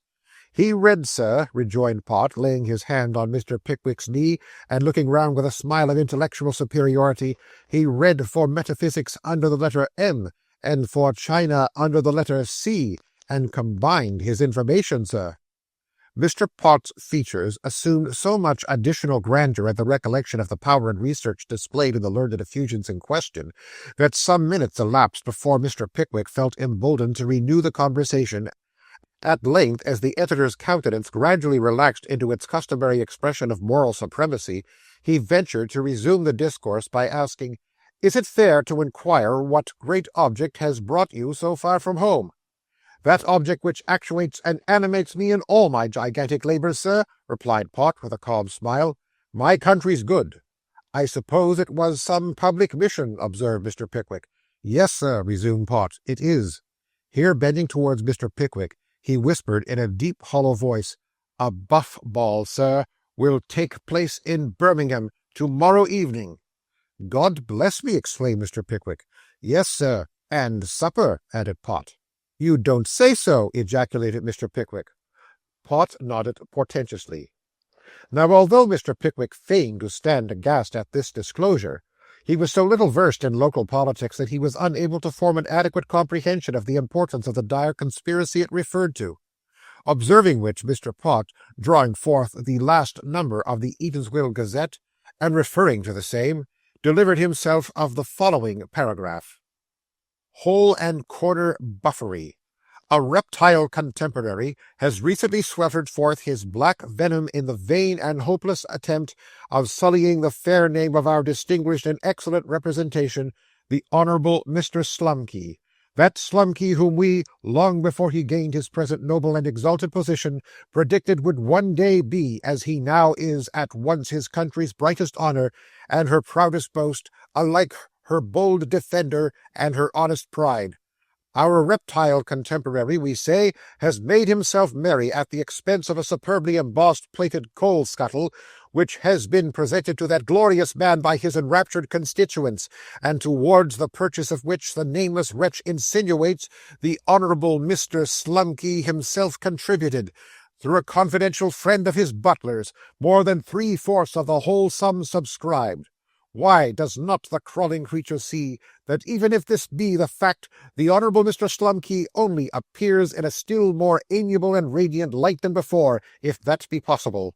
Does not even his obtuseness perceive that this amiable and touching desire to carry out the wishes of the constituent body must for ever endear him to the hearts and souls of such as his fellow townsmen as are not worse than swine, or in other words, who are not as debased as our contemporary himself? But such is the wretched trickery of hole and corner buffery. These are not its only artifices. Treason is abroad. We boldly state now that we are goaded to the disclosure, and we throw ourselves on the country and its constables for protection. We boldly state that secret preparations are at this moment in progress for a buff ball, which is to be held in a buff town, in the very heart and centre of a buff population, which is to be conducted by a buff master of the ceremonies, which is to be attended by 4 ultra-buff members of Parliament, and the admission to which is to be by buff tickets. Does our fiendish contemporary wince? Let him writhe an important malice as we pen the words, "We will be there." "There, sir," said Pott, folding up the paper quite exhausted, "that is the state of the case." The landlord and waiter entering at the moment with dinner caused Mr. Pott to lay his finger on his lips, in token that he considered his life in Mr. Pickwick's hands, and depended on his secrecy. Messrs. Bob Sawyer and Benjamin Allen, who had irreverently fallen asleep during the reading of the quotation from the Eatanswill Gazette, and the discussion which followed it, were roused by the mere whispering of the talismanic word dinner in their ears. And to dinner they went, with good digestion waiting on appetite, and health on both, and a waiter on all 3. In the course of the dinner and the sitting which succeeded it, Mr. Pott, descending for a few moments to domestic topics, informed Mr. Pickwick that the heir of Eatanswill not agreeing with his lady, she was then engaged in making a tour of different fashionable watering places with a view to the recovery of her wonted health and spirits. This was a delicate veiling of the fact that Mrs. Pott, acting upon her often repeated threat of separation, had, in virtue of an arrangement negotiated by her brother, the lieutenant, and conducted by Mr. Pott, permanently retired with the faithful bodyguard upon 1 moiety or half part of the annual income and profits arising from the editorship and sale of the Eatanswill Gazette. While the great Mr. Pott was dwelling upon this and other matters, enlivening the conversation from time to time with various extracts from his own lucubrations, a stern stranger, calling from the window of a stage-coach, outward bound, which halted at the inn to deliver packages, requested to know whether if he stopped short on his journey and remained there for the night, he could be furnished with the necessary accommodation of a bed and bedstead. "Certainly, sir," replied the landlord. "I can I?" inquired the stranger, who seemed habitually suspicious in look and manner. "No doubt of it, sir," replied the landlord. "Good," said the stranger. "Coachman, I get down here. Guard, my carpet-bag." Bidding the other passengers good night in a rather snappish manner, the stranger alighted. He was a shortish gentleman, with a very stiff black hair cut in the porcupine or blacking brush style, and standing stiff and straight all over his head. His aspect was pompous and threatening, his manner was peremptory, his eyes were sharp and restless, and his whole bearing bespoke a feeling of great confidence in himself, and a consciousness of immeasurable superiority over all other people.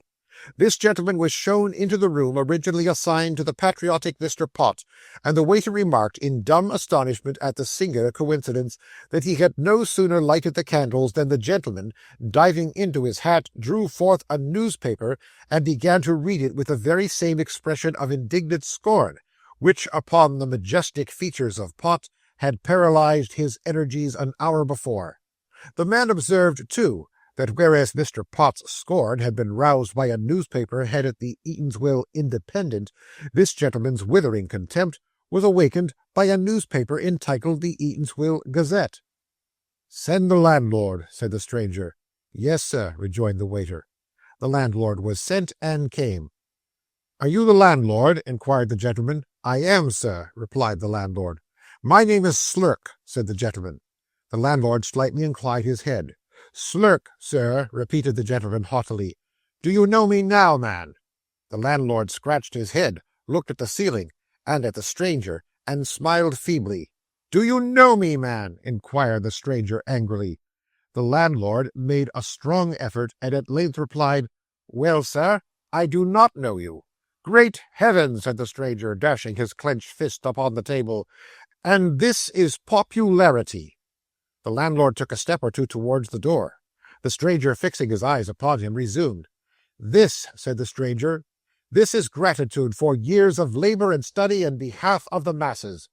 I alight wet and weary. No enthusiastic crowds press forward to greet their champion. The church bells are silent.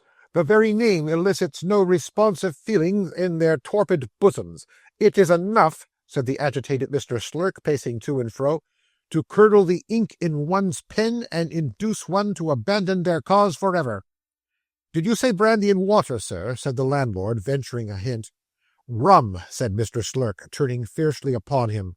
"Have you got a fire anywhere?" "We can light one directly, sir," said the landlord. "Which will throw out no heat until it's bedtime," interrupted Mr. Slurk. "Is there anybody in the kitchen?" Not a soul. There was a beautiful fire. Everybody had gone, and the house door was closed for the night. "I will drink my rum and water," said Mr. Slurk, "by the kitchen fire." So, gathering up his hat and newspaper, he stalked solemnly behind the landlord to that humble apartment, and throwing himself on a settle by the fireside, resumed his countenance of scorn and began to read and drink in silent dignity. Now some demon of discord flying over the Saracen's head at that moment, on casting down his eyes in mere idle curiosity, happened to behold Slurk established comfortably by the kitchen fire, and Pott slightly elevated with wine in another room, upon which the malicious demon, darting down into the last-mentioned apartment with inconceivable rapidity, passed at once into the head of Mr. Bob Sawyer, and prompted him for his, the demon's, own evil purpose, to speak as follows. "I say, we've let the fire out. It's uncommonly cold after the rain, isn't it?" "It really is," replied Mr. Pickwick, shivering. "It wouldn't be a bad notion to have a cigar by the kitchen fire, would it?" said Bob Sawyer, still prompted by the demon aforesaid. "It would be particularly comfortable, I think," replied Mr. Pickwick. "Mr. Pott, what do you say?" Mr. Pott yielded a ready assent, and all four travellers, each with his glass in his hand, at once betook themselves to the kitchen, with Sam Weller heading the procession to show them the way. The stranger was still reading. He looked up and started. Mr. Pott started. "What's the matter?" whispered Mr. Pickwick. "That reptile," replied Pott. "What reptile?" said Mr. Pickwick, looking about him for fear he should tread on some overgrown black beetle or dropsical spider. "That reptile," whispered Pott, catching Mr. Pickwick by the arm and pointing towards the stranger. "That reptile Slurk of the Independent." "Perhaps we had better retire," whispered Mr. Pickwick. "Never, sir," rejoined Pott, Pott valiant in a double sense, never. With these words Mr. Pott took up his position on an opposite settle, and selecting one from a little bundle of newspapers, began to read against his enemy. Mr. Pott, of course, read the Independent, and Mr. Slurk, of course, read the Gazette, and each gentleman audibly expressed his contempt at the other's compositions by bitter laughs and sarcastic sniffs, whence they proceeded to more open expressions of opinion, such as absurd, wretched, atrocity, humbug, knavery, dirt, filth, slime, ditch water, and other critical remarks of the like nature. Both Mr. Bob Sawyer and Mr. Ben Allen had beheld these symptoms of rivalry and hatred, with a degree of delight which imparted great additional relish to the cigars at which they were puffing most vigorously. The moment they began to flag, the mischievous Mr. Bob Sawyer, addressing Slurk with great politeness, said, "Will you allow me to look at your paper, sir, when you have quite done with it?" "You will find very little to repay you for your trouble in this contemptible thing, sir," replied Slurk, bestowing a satanic frown on Pot. "You shall have this presently," said Pot, looking up, pale with rage and quivering in his speech from the same cause. "Ha, ha! You will be amused with this fellow's audacity." Terrible emphasis was laid upon thing and fellow, and the faces of both editors began to glow with defiance. "The ribaldry of this miserable man is despicably disgusting," said Pot, pretending to address Bob Sawyer and scowling upon Slurk. Here Mr. Slurk laughed very heartily, and folding up the paper so as to get at a fresh column conveniently, said that the blockhead really amused him. "What an impudent plunderer this fellow is," said Pot, turning from pink to crimson. "Did you ever read any of this man's foolery, sir?" inquired Slurk of Bob Sawyer. "Never," replied Bob. "Is it very bad?" "Oh, shocking, shocking!" rejoined Slurk. "Really, dear me, this is too atrocious!" exclaimed Pot at this juncture, still feigning to be absorbed in his reading. "If you can wade through a few sentences of malice, meanness, falsehood, perjury, treachery, and cant," said Slurk, handing the paper to Bob, "you will perhaps be somewhat repaid by a laugh at the style of this ungrammatical twaddler." "What's that you say, sir?" inquired Mr. Pot, looking up, trembling all over with passion. "What's that to you, sir?" replied Slurk. "Ungrammatical twaddler, was it, sir?" said Pot. "Yes, sir, it was," replied Slurk. "And blue boar, sir, if you like that better, ha ha!" Mr. Pot retorted not a word at this jocose insult, but deliberately folded up his copy of the Independent, flattened it carefully down, crushed it beneath his boot, spat upon it with great ceremony, and flung it into the fire. "There, sir," said Pot, retreating from the stove, "and that's the way I would serve the viper who produces it, if I were not, fortunately for him, restrained by the laws of my country." "Serve him so, sir," cried Slurk, starting up. "Those laws shall never be appealed to by him, sir, in such a case. Serve him so, sir." "Hear, hear," said Bob Sawyer. "Nothing can be fairer," observed Mr. Ben Allen. "Serve him so, sir," reiterated Slurk in a loud voice. Mr. Pot darted a look of contempt which might have withered an anchor. "Serve him so, sir," reiterated Slurk in a louder voice than before. "I will not, sir," rejoined Pot. "Oh, you won't you, sir?" said Mr. Slurk in a taunting manner. "You hear this, gentlemen? He won't. Not that he's afraid. Oh, no, he won't. Ha, ha!" "I consider you, sir," said Mr. Pot, moved by this sarcasm, "I consider you a viper. I look upon you, sir, as a man who has placed himself beyond the pale of society by his most audacious, disgraceful, and abominable public conduct. I view you, sir, personally and politically, in no other light than as a most unparalleled and unmitigated viper." The indignant Independent did not wait to hear the end of this personal denunciation, for catching up his carpet-bag, which was well stuffed with movables, he swung it in the air as Pot turned away, and letting it fall with a circular sweep on his head, just at that particular angle of the bag where a good thick hairbrush happened to be packed, caused a sharp crash to be heard throughout the kitchen, and brought him at once to the ground. "Gentlemen," cried Mr. Pickwick, as Pot started up and seized the fire-shovel, "gentlemen, consider, for heaven's sake, help, Sam, here, pray, gentlemen, interfere somebody." Uttering these incoherent exclamations, Mr. Pickwick rushed between the infuriated combatants just in time to receive the carpet-bag on one side of his body and the fire-shovel on the other. Whether the representatives of the public feelings of Eatanswill were blinded by animosity, or, being both acute reasoners, saw the advantage of having a third party between them to bear all the blows, certain it is that they paid not the slightest attention to Mr. Pickwick, but defying each other with great spirit, plied the carpet-bag and the fire-shovel most fearlessly. Mr. Pickwick would unquestionably have suffered severely for his humane interference if Mr. Weller, attracted by his master's cries, had not rushed in at the moment, and, snatching up a meal sack, effectually stopped the conflict by drawing it over the head and shoulders of the mighty Pot, and clasping him tight round the shoulders. "Take away that 'ere bag from t'other madman," said Sam to Ben Allen and Bob Sawyer, who had done nothing but dodge round the group, each with a tortoiseshell lancet in his hand, ready to bleed the first man stunned. "Give it up, you wretched little creature, or I'll smother you in it." Awed by these threats, and quite out of breath, the Independent suffered himself to be disarmed, and Mr. Weller, removing the extinguisher from Pot, set him free with a caution. "You take yourselves off to bed quietly," said Sam, "or I'll put you both in it, and let you fight it out with the mouth tied, as I would a dozen such if they played these games. And you have the goodness to come this here way, sir, if you please." Thus addressing his master, Sam took him by the arm and led him off, while the rival editors were severely removed to their beds by the landlord, under the inspection of Mr. Bob Sawyer and Mr. Benjamin Allen, breathing as they went away many sanguinary threats, and making vague appointments for mortal combat next day. When they came to think it over, however, it occurred to them that they could do it much better in print, so they recommenced daily hostilities without delay, and all Eatanswill rung with their boldness on paper. They had taken themselves off in separate coaches early next morning, before the other travellers were stirring, and the weather having now cleared up, the chaise companions once more turned their faces to London. Chapter 52, involving a serious change in the Weller family, and the untimely downfall of Mr. Stiggins.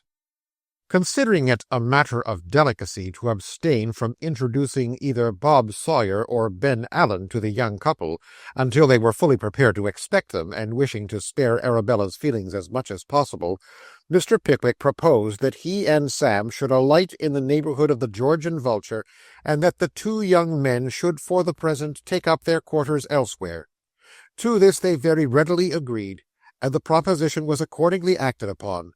Mr. Ben Allen and Mr. Bob Sawyer betaking themselves to a sequestered pot-shop in the remotest confines of the borough, behind the barred door of which their names had in other days very often appeared at the head of a long and complex calculations worked in white chalk. "Dear me, Mr. Weller," said the pretty housemaid, meeting Sam at the door. "Dear me, I wish it was, my dear," replied Sam, dropping behind to let his master get out of hearing. "What a sweet-looking creature you are, Mary." "Oh, Mr. Weller, what nonsense you do talk," said Mary. "Oh, don't, Mr. Weller." "Don't what, my dear?" said Sam. "Why, that," replied the pretty housemaid. "Law, do get along with you." Thus admonishing him, the pretty housemaid pushed Sam against the wall, declaring that he had tumbled her cap, and put her hair quite out of curl. "And prevented what I was going to say besides," added Mary. "There's a letter been waiting here for you 4 days. You hadn't gone away half an hour when it came, and more than that, it got immediate on the outside." "Where is it, my love?" inquired Sam. "I took care of it for you, or I dare say it would have been lost long before this," replied Mary. "There, take it. It's more than you deserve." With these words, after many pretty little coquettish doubts and fears and wishes that she might not have lost it, Mary produced the letter from behind the nicest little muslin tucker possible, and handed it to Sam, who thereupon kissed it with much gallantry and devotion. "My goodness me," said Mary, adjusting the tucker and feigning unconsciousness, "you seem to have grown very fond of it all at once." To this Mr. Weller only replied with a wink, the intense meaning of which no description could convey the faintest idea of, and setting himself down beside Mary on a window-seat, opened the letter and glanced at the contents. "Hullo!" exclaimed Sam. "What's all this?" "Nothing the matter, I hope," said Mary, peeping over his shoulder. "Bless them eyes of yourn," said Sam, looking up. "Never mind my eyes. You had much better read your letter," said the pretty housemaid, and as she said so she made the eyes twinkle with such slyness and beauty that they were perfectly irresistible. Sam refreshed himself with a kiss, and read as follows. "Marcus Gran, by Dorkin, Wednesday.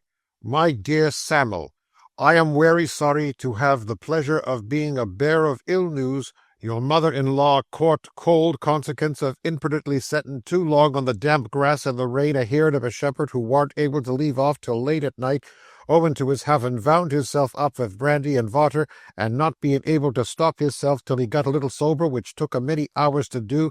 The doctor says that if she'd followed warm brandy and water afterwards instead of afore, she mightn't have been no wuss. Her veals would immediately greased, and everything done to set her a-going as could be inwented. Your father had hopes as she would have worked round as usual, but just as she was a-turning the corner, my boy, she took the wrong road and went downhill with a velocity you never see, and notwithstanding the drag was put on directly by the medical men, it warn't of no use at all, for she paid the last pike at 20 minutes afore 6 o'clock yesterday evening, having done the journey very much under the regular time, which time perhaps was partly owing to her having taken in very little luggage. By the way, your father says that if you will come and see me, Sammy, he will take it as a very great favour, for I am very lonely. Samville, N.B. He will have it spelt that way, which I say ain't right, and as there is such a many things to settle, he is sure your governor won't object. Of course he will not, Sammy, for I knows him better, so he sends his duty, in which I join in,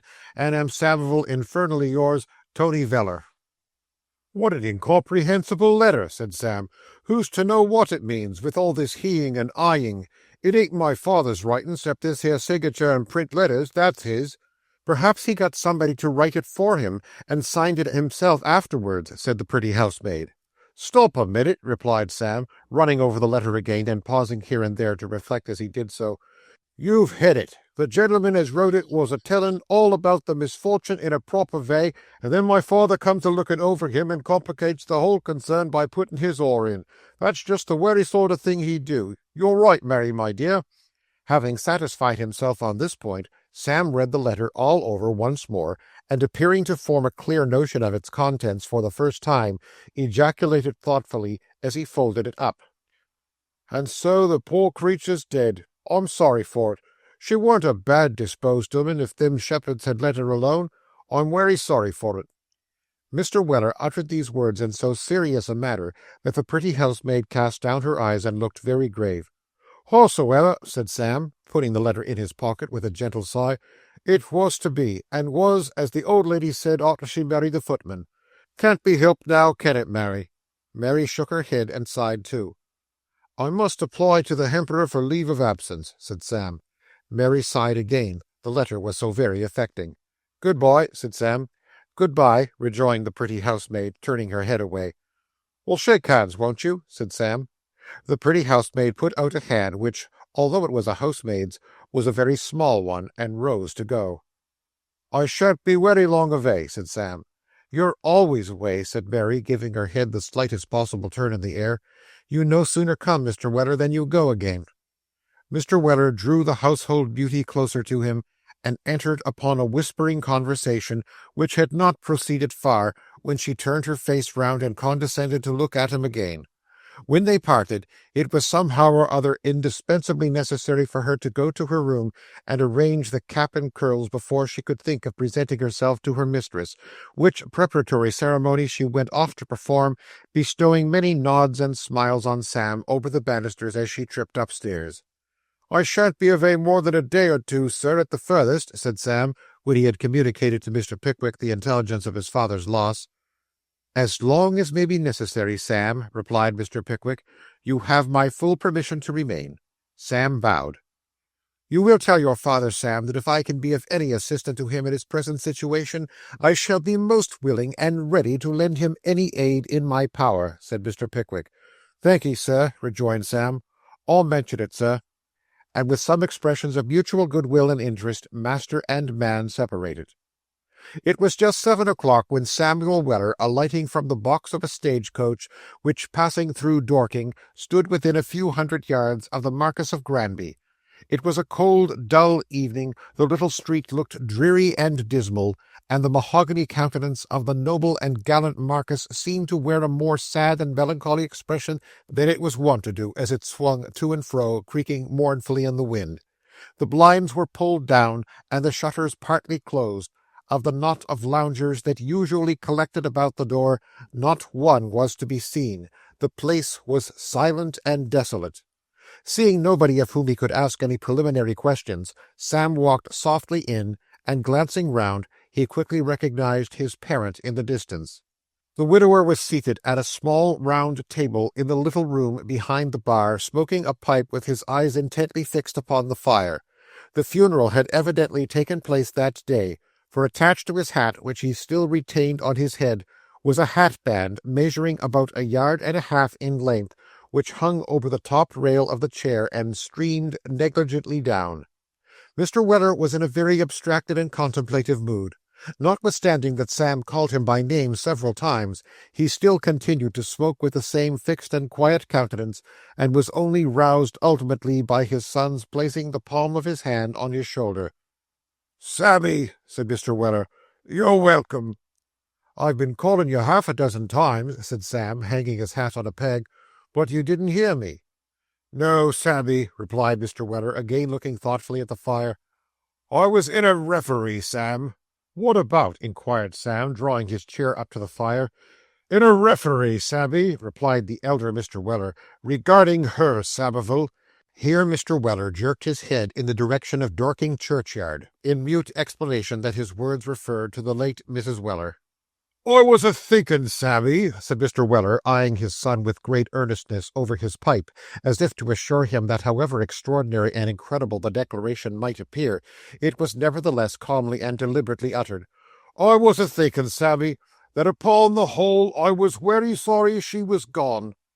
"Well, and so you ought to be," replied Sam. Mr. Weller nodded his acquiescence in the sentiment, and again fastening his eyes on the fire, shrouded himself in a cloud and mused deeply. "Those was wery sensible observations as she made, Sammy," said Mr. Weller, driving the smoke away with his hand after a long silence. "What observations?" inquired Sam. "Them as she made arter she was took ill," replied the old gentleman. "What was they?" "Something to this here effect. 'Veller,' she says, 'I'm afeard I've not done by you quite what I ought to have done. You're a wery kind-hearted man, and I might have made your home more comfortabler. I begin to see now,' she says, 'ven it's too late, that if a married 'ooman wishes to be religious, she should begin with discharging her duties at home, and making them as is about her cheerful and happy, and that while she goes to church or chapel or what not, at all proper times, she should be wery careful not to convert this sort of thing into an excuse for idleness or self-indulgence. I have done this,' she says, 'and I've wasted time and substance on them as has done it more than me. But I hope when I'm gone, Veller, that you'll think on me as I was afore I knowed them people, and as I really was by nature. Susan,' says I was took up wery short by this, Samivel, I won't deny it, my boy. 'Susan,' I said, 'you've been a wery good wife to me altogether. Don't say nothing at all about it. Keep a good heart, my dear, and you'll live to see me punch that 'ere Stiggins's head yet.' She smiled at this, Samivel," said the old gentleman, stifling a sigh with his pipe, "but she died arter all."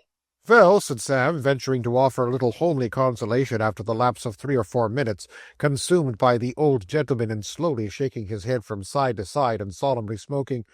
"Well, governor, we must all come to it, one day or another." "So we must, Sammy," said Mr. Weller the elder. "There's a providence in it all," said Sam. "O' course there is," replied his father, with a nod of grave approval. "What'd become of the undertakers without it, Sammy?"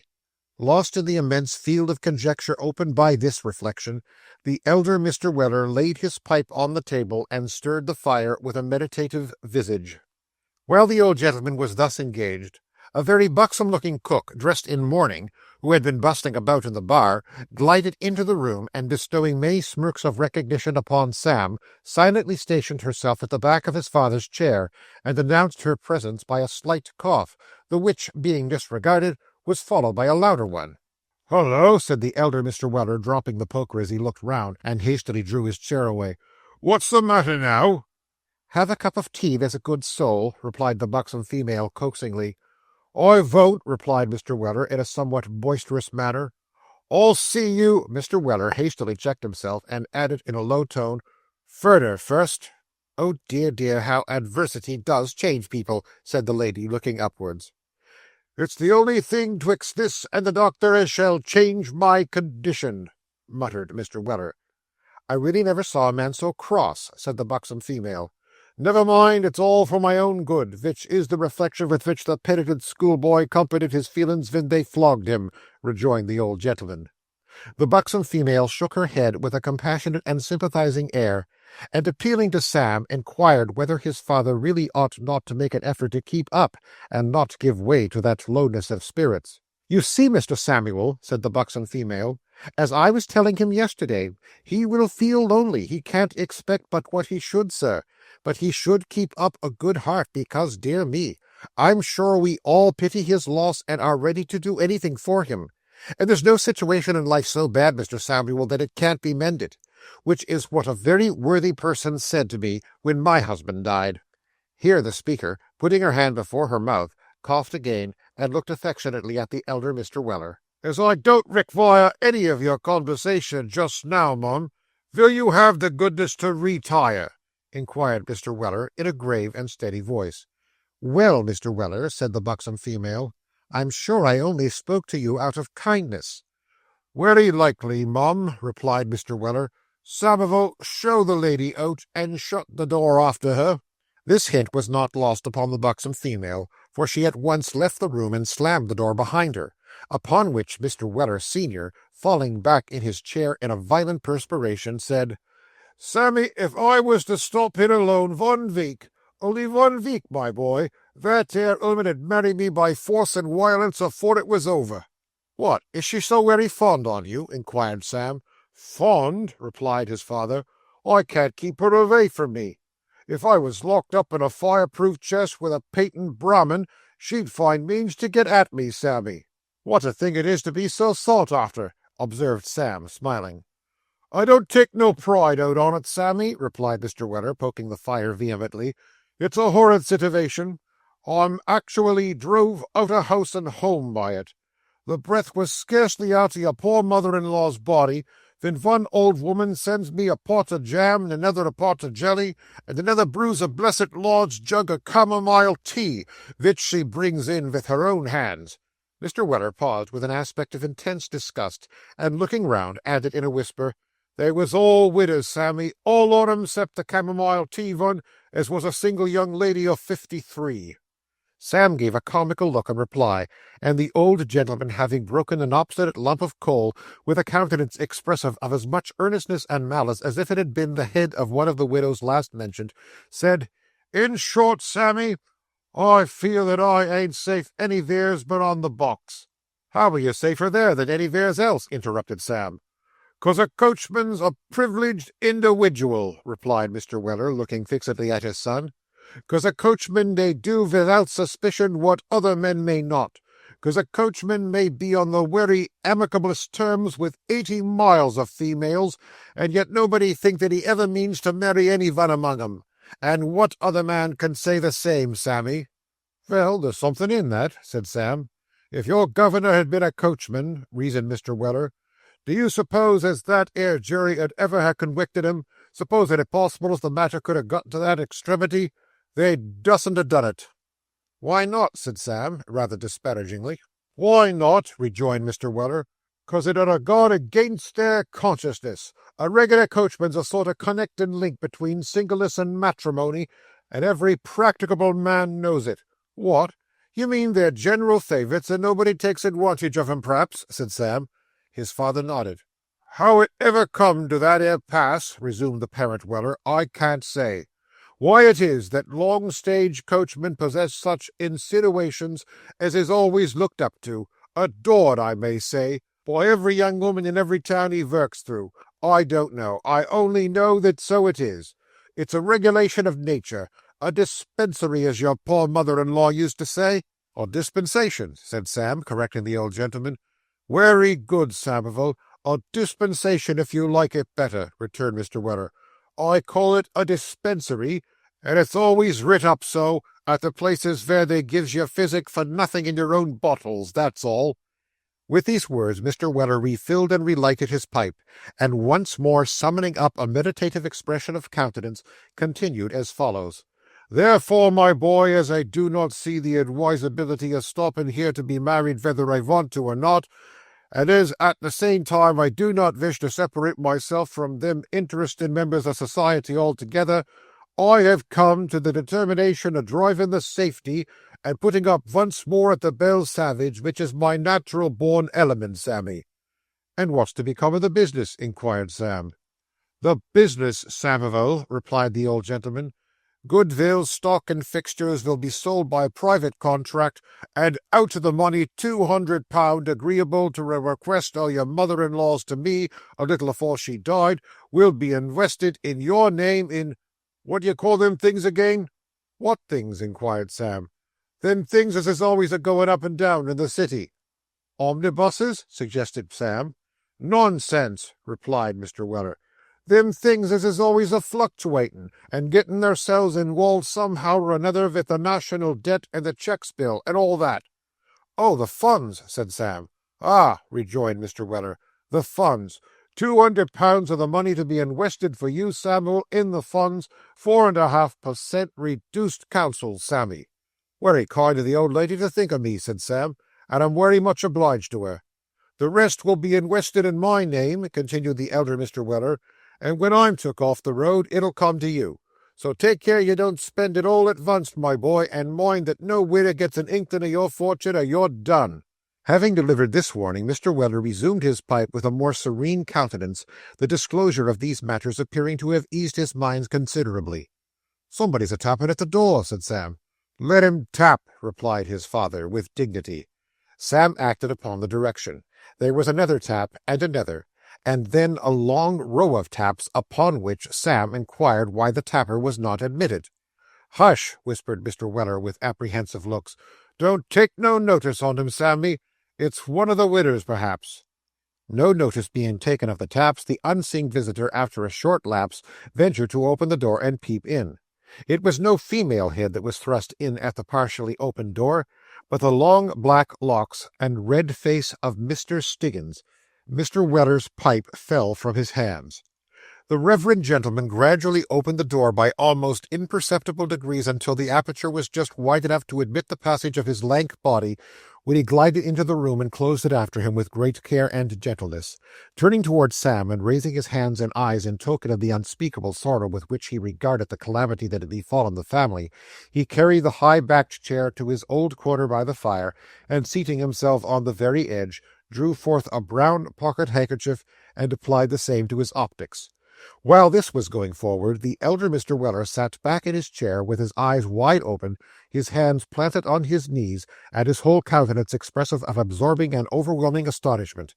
Sam sat opposite him in perfect silence, waiting with eager curiosity for the termination of the scene. Mr. Stiggins kept the brown handkerchief before his eyes for some minutes, moaning decently meanwhile, and then, mastering his feelings by a strong effort, put it in his pocket and buttoned it up. After this he stirred the fire. After that he rubbed his hands and looked at Sam. "Oh, my young friend," said Mr. Stiggins, breaking the silence in a very low voice, "here's a sorrowful affliction." Sam nodded very slightly. "For the man of wrath, too," added Mr. Stiggins. "It makes a vessel's heart bleed." Mr. Weller was overheard by his son to murmur something relative to making a vessel's nose bleed, but Mr. Stiggins heard him not. "Do you know, young man," whispered Mr. Stiggins, drawing his chair closer to Sam, "whether she has left Emmanuel anything?" "Who's he?" inquired Sam. "The chapel," replied Mr. Stiggins. "Our chapel, our fold, Mr. Samuel." "She hasn't left the fold nothing, nor the shepherd nothing, nor the animals nothing," said Sam decisively, "nor the dogs neither." Mr. Stiggins looked slyly at Sam, glanced at the old gentleman, who was sitting with his eyes closed as if asleep, and drawing his chair still nearer, said, "Nothing for me, Mr. Samuel?" Sam shook his head. "I think there's something," said Stiggins, turning as pale as he could turn. "Consider, Mr. Samuel, no little token." "Not so much as the worth of that 'ere old umbrella o' yourn," replied Sam. "Perhaps," said Mr. Stiggins hesitatingly after a few moments' deep thought, "perhaps she recommended me to the care of the man of wrath, Mr. Samuel." "I think that's very likely from what he said," rejoined Sam. "He was a-speaking about you just now." "Was he, though?" exclaimed Stiggins, brightening up. "Ah, he's changed, I dare say. We might live very comfortably together now, Mr. Samuel, eh? I could take care of his property when you are away. Good care, you see." Heaving a long-drawn sigh, Mr. Stiggins paused for a response. Sam nodded, and Mr. Weller the elder gave vent to an extraordinary sound, which, being neither a groan, nor a grunt, nor a gasp, nor a growl, seemed to partake in some degrees of the character of all four. Mr. Stiggins, encouraged by this sound, which he understood to betoken remorse or repentance, looked about him, rubbed his hands, wept, smiled, wept again, and then, walking softly across the room to a well-remembered shelf in one corner, took down a tumbler, and with great deliberation put 4 lumps of sugar in it. Having got thus far, he looked about him again, and sighed grievously. With that he walked softly into the bar, and presently returning with a tumbler half full of pineapple rum, advanced to the kettle, which was singing gaily on the hob, mixed his grog, stirred it, sipped it, sat down, and taking a long and hearty pull at the rum and water, stopped for breath. The elder Mr. Weller, who still continued to make various strange and uncouth attempts to appear asleep, offered not a single word during these proceedings, but when Stiggins stopped for breath, he darted upon him, and, snatching the tumbler from his hand, threw the remainder of the rum and water in his face, and the glass itself into the grate. Then, seizing the reverend gentleman firmly by the collar, he suddenly fell to kicking him most furiously, accompanying every application of his top boot to Mr. Stiggins' person with sundry violent and incoherent anathemas upon his limbs, eyes, and body. "Sammy," said Mr. Weller, "put my hat on tight for me." Sam dutifully adjusted the hat with the long hatband more firmly on his father's head, and the old gentleman, resuming his kicking with greater agility than before, tumbled with Mr. Stiggins through the bar and through the passage, out at the front door, and so into the street, the kicking continuing the whole way, and increasing in vehemence rather than diminishing, every time the top boot was lifted. It was a beautiful and exhilarating sight to see the red-nosed man writhing in Mr. Weller's grasp, and his whole frame quivering with anguish as kick followed kick in rapid succession. It was a still more exciting spectacle to behold Mr. Weller, after a powerful struggle, immersing Mr. Stiggins' head in a horse trough full of water, and holding it there until he was half suffocated. "There," said Mr. Weller, throwing all his energy into one most complicated kick, as he at length permitted Mr. Stiggins to withdraw his head from the trough. "Send any one of them lazy shepherds here, and I'll pound him to a jelly first and drown him arterwards.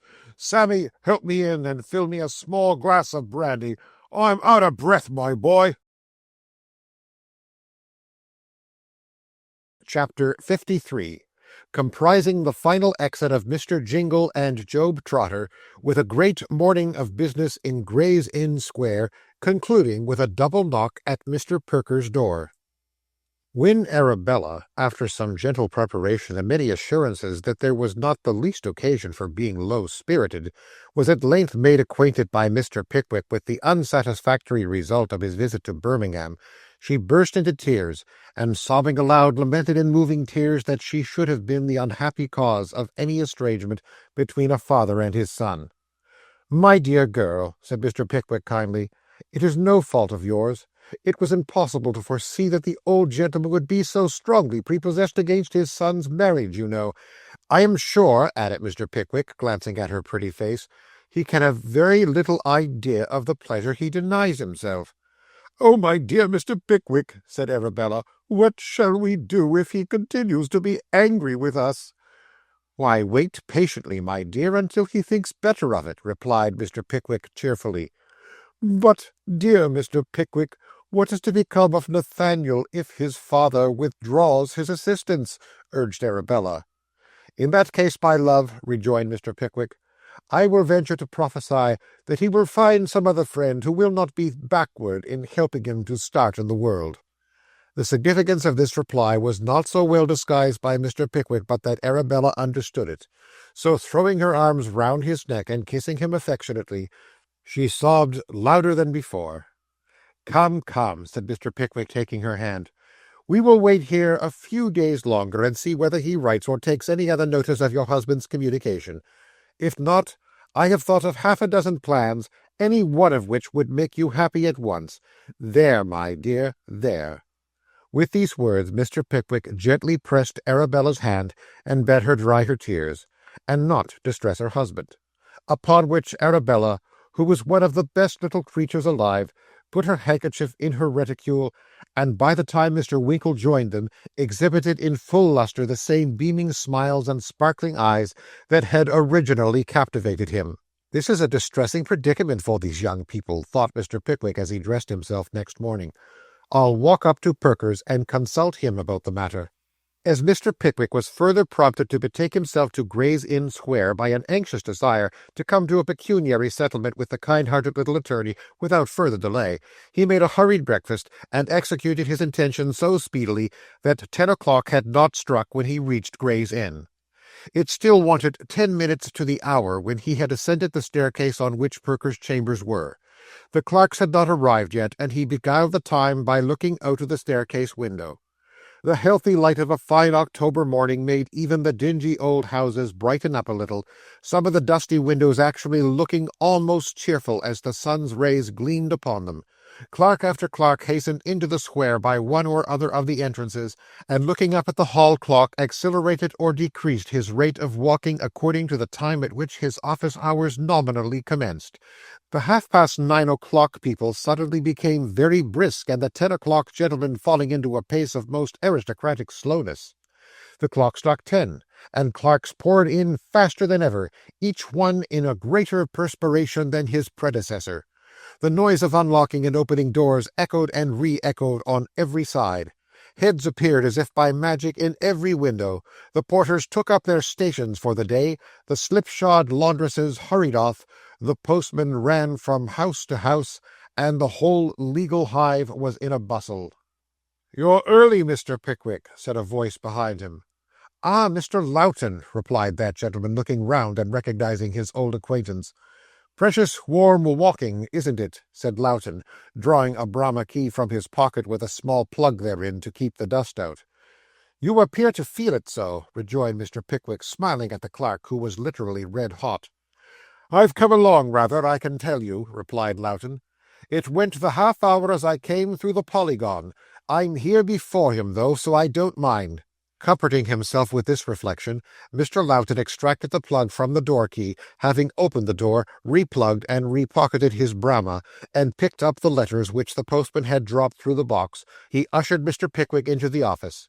Here, in the twinkling of an eye, he divested himself of his coat, put on a threadbare garment which he took out of a desk, hung up his hat, pulled forth a few sheets of cartridge and blotting paper in alternate layers, and sticking a pen behind his ear, rubbed his hands with an air of great satisfaction. "There you see, Mr. Pickwick," he said. "Now I'm complete. I've got my office coat on and my pad out, and let him come as soon as he likes. You haven't got a pinch of snuff about you, have you?" "No, I have not," replied Mr. Pickwick. "I'm sorry for it," said Loughton. "Never mind, I'll run out presently and get a bottle of soda. Don't I look rather queer about the eyes, Mr. Pickwick?" The individual appealed to surveyed Mr. Loughton's eyes from a distance, and expressed his opinion that no unusual queerness was perceptible in those features. "I'm glad of it," said Loughton. "We were keeping it up pretty tolerably at the stump last night, and I'm rather out of sorts this morning. Perker's been about that business of yours, by the by." "What business?" inquired Mr. Pickwick. "Mrs. Bardell's costs?" "No, I don't mean that," replied Mr. Loughton. "About getting that customer that we paid the 10 shillings in the pound to the bill discounter for on your account, to get him out of the Fleet, you know, about getting him to Demerara." "Oh, Mr. Jingle," said Mr. Pickwick hastily. "Yes. Well?" "Well, it's all arranged," said Loughton, mending his pen. "The agent at Liverpool said he had been obliged to you many times when you were in business, and he would be glad to take him on your recommendation." "That's well," said Mr. Pickwick. "I am delighted to hear it." "But I say," resumed Loughton, scraping the back of the pen preparatory to making a fresh split, "what a soft chap that other is." "Which other?" "Why, that servant or friend of whatever he is, you know, Trotter." "Ah," said Mr. Pickwick with a smile, "I always thought him the reverse." "Well, and so did I, from what little I saw of him," replied Loughton. "It only shows how one may be deceived. What do you think of his going to Demerara too?" "What, and giving up what was offered him here?" exclaimed Mr. Pickwick. "Treating Perker's offer of 18 bob a week, and a rise if he behaved himself like dirt," replied Loughton. He said he must go along with the other one, and so they persuaded Perker to write again. And they've got him something on the same estate, not near so good, Perker says, as a convict would get in New South Wales if he appeared at his trial in a new suit of clothes. Foolish fellow, said Mr. Pickwick with glistening eyes. Foolish fellow. Oh, it's worse than foolish. It's downright sneaking, you know, replied Loughton, nibbling the pen with a contemptuous face. He says that he's the only friend he ever had, and he's attached to him and all that. Friendship's a very good thing in its way. We are all very friendly and comfortable at the Stump, for instance, over our grog, where every man pays for himself. But damn hurting yourself for anybody else, you know.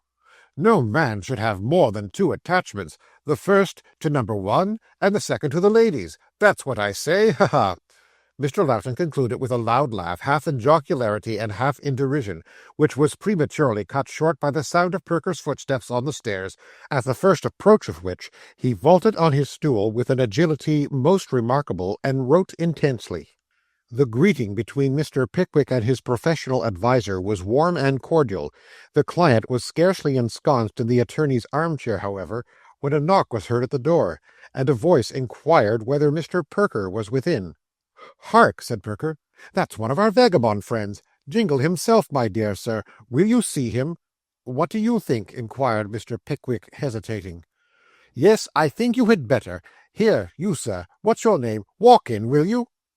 In compliance with the unceremonious invitation, Jingle and Job walked into the room, but seeing Mr. Pickwick stopped short in some confusion. "Well," said Perker, "don't you know that gentleman?" "Good reason to," replied Mr. Jingle, stepping forward. "Mr. Pickwick, deepest obligations, life-preserver, made a man of me. You shall never repent it, sir." "I am happy to hear you say so," said Mr. Pickwick. "You look much better." "Thanks to you, sir. Great change. Majesty's Fleet. Unwholesome place. Very," said Jingle, shaking his head. He was decently and cleanly dressed, and so was Job, who stood bolt upright behind him, staring at Mr. Pickwick with a visage of iron. "When do they go to Liverpool?" inquired Mr. Pickwick, half aside to Perker. "This evening, sir, at 7 o'clock," said Job, taking one step forward.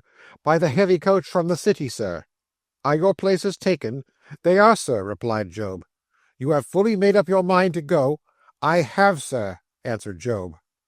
"With regard to such an outfit as was indispensable for Jingle," said Perker, addressing Mr. Pickwick aloud, "I have taken upon myself to make an arrangement for the deduction of a small sum from his quarterly salary, which, being made only for 1 year and regularly remitted, will provide for that expense. I entirely disapprove of your doing anything for him, my dear sir, which is not dependent on his own exertions and good conduct." "Certainly," interposed Jingle with great firmness. "Clear head, man of the world, quite right, perfectly." "By compounding with his creditor, releasing his clothes from the pawnbrokers, relieving him in prison, and paying for his passage," continued Perker, without noticing Jingle's observation, "you have already lost upwards of £50. "Not lost," said Jingle hastily. "Pay it all. Stick to business. Cash up, every farthing. Yellow fever, perhaps. Can't help that. If not—" Here Mr. Jingle paused, and striking the crown of his hat with great violence, passed his hand over his eyes and sat down. "He means to say," said Job, advancing a few paces, "that if he is not carried off by the fever, he will pay the money back again. If he lives, he will, Mr. Pickwick. I will see it done." "I know he will, sir," said Job with energy. "I could undertake to swear it." "Well, well," said Mr. Pickwick, who had been bestowing a score or two of frowns upon Perker to stop his summary of benefits conferred, which the little attorney obstinately disregarded. "You must be careful not to play any more desperate cricket matches, Mr. Jingle, or to renew your acquaintance with Sir Thomas Blazo, and I have little doubt of your preserving your health." Mr. Jingle smiled at this sally, but he looked foolish notwithstanding, so Mr. Pickwick changed the subject by saying, "You don't happen to know, do you, what has become of another friend of yours, a more humble one whom I saw at Rochester?" "Dismal Jemmy?" inquired Jingle. "Yes." Jingle shook his head. "Clever rascal, queer fellow, hoaxing genius, Job's brother." "Job's brother!" exclaimed Mr. Pickwick. "Well, now I look at him closely, there is a likeness." "We were always considered like each other, sir," said Job, with a cunning look just lurking in the corners of his eyes. only I was really of a serious nature, and he never was. He emigrated to America, sir, in consequence of being too much sought after here to be comfortable, and has never been heard of since. That accounts for my not having received the page from the romance of real life, which he promised me one morning when he appeared to be contemplating suicide on Rochester Bridge, I suppose," said Mr. Pickwick, smiling. "I need not inquire whether his dismal behaviour was natural or assumed." "He could assume anything, sir," said Job. "You may consider yourself very fortunate in having escaped him so easily. On intimate terms he would have been even a more dangerous acquaintance than—" Job looked at Jingle, hesitated, and finally added, than myself even." "A hopeful family yours, then, Mr. Trotter," said Perker, sealing a letter which he had just finished writing. "Yes, sir," replied Job, "very much so."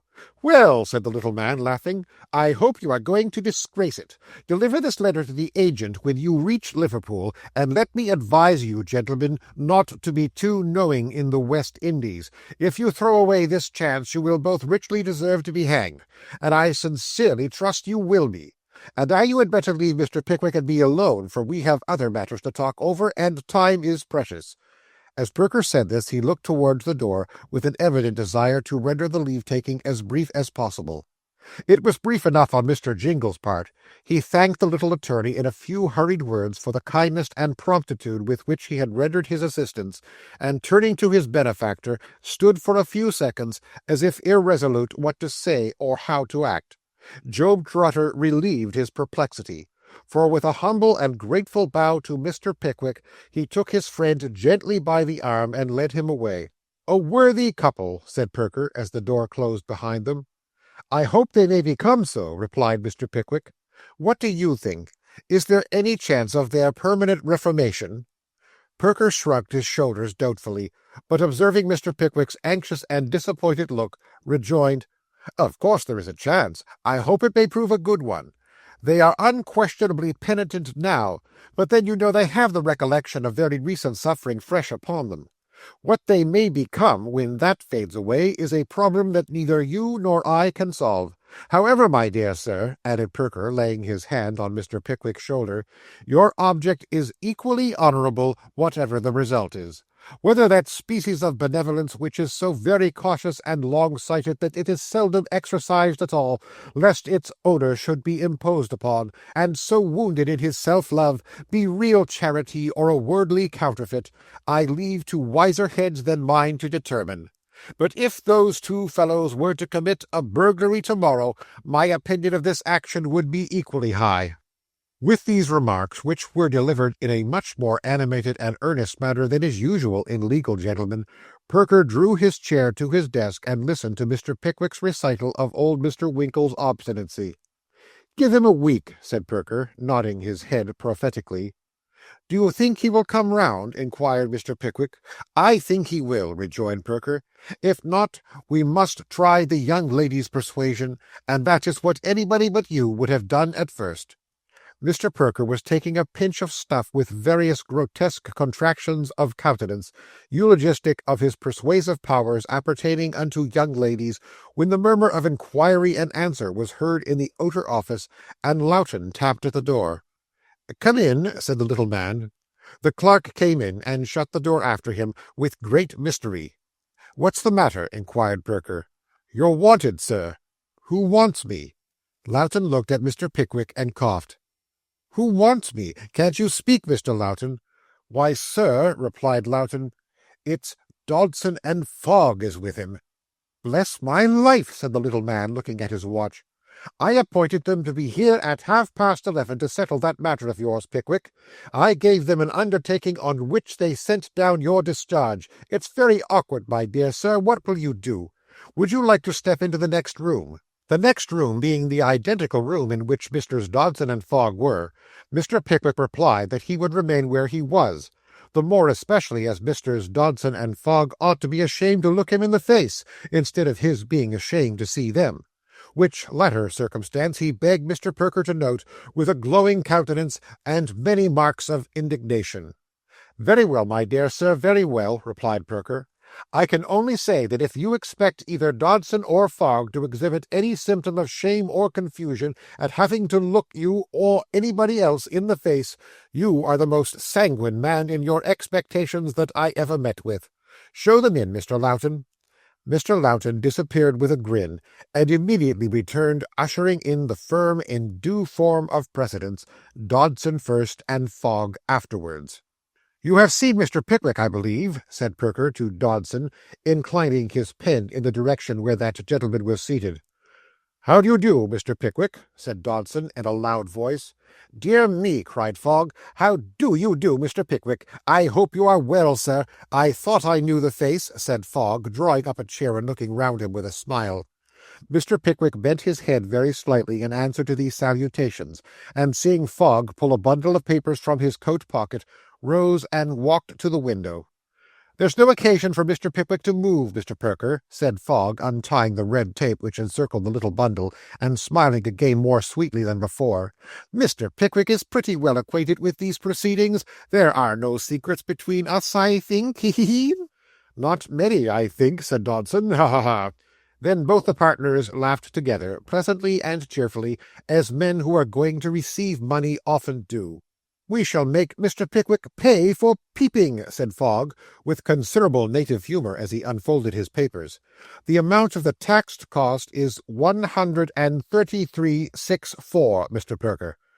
There was a great comparing of papers and turning over of leaves by Fogg and Perker after the statement of profit and loss. Meanwhile, Dodson said, in an affable manner, to Mr. Pickwick, "I don't think you are looking quite so stout as when I had the pleasure of seeing you last, Mr. Pickwick."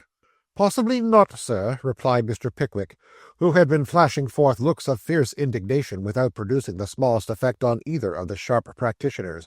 "I believe I am not, sir. I have been persecuted and annoyed by scoundrels of late, sir." Perker coughed violently, and asked Mr. Pickwick whether he wouldn't like to look at the morning paper, to which inquiry Mr. Pickwick returned a most decided negative. "True," said Dodson. "I dare say you have been annoyed in the Fleet. There are some odd gentry there. Whereupon were your apartments, Mr. Pickwick?" "My one room," replied that much-injured gentleman, "was on the coffee-room flight." "Oh, indeed," said Dodson. "I believe that is a pleasant part of the establishment." "Very," replied Mr. Pickwick dryly. There was a coolness about all this, which to a gentleman of an excitable temperament had, under the circumstances, rather an exasperating tendency. Mr. Pickwick restrained his wrath by gigantic efforts, but when Perker wrote a cheque for the whole amount, and Fogg deposited it in a small pocket-book, with a triumphant smile playing over his pimply features, which communicated itself likewise to the stern countenance of Dodson, he felt the blood in his cheeks tingling with indignation.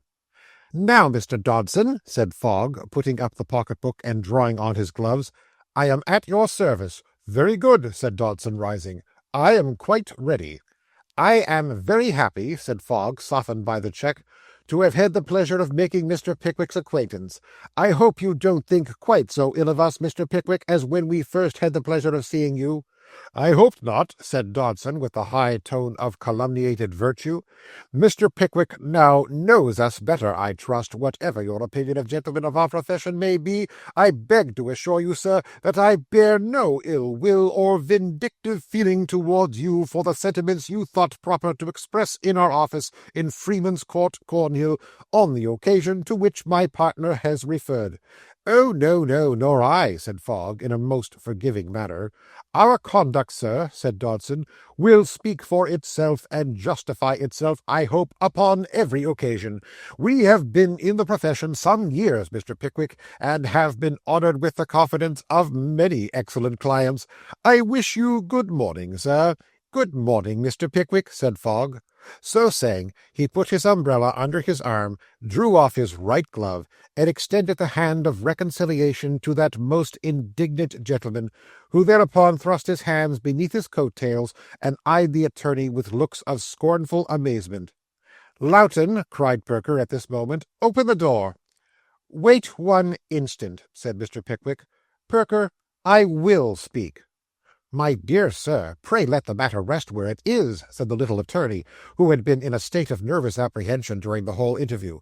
"Mr. Pickwick, I beg—" "I will not be put down, sir," replied Mr. Pickwick hastily. "Mr. Dodson, you have addressed some remarks to me."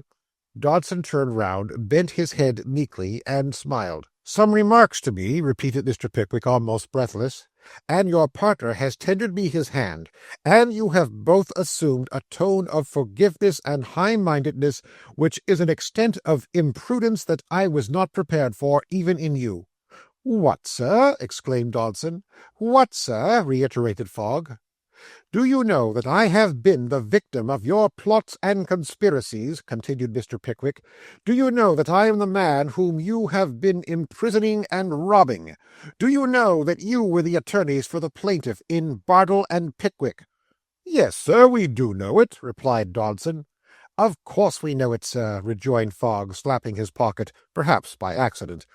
"I see that you recollect it with satisfaction," said Mr. Pickwick, attempting to call up a sneer for the first time in his life, and failing most signally in so doing. "Although I have long been anxious to tell you in plain terms what my opinion of you is, I should have let even this opportunity pass in deference to my friend Perker's wishes, but for the unwarrantable tone you have assumed and your insolent familiarity. I say insolent familiarity, sir," said Mr. Pickwick, turning upon Fogg with a fierceness of gesture which caused that person to retreat towards the door with great expedition. "Take care, sir," said Dodson, who, though he was the biggest man of the party, had prudently entrenched himself behind Fogg, and was speaking over his head with a very pale face. "Let him assault you, Mr. Fogg. Don't return it on any account." "No, no, I won't return it," said Fogg, falling back a little more as he spoke, to the evident relief of his partner, who by these means was gradually getting into the outer office. "You are," continued Mr. Pickwick, resuming the thread of his discourse, "you are a well-matched pair of mean, rascally, pettifogging robbers." "Well," interposed Perker, "is that all?" "It is all summed up in that," rejoined Mr. Pickwick. "They are mean, rascally, pettifogging robbers." "There," said Mr. Perker, in a most conciliatory tone. "My dear sirs, he has said all he has to say. Now pray go. Loughton, is that door open?" Mr. Loughton, with a distant giggle, replied in the affirmative. "There, there. Good morning, good morning. Now pray, my dear sirs, Mr. Loughton, the door," cried the little man, pushing Dodson and Fogg, nothing loath, out of the office. "This way, my dear sirs. Now pray don't prolong this. Dear me, Mr. Loughton, the door, sir. Why don't you attend?" "If there's law in England, sir," said Dodson, looking towards Mr. Pickwick as he put on his hat, "you shall smart for this. You are a couple of mean—" "Remember, sir, you'll pay dearly for this," said Fogg. "Rascally, pettifogging robbers," continued Mr. Pickwick, taking not the least notice of the threats that were addressed to him. "Robbers!" cried Mr. Pickwick, running to the stair-head as the two attorneys descended. "Robbers!" shouted Mr. Pickwick, breaking from Loughton and Perker, and thrusting his head out of the staircase window. When Mr. Pickwick drew in his head again, his countenance was smiling and placid, and walking quietly back into the office, he declared that he had now removed a great weight from his mind, and that he felt perfectly comfortable and happy. Perker said nothing at all until he had emptied his snuff-box, and sent Loughton out to fill it, when he was seized with a fit of laughing, which lasted 5 minutes, at the expiration of which time he said that he supposed he ought to be very angry, but he couldn't think of the business seriously yet. When he could, he would be. "Well now," said Mr. Pickwick, "let me have a settlement with you." "Of the same kind as the last?" inquired Perker, with another laugh. "Not exactly," rejoined Mr. Pickwick, drawing out his pocket-book, and shaking the little man heartily by the hand. "I only mean a pecuniary settlement. You have done me many acts of kindness that I can never repay, and have no wish to repay, for I prefer continuing the obligation."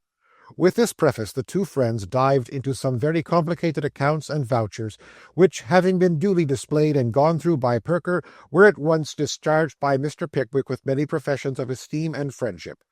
They had no sooner arrived at this point than a most violent and startling knocking was heard at the door.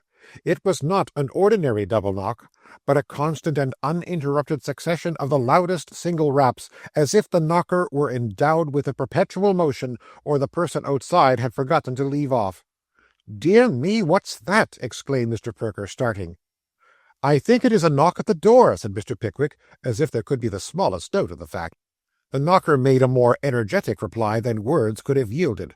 for it continued to hammer with surprising force and noise without a moment's cessation.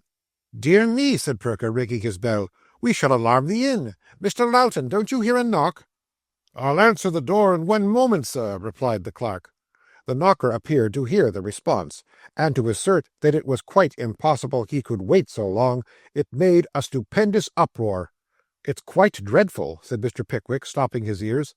"Make haste, Mr. Loughton," Perker called out. "We shall have the panels beaten in." Mr. Loughton, who was washing his hands in a dark closet, hurried to the door, and turning the handle, beheld the appearance which is described in the next chapter. Chapter 54, containing some particulars relative to the double knock and other matters, among which certain interesting disclosures relative to Mr. Snodgrass and a young lady are by no means irrelevant to this history. The object that presented itself to the eyes of the astonished clerk was a boy, a wonderfully fat boy, habited as a serving lad, standing upright on the mat, with his eyes closed as if in sleep. He had never seen such a fat boy in or out of a travelling caravan, and this, coupled with the calmness and repose of his appearance, so very different from what was reasonably to have been expected of the inflictor of such knocks, smote him with wonder. "What's the matter?" inquired the clerk. The extraordinary boy replied not a word, but he nodded once and seemed to the clerk's imagination to snore feebly. "Where do you come from?" inquired the clerk. The boy made no sign. He breathed heavily, but in all other respects was motionless. The clerk repeated the question thrice, and receiving no answer prepared to shut the door, when the boy suddenly opened his eyes, winked several times, sneezed once, and raised his hand as if to repeat the knocking.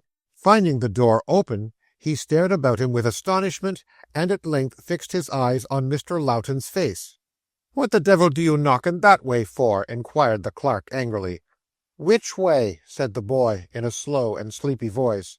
"Why, like 40 hackney coachmen," replied the clerk. "Because master said I wasn't to leave off knocking till they opened the door, for fear I should go to sleep," said the boy. "Well," said the clerk, "what message have you brought?" "He's downstairs," rejoined the boy. "Who?" "Master. He wants to know whether you're at home." Mr. Loughton bethought himself at this juncture of looking out of the window. Seeing an open carriage with a hearty old gentleman in it looking up very anxiously, he ventured to beckon him, on which the old gentleman jumped out directly. "That's your master in the carriage, I suppose?" said Loughton. The boy nodded. All further inquiries were superseded by the appearance of old Wardle, who, running upstairs and just recognizing Loughton, passed at once into Mr. Perker's room. "Pickwick," said the old gentleman, "your hand, my boy. Why have I never heard until the day before yesterday of your suffering yourself to be cooped up in jail? And why did you let him do it, Perker?" "I couldn't help it, my dear sir," replied Perker, with a smile and a pinch of snuff. "You know how obstinate he is." "Of course I do, replied the old gentleman. "I am heartily glad to see him, notwithstanding. I will not lose sight of him again in a hurry." With these words, Wardle shook Mr. Pickwick's hand once more, and having done the same by Perker, threw himself into an armchair, his jolly red face shining again with smiles and health. "Well," said Wardle, "how are pretty goings-on? A pinch of snuff, Perker, my boy? Never were such times, eh?" "What do you mean?" inquired Mr. Pickwick. "Mean?" replied Wardle. "Why, I think the girls are all running mad. That's no news, you'll say. Perhaps it's not, but it's true for all that." "You have not come up to London, of all places in the world, to tell us that, my dear sir, have you?" inquired Perker. "No, not altogether," replied Wardle, "though it was the main cause of my coming. How's Arabella?" "Very well," replied Mr. Pickwick, "and will be delighted to see you, I am sure." "Black-eyed little jilt," replied Wardle. "I had a great idea of marrying her myself one of these odd days, but I'm glad of it too, very glad." "How did the intelligence reach you?" asked Mr. Pickwick. "Oh, it came to my girls, of course," replied Wardle, Arabella wrote the day before yesterday to say she had made a stolen match without her husband's father's consent, and so you had gone down to get it when his refusing it couldn't prevent the match, and all the rest of it. I thought it a very good time to say something serious to my girls, so I said what a dreadful thing it was that children should marry without their parents' consent, and so forth, but bless your hearts, I couldn't make the least impression upon them. They thought it such a much more dreadful thing that there should have been a wedding without bridesmaids, that I might as well have preached to Joe himself." Here the old gentleman stopped to laugh, and having done so to his heart's content, presently resumed. "But this is not the best of it, it seems. This is only half the love-making and plotting that have been going forward. We have been walking on mines for the last 6 months, and they're sprung at last." "What do you mean?" exclaimed Mr. Pickwick, turning pale. "No other secret marriage, I hope?" "No, no," replied old Wardle. "Not so bad as that, no." "What then?" inquired Mr. Pickwick. "Am I interested in it?" "Shall I answer that question, Perker?" said Wardle. "If you don't commit yourself by doing so, my dear sir." "Well, then, you are," said Wardle. "How?" asked Mr. Pickwick anxiously. "In what way?" "Really," replied Wardle, "you're such a fiery sort of a young fellow that I am almost afraid to tell you. But, however, if Perker will sit between us to prevent mischief, I'll venture." Having closed the room door and fortified himself with another application to Perker's snuff-box, the old gentleman proceeded with his great disclosure in these words. "The fact is that my daughter Bella who married young Trundle, you know—" "Yes, yes, we know," said Mr. Pickwick impatiently. "Don't alarm me at the very beginning. My daughter Bella, Emily having gone to bed with a headache after she had read Arabella's letter to me, sat herself down by my side the other evening and began to talk over this marriage affair. 'Well, Pa,' she says, 'what do you think of it?' 'Why, my dear,' I said, 'I suppose it's all very well. I hope it's for the best.' I answered in this way because I was sitting before the fire at the time, drinking my grog rather thoughtfully, and I knew my throwing in an undecided word now and then would induce her to continue talking. Both my girls are pictures of their dear mother, and as I grow old I like to sit with only them by me, for their voices and looks carry me back to the happiest period of my life, and make me, for the moment, as young as I used to be then, though not quite so light-hearted." "It's quite a marriage of affection, Pa," said Bella, after a short silence. "Yes, my dear," said I, "but such marriages do not always turn out the happiest." "I question that, mind," interposed Mr. Pickwick warmly. "Very good," responded Wardle. "Question anything you like when it's your turn to speak, but don't interrupt me." "I beg your pardon," said Mr. Pickwick. "Granted," replied Wardle. "I am sorry to hear you express your opinion against marriages of affection, Pa," said Bella, colouring a little. "I was wrong. I ought not to have said so, my dear, either," said I, patting her cheek as kindly as a rough old fellow like me could pat it, "for your mother's was one, and so was yours." "It's not that I meant, Pa," said Bella. "The fact is, Pa, I wanted to speak to you about Emily." Mr. Pickwick started. "What's the matter now?" inquired Wardle, stopping in his narrative. "Nothing," replied Mr. Pickwick. "Pray go on." "I never could spin out a story," said Wardle abruptly.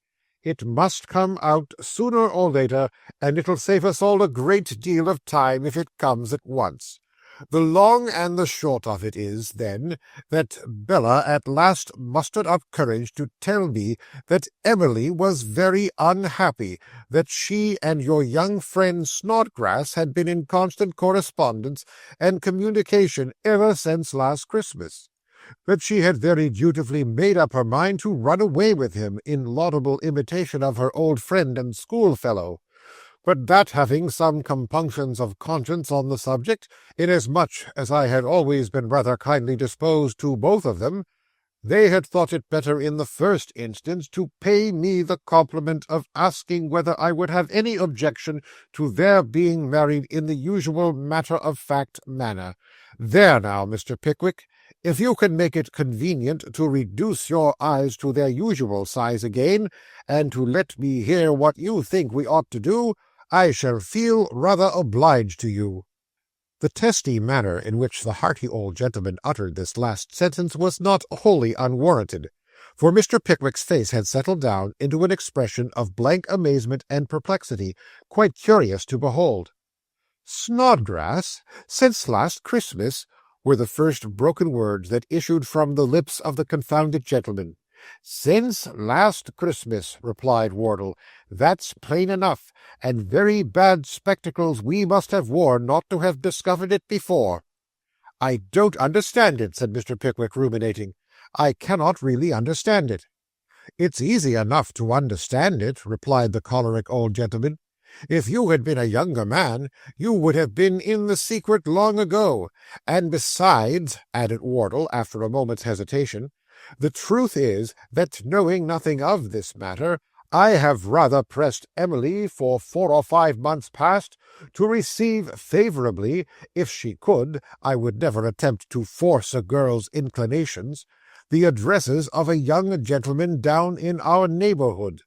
I have no doubt that, girl-like, to enhance her own value and increase the ardour of Mr. Snodgrass, she has represented this matter in very glowing colours, and that they have both arrived at the conclusion that they are a terribly persecuted pair of unfortunates, and have no resource but clandestine matrimony or charcoal. Now the question is, what's to be done?" "What have you done?" inquired Mr. Pickwick. I mean, what did you do when your married daughter told you this?" "Oh, I made a fool of myself, of course," rejoined Wardle. "Just so," interposed Perker, who had accompanied this dialogue with sundry twitchings of his watch-chain, vindictive rubbings of his nose, and other symptoms of impatience. "That's very natural. But how?" "I went into a great passion, and frightened my mother into a fit," said Wardle. "That was judicious," remarked Perker. "And what else?" "I fretted and fumed all next day, and raised a great disturbance," rejoined the old gentleman. "At last I got tired of rendering myself unpleasant and making everybody miserable, so I hired a carriage at Muggleton, and putting my own horses in it, came up to town under pretence of bringing Emily to see Arabella." "Miss Wardle is with you, then?" said Mr. Pickwick. "To be sure she is," replied Wardle. "She is at Osborne's Hotel in the Adelphi at this moment, unless your enterprising friend has run away with her since I came out this morning." "You are reconciled, then?" said Perker. "Not a bit of it," answered Wardle.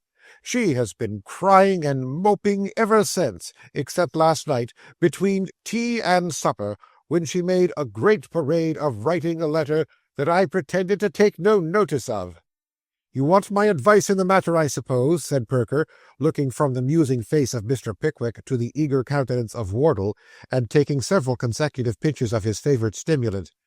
"I suppose so," said Wardle, looking at Mr. Pickwick. "Certainly," replied that gentleman.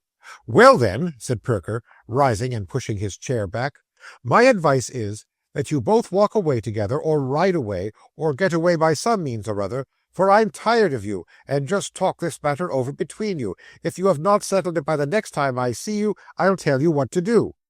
"This is satisfactory," said Wardle, hardly knowing whether to smile or be offended. "Pooh, my dear sir," returned Perker. "I know you both a great deal better than you know yourselves. You have settled it already to all intents and purposes." Thus expressing himself, the little gentleman poked his snuff-box first into the chest of Mr. Pickwick, and then into the waistcoat of Mr. Wardle, upon which they all three laughed, especially the two last-named gentlemen, who at once shook hands without any obvious or particular reason. "You dine with me to-day," said Wardle to Perker as he showed them out. "Can't promise, my dear sir, can't promise," replied Perker. "I'll look in the evening, at all events." "I shall expect you at 5, said Wardle. "Now, Joe." and Joe having been at length awakened, the two friends departed in Mr. Wardle's carriage, which in common humanity had a dickey behind for the fat boy, who, if there had been a footboard instead, would have rolled off and killed himself in his very first nap. Driving to the George and Vulture, they found that Arabella and her maid had sent for a hackney coach immediately on the receipt of a short note from Emily announcing her arrival in town, and had proceeded straight to the Adelphi. As Wardle had business to transact in the city, they sent the carriage and the fat boy to his hotel, with the information that he and Mr. Pickwick would return together to dinner at 5 o'clock. Charged with this message, the fat boy returned, slumbering as peacefully in his dickey over the stones as if it had been a down bed on watch springs. By some extraordinary miracle he awoke of his own accord when the coach stopped, and giving himself a good shake to stir up his faculties, went upstairs to execute his commission. Now, whether the shake had jumbled the fat boy's faculties together instead of arranging them in proper order, or had roused such quantity of new ideas within him as to render him oblivious of ordinary forms and ceremonies, which is also possible, had proved unsuccessful in preventing his falling asleep as he ascended the stairs. It is an undoubted fact that he walked into the sitting-room without previously knocking at the door, and so beheld a gentleman with his arms clasping his young mistress's waist, sitting very lovingly by her side on a sofa, while Arabella and her pretty handmaid feigned to be absorbed in looking out of a window at the other end of the room. At the sight of this phenomenon, the fat boy uttered an interjection, the ladies a scream, and the gentleman an oath almost simultaneously. "Wretched creature, what do you want here?" said the gentleman, who, it is needless to say, was Mr. Snodgrass. To this the fat boy, considerably terrified, briefly responded, "Mrs." "What do you want me for?" inquired Emily, turning her head aside. "You stupid creature." "Master and Mr. Pickwick is a-going to dine here at 5, replied the fat boy. "Leave the room," said Mr. Snodgrass, glaring upon the bewildered youth. "No, no, no," added Emily hastily. "Bella, dear, advise me." Upon this, Emily and Mr. Snodgrass and Arabella and Mary crowded into a corner and conversed earnestly in whispers for some minutes, during which the fat boy dozed. "Joe," said Arabella at length, looking round with a most bewitching smile, "how do you do, Joe?" "Joe," said Emily, "you're a very good boy. I won't forget you, Joe." "Joe," said Mr. Snodgrass, advancing to the astonished youth and seizing his hand, "I didn't know you before. There's 5 shillings for you, Joe." "I'll owe you 5, Joe," said Arabella, "for old acquaintance' sake, you know," and another most captivating smile was bestowed upon the corpulent intruder.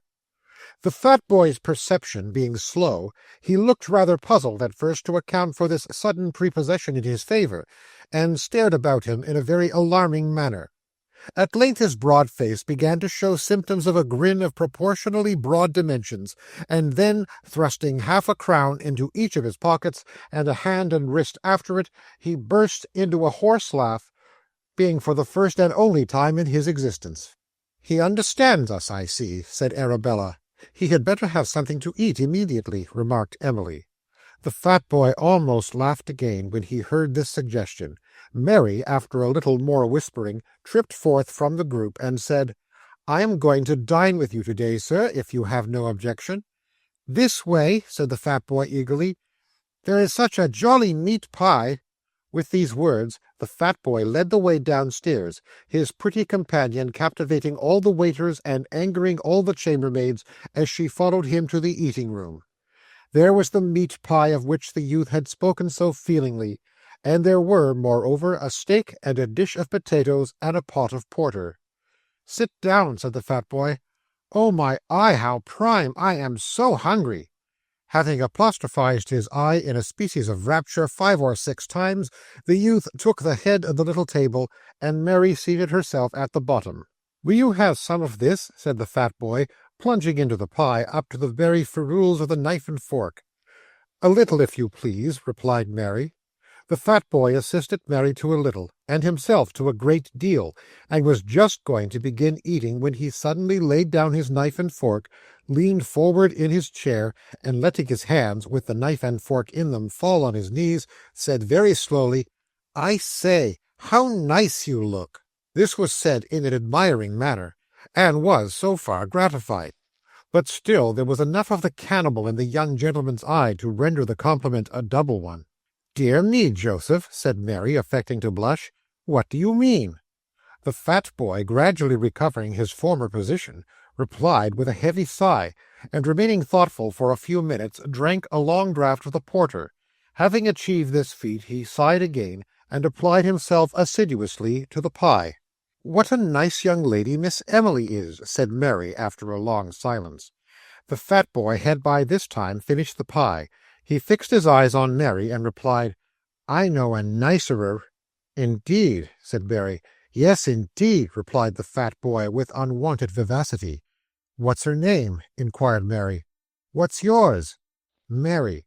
"So's hers," said the fat boy. "You're her." The boy grinned to add point to the compliment, and to put his eyes into something between a squint and a cast, which there is reason to believe he intended for an ogle. "You mustn't talk to me in that way," said Mary. "You don't mean it." "Don't I, though?" replied the fat boy. "I say." "Well, are you going to come here regular?" "No," rejoined Mary, shaking her head. "I'm going away again tonight." "Why?" "Oh," said the fat boy, in a tone of strong feeling, "how we should have enjoyed ourselves at meals if you had been." "I might come here sometimes, perhaps, to see you," said Mary, plaiting the tablecloth in assumed coyness, "if you would do me a favor." The fat boy looked from the pie dish to the steak, as if he thought a favor must be in a manner connected with something to eat, and then took out one of the half-crowns and glanced at it nervously. "Don't you understand me?" said Mary, looking slyly in his fat face. Again he looked at the half-crown and said faintly, "No." "The ladies want you not to say anything to the old gentleman about the young gentleman having been upstairs, and I want you to." "Is that all?" said the fat boy, evidently much relieved, as he pocketed the half-crown again. "Of course I ain't a-goin' to." "You see," said Mary, "Mr. Snodgrass is very fond of Miss Emily, and Miss Emily's very fond of him, and if you were to tell about it, the old gentleman would carry you all away miles into the country where you'd see nobody." "No, no, I won't tell," said the fat boy stoutly. "That's a dear," said Mary. "Now it's time I went upstairs and got my lady ready for dinner." "Don't go yet," urged the fat boy. "I must," replied Mary. "Good-bye for the present." The fat boy, with elephantine playfulness, stretched out his arms to ravish a kiss, but as it required no great agility to elude him, his fair enslaver had vanished before he closed them again, upon which the apathetic youth ate a pound or so of steak with a sentimental countenance, and fell fast asleep. There was so much to say upstairs, and there were so many plans to concert for elopement and matrimony in the event of old Wardle continuing to be cruel, that it wanted only half an hour of dinner when Mr. Snodgrass took his final adieu. The ladies ran to Emily's bedroom to dress, and the lover, taking up his hat, walked out of the room. He had scarcely got outside the door when he heard Wardle's voice talking loudly, and looking over the banisters beheld him, followed by some other gentlemen, coming straight upstairs. Knowing nothing of the house, Mr. Snodgrass, in his confusion, stepped hastily back into the room he had just quitted, and passing thence into an inner apartment, Mr. Wardle's bedchamber, closed the door softly, just as the persons he had caught a glimpse of entered the sitting-room. These were Mr. Wardle, Mr. Pickwick, Mr. Nathaniel Winkle, and Mr. Benjamin Allen, whom he had no difficulty in recognizing by their voices. "Very lucky I had the presence of mind to avoid them," thought Mr. Snodgrass with a smile, and walking on tiptoe to another door near the bedside. "This opens into the same passage, and I can walk quietly and comfortably away." There was only one obstacle to his walking quietly and comfortably away, which was that the door was locked and the key gone. "Let us have some of your best wine to-day, waiter," said old Wardle, rubbing his hands. "You shall have some of the very best, sir," replied the waiter. "Let the ladies know we have come in." "Yes, sir." Devoutly and ardently did Mr. Snodgrass wish that the ladies could know he had come in. He ventured once to whisper "waiter" through the keyhole, but the probability of the wrong waiter coming to his relief flashed upon his mind, together with a sense of the strong resemblance between his own situation and that in which another gentleman had been recently found in a neighbouring hotel, an account of whose misfortunes had appeared under the head of police in that morning's paper. He sat himself on a portmanteau and trembled violently. "We won't wait a minute for Perker," said Wardle, looking at his watch. "He is always exact. He will be here in time if he means to come, and if he does not, it's of no use waiting. Ah, Arabella!" "My sister!" exclaimed Mr. Benjamin Allen, folding her in a most romantic embrace. "Oh, Ben, dear, how you do smell of tobacco!" said Arabella, rather overcome by this mark of affection. "Do I?" said Mr. Benjamin Allen. "Do I, Bella? Well, perhaps I do." Perhaps he did, having just left a pleasant little smoking party of 12 medical students in a small back parlour with a large fire. "But I am delighted to see you," said Mr. Ben Allen. "Bless you, Bella." "There," said Arabella, bending forward to kiss her brother. "Don't take hold of me again, Ben, dear, because you tumble me so." At this point of the reconciliation, Mr. Ben Allen allowed his feelings and the cigars and porter to overcome him, and looked round upon the beholders with damp spectacles. "Is nothing to be said to me?" cried Wardle, with open arms. "A great deal," whispered Arabella, as she received the old gentleman's hearty caress and congratulations. "You are a hard-hearted, unfeeling, cruel monster." "You are a little rebel," replied Wardle in the same tone, "and I am afraid I shall be obliged to forbid you the house.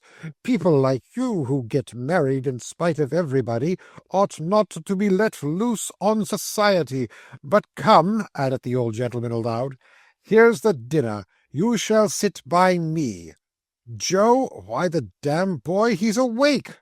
To the great distress of his master, the fat boy was indeed in a state of remarkable vigilance, his eyes being wide open and looking as if they intended to remain so. There was an alacrity in his manner, too, which was equally unaccountable. Every time his eyes met those of Emily or Arabella, he smirked and grinned once. Wardle could have sworn he saw him wink. This alteration in the fat boy's demeanour originated in his increased sense of his own importance, and the dignity he acquired from having been taken into the confidence of the young ladies, and the smirks and grins and winks were so many condescending assurances that they might depend upon his fidelity. As these tokens were rather calculated to awaken suspicion than allay it, and were somewhat embarrassing besides, they were occasionally answered by a frown or shaking of the head from Arabella, which the fat boy, considering as hints to be on his guard, expressed his perfect understanding of by smirking, grinning, and winking with redoubled assiduity. "Joe," said Mr. Wardle, after an unsuccessful search in all his pockets, "is my snuff-box on the sofa?" "No, sir," replied the fat boy. "Oh, I recollect I left it on my dressing-table this morning," said Wardle. "Run to the next room and fetch it." The fat boy went into the next room, and having been absent about a minute, returned with the snuff-box and the palest face that ever a fat boy wore. "What's the matter with the boy?" exclaimed Wardle. "Nothing's the matter with me," replied Joe, nervously. "Have you been seeing any spirits?" inquired the old gentleman. "Or taking any?" added Ben Allen. "I think you're right," whispered Wardle across the table. "He is intoxicated, I'm sure." Ben Allen replied that he thought he was, and as that gentleman had seen a vast deal of the disease in question, Wardle was confirmed in an impression which had been hovering about his mind for half an hour, and once arrived at the conclusion that the fat boy was drunk. "Just keep your eye upon him for a few minutes," murmured Wardle. "We shall soon find out whether he is or not." The unfortunate youth had only interchanged a dozen words with Mr. Snodgrass, that gentleman having implored him to make a private appeal to some friend to release him, and then pushed him out with the snuff-box, lest his prolonged absence should lead to a discovery. He ruminated a little with a most disturbed expression of face, and left the room in search of Mary. But Mary had gone home after dressing her mistress, and the fat boy came back again more disturbed than before. Wardle and Mr. Ben Allen exchanged glances. "Joe," said Wardle. "Yes, sir." What did you go away for?" The fat boy looked hopelessly in the face of everybody at table, and stammered out that he didn't know. "Oh," said Wardle, "you don't know, eh? Take this cheese to Mr. Pickwick." Now Mr. Pickwick, being in the very best health and spirits, had been making himself perfectly delightful all dinner-time, and was at this moment engaged in an energetic conversation with Emily and Mr. Winkle, bowing his head courteously in the emphasis of his discourse, gently waving his left hand to lend force to his observations, and all glowing with placid smiles. He took a piece of cheese from the plate, and was on the point of turning round to renew the conversation, when the fat boy, stooping so as to bring his head on a level with that of Mr. Pickwick, pointed with his thumb over his shoulder, and made the most horrible and hideous face that was ever seen out of a Christmas pantomime. "Dear me," said Mr. Pickwick, starting, "what a very— eh?" He stopped, for the fat boy had drawn himself up, and was, or pretended to be, fast asleep. "What's the matter?" inquired Wardle. "This is such an extremely singular lad," replied Mr. Pickwick, looking uneasily at the boy. "It seems an odd thing to say, but upon my word I am afraid that at times he is a little deranged." "Oh, Mr. Pickwick, pray don't say so," cried Emily and Arabella both at once. "I am not certain, of course," said Mr. Pickwick, amidst profound silence and looks of general dismay. "But his manner to me this moment really was very alarming." "Oh!" ejaculated Mr. Pickwick, suddenly jumping up with a short scream. "I beg your pardon, ladies, but at that moment he ran some sharp instrument into my leg. Really, he is not safe." "He's drunk!" roared old Wardle passionately. "Ring the bell! Call the waiters! He's drunk!" "I ain't," said the fat boy, falling on his knees as his master seized him by the collar. "I ain't drunk." "Then you're mad. That's worse. Call the waiters," said the old gentleman. "I ain't mad, I'm sensible," rejoined the fat boy, beginning to cry. "Then what the devil did you run sharp instruments into Mr. Pickwick's legs for?" inquired Wardle angrily. "He wouldn't look at me," replied the boy. "I wanted to speak to him." "What did you want to say?" asked half a dozen voices at once. The fat boy gasped, looked at the bedroom door, gasped again, and wiped 2 tears away with the knuckle of each of his forefingers. "What did you want to say?" demanded Wardle, shaking him. "Stop, Mr. Pickwick. Allow me. What did you wish to communicate to me, my poor boy?" "I want to whisper to you," replied the fat boy. "You want to bite his ear off, I suppose," said Wardle. "Don't come near him. He's vicious. Ring the bell and let him be taken downstairs." Just as Mr. Winkle caught the bell-rope in his hand, it was arrested by a general expression of astonishment. The captive lover, his face burning with confusion, suddenly walked in from the bedroom, and made a comprehensive bow to the company. "Hullo!" cried Wardle, releasing the fat boy's collar and staggering back. "What's this?"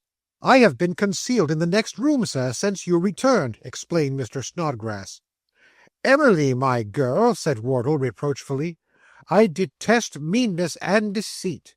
This is unjustifiable and indelicate in the highest degree. I don't deserve this at your hand, Emily, indeed."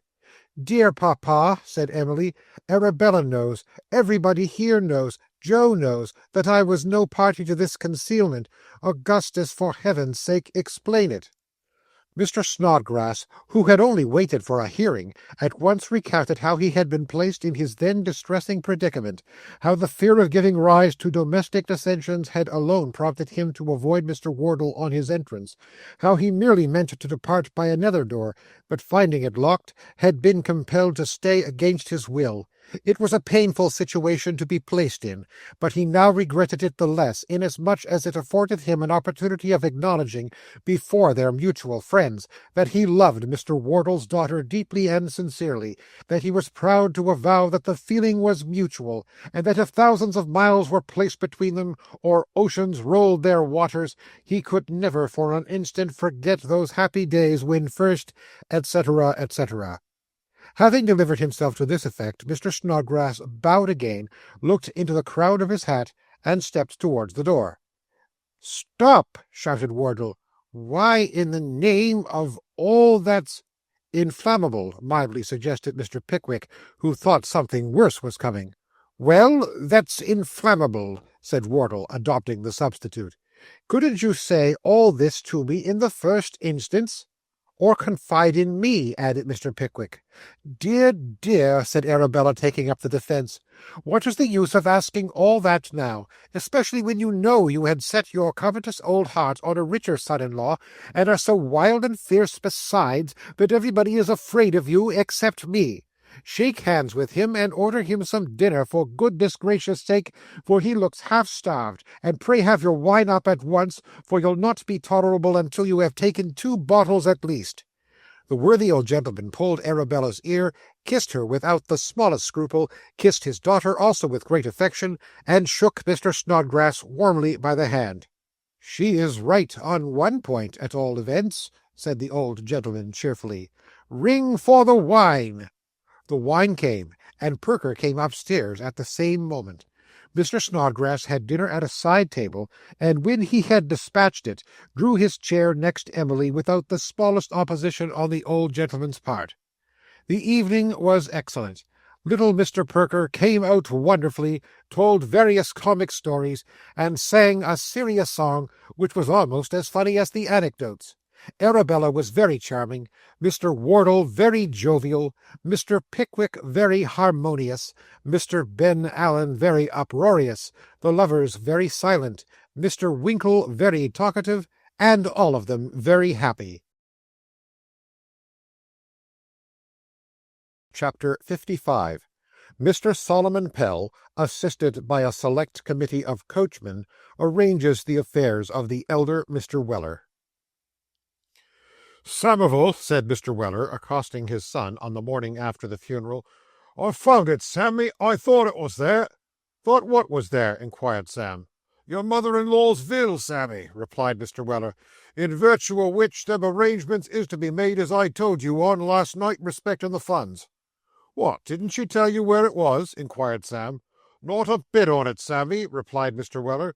"We was adjusting our little differences, and I was cheering her spirits and bearing her up, so that I forgot to ask anything about it.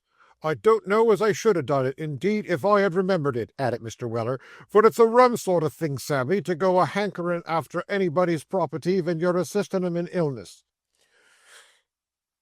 It's like helping an outside passenger up when he's been pitched off a coach, and putting your hand in his pocket while you ask him, with a sigh, how he finds himself, Sammy." With this figurative illustration of his meaning, Mr. Weller unclasped his pocket-book and drew forth a dirty sheet of letter-paper, on which were inscribed various characters crowded together in remarkable confusion. "This here is the document, Sammy," said Mr. Weller. "I found it in the little black teapot on the top shelf of the bar closet. She used to keep banknotes there afore she was married, Samivel. I seen her take the lid off to pay a bill many a time. Poor creature, she might have filled all the teapots in the house with bills, and not have inconvenienced herself neither, for she took very little of anything in that way lately, except on the temperance nights, when they just laid a foundation of tea to put the spirits atop on." "What does it say?" inquired Sam. "Just what I told you, my boy," rejoined his parent. £200 worth of reduced counsels to my son-in-law Samivel, and all the rest of my property of every kind and description whatsoever to my husband Mr. Tony Veller, who I appoint as my sole executor." "That's all, is it?" said Sam. "That's all," replied Mr. Weller. "And I suppose if it's all right and satisfactory to you and me as is the only parties interested, we may as well put this bit of paper into the fire." "What are you a-doing on, you lunatic?" said Sam, snatching the paper away, as his parent, all in innocence, stirred the fire preparatory to suiting the action to the word. "You're a nice executor, you are." "Why not?" inquired Mr. Weller, looking sternly round with the poker in his hand. "Why not?" exclaimed Sam. "'Cause it must be proved and probated and swore to, and all manner of formalities." "You don't mean that," said Mr. Weller, laying down the poker. Sam buttoned the will carefully in a side pocket, intimating by a look meanwhile that he did mean it, and very seriously too. "Then I'll tell you what it is," said Mr. Weller, after a short meditation. "This is a case for that 'ere confidential pal of the Chancellorship's. Pell must look into this, Sammy. He's the man for a difficult question at law. We'll have this here brought afore the Solvent Court directly, Samivel." "I never did see such an addle-headed old creature," exclaimed Sam irritably. "Old Baileys and solvent courts and alleyboys and every species of gammon always a-running through his brain. You'd better get your out-o'-door clothes on and come to town about this business than stand a-preaching there about what you don't understand nothing on." "Wery good, Sammy," replied Mr. Weller. "I'm quite agreeable to anything as vill hexpedite business, Sammy. But mind this here, my boy, nobody but Pell is a legal adwiser." "I don't want anybody else," replied Sam. "Now, are you a-comin'?" "Vait a minute, Sammy," replied Mr. Weller, who, having tied his shawl with the aid of a small glass that hung in the window, was now, by dint of the most wonderful exertions, struggling into his upper garments. "Vait a minute, Sammy. When you grow as old as your father, you won't get into your veskit quite as easy as you do now, my boy." "If I couldn't get into it easier than that, I'm blessed if I vear one at all," rejoined his son. "You think so now," said Mr. Weller, with the gravity of age, "but you'll find that as you get wider, you'll get wiser. Vidth and wisdom, Sammy, always grows together."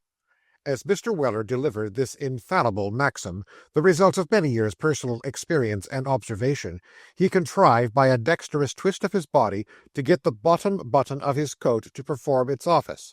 Having paused a few seconds to recover breath, he brushed his hat with his elbow, and declared himself ready. "As four heads is better than two, Sammy," said Mr. Weller, as they drove along the London road in the chaise cart, "and as all this here property is a wery great temptation to a legal gentleman, we'll take a couple of friends of mine with us, as'll be wery soon down upon him if he comes anything irregular. Two of them as saw you to the Fleet that day. They're the wery best judges," added Mr. Weller in a half-whisper, "the wery best judges of a horse you ever knowed." "And of a lawyer too?" inquired Sam. "The man as can form an accurate judgment of an animal can form an accurate judgment of anything," replied his father, so dogmatically that Sam did not attempt to controvert the position. In pursuance of this notable resolution, the services of the mottle-faced gentleman and of two other very fat coachmen, selected by Mr. Weller probably with a view to their width and consequent wisdom, were put into requisition, and this assistance having been secured, the party proceeded to the public-house in Portugal Street, whence a messenger was dispatched to the insolvent court over the way, requiring Mr. Solomon Pell's immediate attendance. The messenger fortunately found Mr. Solomon Pell in court, regaling himself, business being rather slack, with a cold collation of an Abernethy biscuit and saveloy.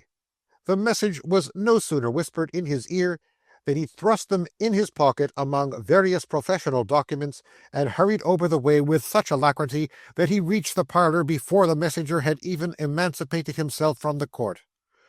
"Gentlemen," said Mr. Pell, touching his hat, "my service to you all. I don't say it to flatter you, gentlemen, but there are not 5 other men in the world that I'd have come out of that court for today." "So busy, eh?" said Sam. "Busy," replied Pell. "I'm completely sewn up, as my friend the Lord Chancellor many a time used to say to me, gentlemen, when he came out from hearing appeals in the House of Lords. Poor fellow, he was very susceptible to fatigue. He used to feel those appeals uncommonly. I actually thought more than once that he'd have sunk under 'em, I did indeed." Here Mr. Pell shook his head and paused, on which the elder Mr. Weller, nudging his neighbour as begging him to mark the attorney's high connections, asked whether the duties in question produced any permanent ill effects on the constitution of his noble friend. "I don't think he ever quite recovered them," replied Pell. "In fact, I'm sure he never did. Pell, he used to say to me many a time, 'How the blazes you can stand the head work you do is a mystery to me.' Well, I used to answer, 'I hardly know how I do it, upon my life.' Pell, he'd add, sighing and looking at me with a little envy, 'Friendly envy, you know, gentlemen, mere friendly envy. I never minded it. Pell, you're a wonder, a wonder. Ah, you'd have liked him very much if you'd have known him, gentlemen. Bring me 3 penn'orth of rum, my dear." Addressing this latter remark to the waitress in a tone of subdued grief, Mr. Pell sighed, looked at his shoes and the ceiling, and the rum having by that time arrived, drank it up. "However," said Pell, drawing a chair to the table, "a professional man has no right to think of his private friendships when his legal assistance is wanted. By the by, gentlemen, since I saw you here before, We have had to weep over a very melancholy occurrence." Mr. Pell drew out a pocket-handkerchief when he came to the word weep, but he made no further use of it than to wipe away a slight tinge of rum which hung upon his upper lip. "I saw it in the Advertiser, Mr. Weller," continued Pell. "Bless my soul, not more than 52.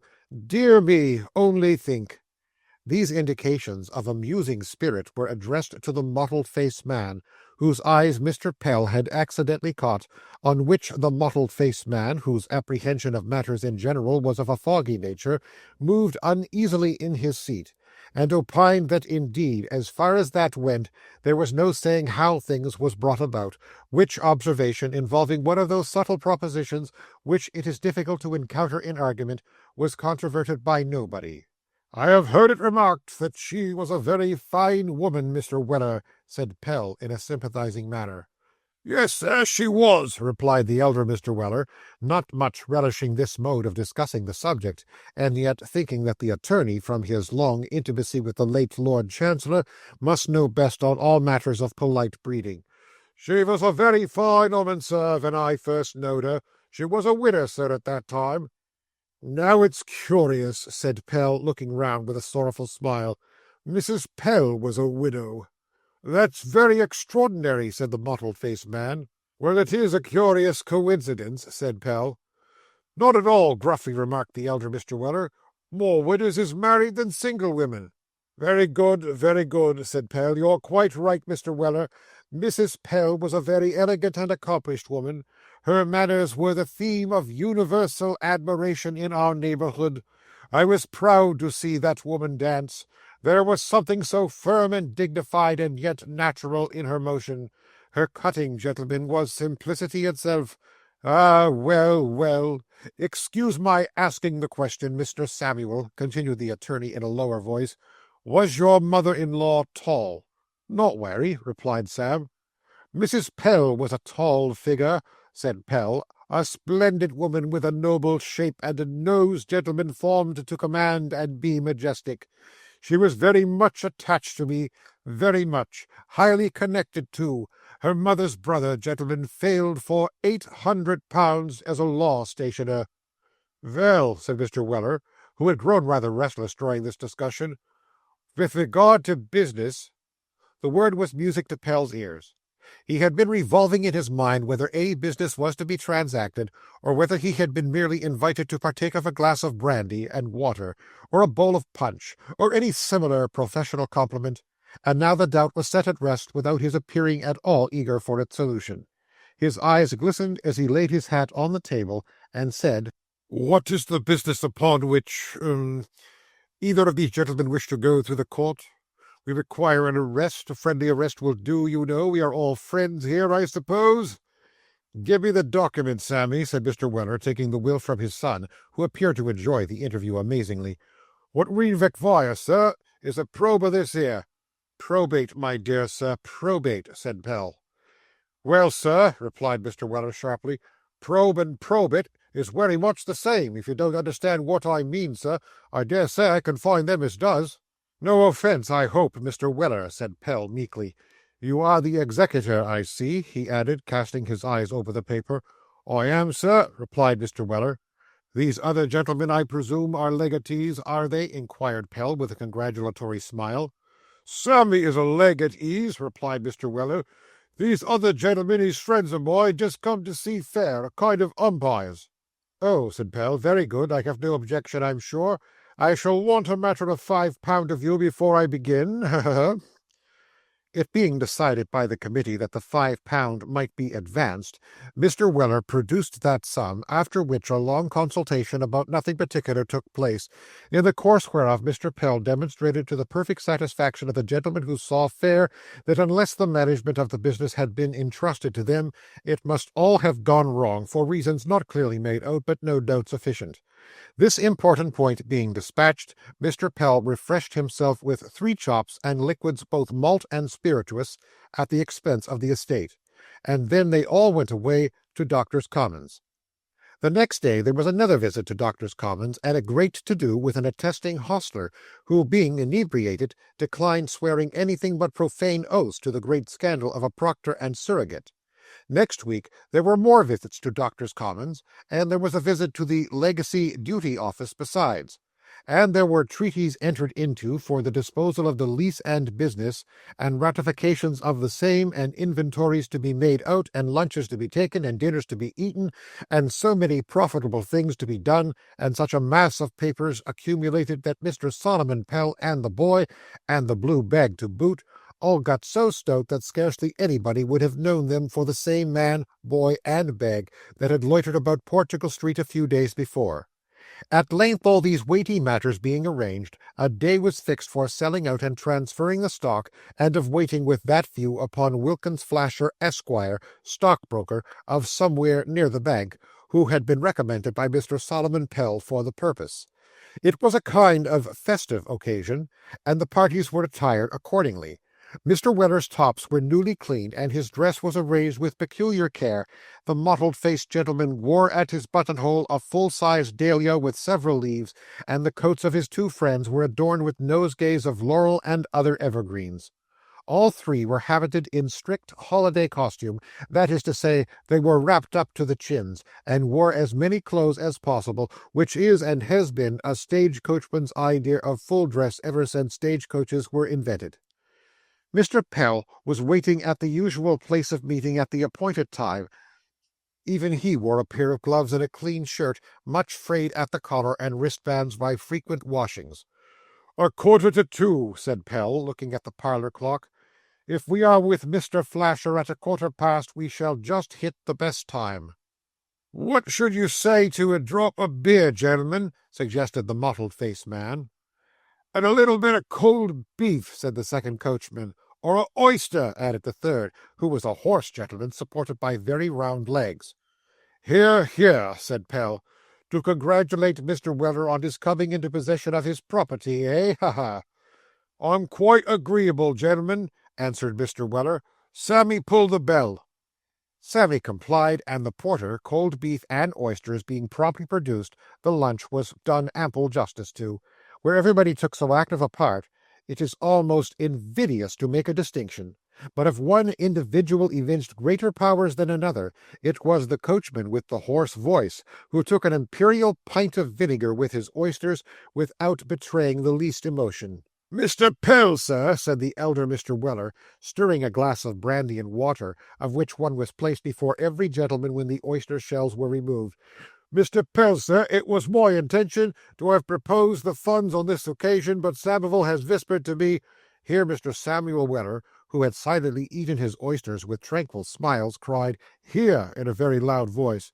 "Has whispered to me," resumed his father, "that it would be better to devote the liquor to wishing you success and prosperity, and thanking you for the manner in which you brought this here business through. Here's your health, sir." "Hold hard there," interposed the mottled-faced gentleman with sudden energy. "Your eyes on me, gentlemen." Saying this, the mottled-faced gentleman rose, as did the other gentleman. The mottled-faced gentleman reviewed the company, and slowly lifted his hand, upon which every man, including him of the mottled countenance, drew a long breath and lifted his tumbler to his lips.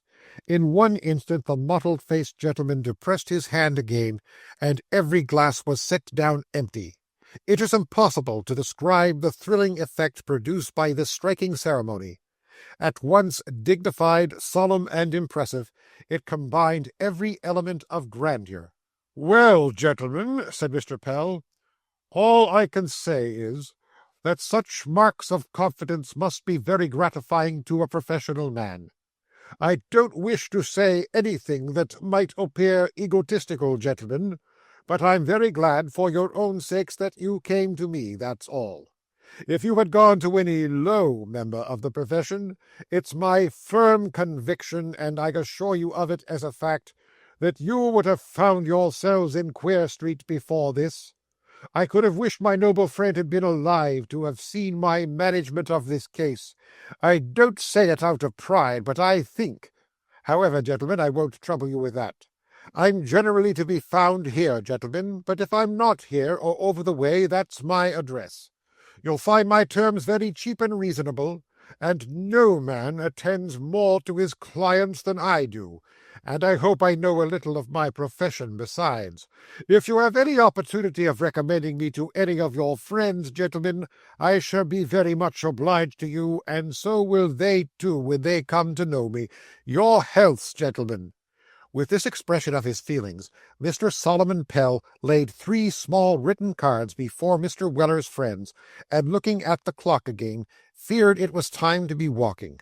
Upon this hint Mr. Weller settled the bill, and issuing forth, the executor, the legatee, attorney, and umpires directed their steps towards the city. The office of Wilkins Flasher, Esquire, of the Stock Exchange, was in a first floor up a court behind the Bank of England. The house of Wilkins Flasher, Esquire, was at Brixton, Surrey. The horse and stanhope of Wilkins Flasher, Esquire, were at an adjacent livery stable. The groom of Wilkins Flasher, Esquire, was on his way to the West Inn to deliver some game. The clerk of Wilkins Flasher, Esquire, had gone to his dinner, and so Wilkins Flasher, Esquire, himself cried, "Come in," when Mr. Pell and his companions knocked at the counting-house door. "Good morning, sir," said Pell, bowing obsequiously. "We want to make a little transfer, if you please." "Oh, just come in, will you?" said Mr. Flasher. "Sit down a minute. I'll attend to you directly." "Thank you, sir," said Pell. "There's no hurry. Take a chair, Mr. Weller." Mr. Weller took a chair, and Sam took a box, and the umpires took what they could get, and looked at the almanac and at 1 or 2 papers which were wafered against the wall, with as much open-eyed reverence as if they had been the finest efforts of the old masters. "Well, I'll bet you half a dozen of claret on it. Come," said Wilkins Flasher, Esquire, resuming the conversation to which Mr. Pell's entrance had caused a momentary interruption. This was addressed to a very smart gentleman who wore his hat on his right whisker, and was lounging over the desk killing flies with a ruler. Wilkins Flasher, Esquire, was balancing himself on 2 legs of an office-stool, spearing a wafer-box with a penknife, which he dropped every now and then with great dexterity into the very centre of a small red wafer that was stuck outside. Both gentlemen had very open waistcoats and very rolling collars, and very small boots, and very big rings, and very little watches, and very large guard chains, and symmetrical inexpressibles, and scented pocket-handkerchiefs. "I've never bet half a dozen," said the other gentleman. "I'll take a dozen." "Done, Simmery, done," said Wilkins Flasher, Esquire. "PP, mind," observed the other. "Of course," replied Wilkins Flasher, Esquire. Wilkins Flasher, Esquire, entered it in a little book with a gold pencil-case, and the other gentleman entered it also in another little book with another gold pencil-case. "I see there's a notice up this morning about Boffer," observed Mr. Simmery. "Poor devil, he's expelled the house." "I'll bet you 10 guineas to 5 he cuts his throat," said Wilkins Flasher, Esquire. "Done," replied Mr. Simmery. "Stop, I bar," said Wilkins Flasher, Esquire, thoughtfully. "Perhaps he may hang himself." "Very good," rejoined Mr. Simmery, pulling out the gold pencil-case again. "I have no objection to take you that way. Say, makes away with himself." "Kills himself, in fact," said Wilkins Flasher, Esquire. "Just so," replied Mr. Simmery, putting it down. "Flasher, 10 guineas to 5. Boffer kills himself. Within what time shall we say?" "A fortnight," suggested Wilkins Flasher, Esquire. "Confound it, no," rejoined Mr. Simmery, stopping for an instant to smash a fly with the ruler. "Say a week." "Split the difference," said Wilkins Flasher, Esquire. "Make it 10 days." "Well, 10 days," rejoined Mr. Simmery. So it was entered down on the little books that Boffer was to kill himself within 10 days, or Wilkins Flasher, Esquire, was to hand over to Frank Simmery, Esquire, the sum of 10 guineas, and that if Boffer did kill himself within that time, Frank Simmery, Esquire, would pay to Wilkins Flasher, Esquire, 5 guineas instead. "I'm very sorry he has failed," said Wilkins Flasher, Esquire. "Capital dinners he gave." "Fine port he had, too," remarked Mr. Simmery. "We are going to send our butler to the sale to-morrow to pick up some of that 64. "The devil you are," said Wilkins Flasher, Esquire. "My man's going too. 5 guineas my man outbids your man. Done." Another entry was made in the little books with the gold pencil-cases, and Mr. Simmery, having by this time killed all the flies and taken all the bets, strolled away to the Stock Exchange to see what was going forward. Wilkins Flasher, Esquire, now condescended to receive Mr. Solomon Pell's instructions, and having filled up some printed forms, requested the party to follow him to the bank, which they did, Mr. Weller and his 3 friends staring at all they beheld in unbounded astonishment, and Sam encountering everything with a coolness which nothing could disturb. Crossing a courtyard, which was all noise and bustle, and passing a couple of porters who seemed dressed to match the red fire engine which was wheeled away into a corner, they passed into an office where their business was to be transacted, and where Pell and Mr. Flasher left them standing for a few moments while they went upstairs into the will office. "What place is this here?" whispered the mottled-faced gentleman to the elder Mr. Weller. "Counsel's office," replied the executor in a whisper. "What are them gentlemen a-sitting behind the counters?" asked the hoarse coachman. "Reduced counsels, I suppose," replied Mr. Weller. "Ain't they the reduced counsels, Samivel?" "Why, you don't suppose the reduced counsels is alive, do you?" inquired Sam with some disdain. "How should I know?" retorted Mr. Weller. "I thought they looked very like it. What are they, then?" "Clerks," replied Sam. "What are they all eating ham sandwiches for?" inquired his father. "'Cause it's in their duty, I suppose," replied Sam. "It's part of the system. They're always a-doing it here all day long."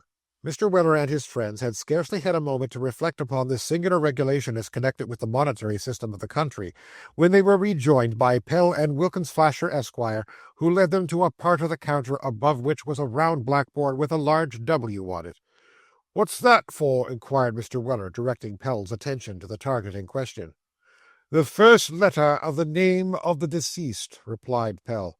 "I say," said Mr. Weller, turning round to the umpires, "there's something wrong here. We's our letter. This won't do."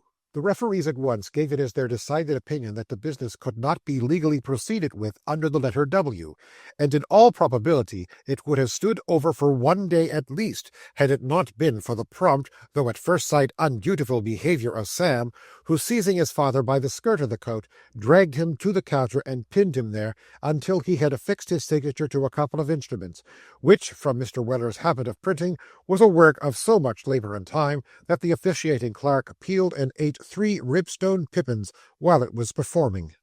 As the elder Mr. Weller insisted on selling out his portion forthwith, they proceeded from the bank to the gate of the Stock Exchange, to which Wilkins Flasher, Esquire, after a short absence, returned with a cheque on Smith, Payne, and Smith for £530, that being the money to which Mr. Weller, at the market price of the day, was entitled, in consideration of the balance of the second Mrs. Weller's funded savings. Sam's £200 stood transferred to his name, and Wilkins Flasher, Esquire, having been paid his commission, dropped the money carelessly into his coat pocket and lounged back to his office. Mr. Weller was at first obstinately determined on cashing the cheque in nothing but sovereigns, but it being represented by the umpires that by so doing he must incur the expense of a small sack to carry them home in, he consented to receive the amount in £5 notes. "My son," said Mr. Weller as they came out of the banking-house, "my son and me has a very particular engagement this afternoon, and I should like to have this here business settled out of hand, so let's just go straightway somewheres where we can audit the accounts." A quiet room was soon found, and the accounts were produced and audited. Mr. Pell's bill was taxed by Sam, and some charges were disallowed by the umpires, but notwithstanding Mr. Pell's declaration, accompanied with many solemn asseverations that they were really too hard upon him, it was by very many degrees the best professional job he had ever had, and one on which he boarded, lodged, and washed for 6 months afterwards. The umpires, having partaken of a dram, shook hands and departed, as they had to drive out of town that night. Mr. Solomon Pell, finding that nothing more was going forward, either in the eating or drinking way, took a friendly leave, and Sam and his father were left alone. "There," said Mr. Weller, thrusting his pocket-book in his side-pocket, "if the bill's for the lease and that, there's £1,180 here. Now, Saville, my boy, turn the horses' heads to the George and Walter." Chapter 56. An important conference takes place between Mr. Pickwick and Samuel Weller, at which his parent assists. An old gentleman in a snuff-coloured suit arrives unexpectedly. Mr. Pickwick was sitting alone, musing over many things, and thinking, among other considerations, how he could best provide for the young couple whose present unsettled condition was matter of constant regret and anxiety to him, when Mary stepped lightly into the room, and advancing to the table, said rather hastily, "Oh, if you please, sir, Samuel is downstairs, and he says may his father see you." "Surely," replied Mr. Pickwick. "Thank you, sir," said Mary, tripping towards the door again. "Sam has not been here long, has he?" inquired Mr. Pickwick. "Oh, no, sir," replied Mary eagerly. "He has only just come home. He is not going to ask you for any more leave, sir, he says." Mary might have been conscious that she had communicated this last intelligence with more warmth than seemed actually necessary, or she might have observed the good-humoured smile with which Mr. Pickwick regarded her when she had finished speaking. She certainly held down her head and examined the corner of a very smart little apron with more closeness than there appeared any absolute occasion for. "Tell them they can come up at once, by all means," said Mr. Pickwick. Mary, apparently much relieved, hurried away with her message. Mr. Pickwick took 2 or 3 turns up and down the room, and rubbing his chin with his left hand as he did so, appeared lost in thought. "Well, well," said Mr. Pickwick at length in a kind but somewhat melancholy tone, "it is the best way in which I could reward him for his attachment and fidelity. Let it be so, in heaven's name. It is the fate of a lonely old man that those about him should form new and different attachments and leave him. I have no right to expect that it should be otherwise with me. No, no," added Mr. Pickwick more cheerfully, "it would be selfish and ungrateful. I ought to be happy to have an opportunity of providing for him so well. I am. Of course I am." Mr. Pickwick had been so absorbed in these reflections that a knock at the door was 3 or 4 times repeated before he heard it. Hastily seating himself, and calling up his accustomed pleasant looks, he gave the required permission, and Sam Weller entered, followed by his father. "Glad to see you back again, Sam," said Mr. Pickwick. "How do you do, Mr. Weller?" "Very hearty, thank'ee, sir," replied the widower. "Hope I see you well, sir." "Quite, I thank you," replied Mr. Pickwick. "I wanted to have a little bit of conversation with you, sir," said Mr. Weller, "if you could spare me 5 minutes or so, sir." "Certainly," replied Mr. Pickwick. "Sam, give your father a chair." "Thank'ee, Samivel, I've got a cheer here," said Mr. Weller, bringing one forward as he spoke. "Uncommon fine day it's been, sir," added the old gentleman, laying his hat on the floor as he sat himself down. "Remarkably so indeed," replied Mr. Pickwick. "Very seasonable." "Seasonablest weather I ever see, sir," rejoined Mr. Weller. Here the old gentleman was seized with a violent fit of coughing, which being terminated, he nodded his head and winked and made several supplicatory and threatening gestures to his son, all of which Sam Weller steadily abstained from seeing. Mr. Pickwick, perceiving that there was some embarrassment on the old gentleman's part, affected to be engaged in cutting the leaves of a book that lay beside him, and waited patiently until Mr. Weller should arrive at the object of his visit. "I never see such an aggravating boy as you are, Samivel," said Mr. Weller, looking indignantly at his son. "Never in all my born days." "What is he doing, Mr. Weller?" inquired Mr. Pickwick. "He won't begin, sir," rejoined Mr. Weller. "He knows I ain't equal to expressin' myself when there's anything particular to be done, and yet he'll stand and see me a-sittin' here taking up your valuable time and making a regular spectacle of myself, rather than help me out with a syllable. It ain't filial conduct, Samivel," said Mr. Weller, wiping his forehead. "Wery far from it." "You said you'd speak," replied Sam. "How should I know you was done up at the wery beginning?" "You might have seen I warn't able to start," rejoined his father. "I'm on the wrong side of the road and backing into the Palins, and all matter of unpleasantness, and yet you won't put out a hand to help me. I'm ashamed on you, Samivel." "The fact is, sir," said Sam, with a slight bow, "the governor's been a-drawing his money." "Wery good, Samivel, wery good," said Mr. Weller, nodding his head with a satisfied air. "I didn't mean to speak harsh to you, Sammy. Wery good. That's the way to begin. Come to the point at once. Wery good indeed, Samivel." Mr. Weller nodded his head an extraordinary number of times in the excess of his gratification, and waited in a listening attitude for Sam to resume his statement. "You may sit down, Sam," said Mr. Pickwick, apprehending that the interview was likely to prove rather longer than he had expected. Sam bowed again and sat down. His father looking round, he continued, "The governor, sir, has drawn out £530. "Reduced counsels," interposed Mr. Weller, senior, in an undertone. "It don't much matter whether it's reduced counsels or what not," said Sam. £530 is the sum, ain't it? "All right, Samivel," replied Mr. Weller. "To which sum he has added for the house and business." "Lease, goodwill, stock, and fixtures," interposed Mr. Weller. "As much as makes it," continued Sam, "altogether £1,180. "Indeed," said Mr. Pickwick. "I am delighted to hear it. I congratulate you, Mr. Weller, on having done so well." "Wait a minute, sir," said Mr. Weller, raising his hand in a deprecatory manner. "Get on, Samivel." "This here money," said Sam, with a little hesitation, "he's anxious to put somewheres where he knows it'll be safe, and I'm wery anxious too, for if he keeps it, he'll go a-lending it to somebody, or invest in property and horses, or dropping his pocket-book down an airy, or making an Egyptian mummy of hisself in some way or another." "Wery good, Samivel," observed Mr. Weller, in as complacent a manner as if Sam had been passing the highest eulogiums on his prudence and foresight. "Wery good." "For which reasons," continued Sam, plucking nervously at the brim of his hat, "for which reasons he's drawn it out to-day, and come here with me to say, leastways to offer, or in other words—" "To say this here," said the elder Mr. Weller impatiently, "that it ain't o' no use to me. I'm a-going to work a coach regular, and hain't got nowheres to keep it in, unless I was to pay the guard for taking care on it, or to put it in one of the coach pockets, which would be a temptation to the insides. If you'll take care on it for me, sir, I shall be wery much obliged to you.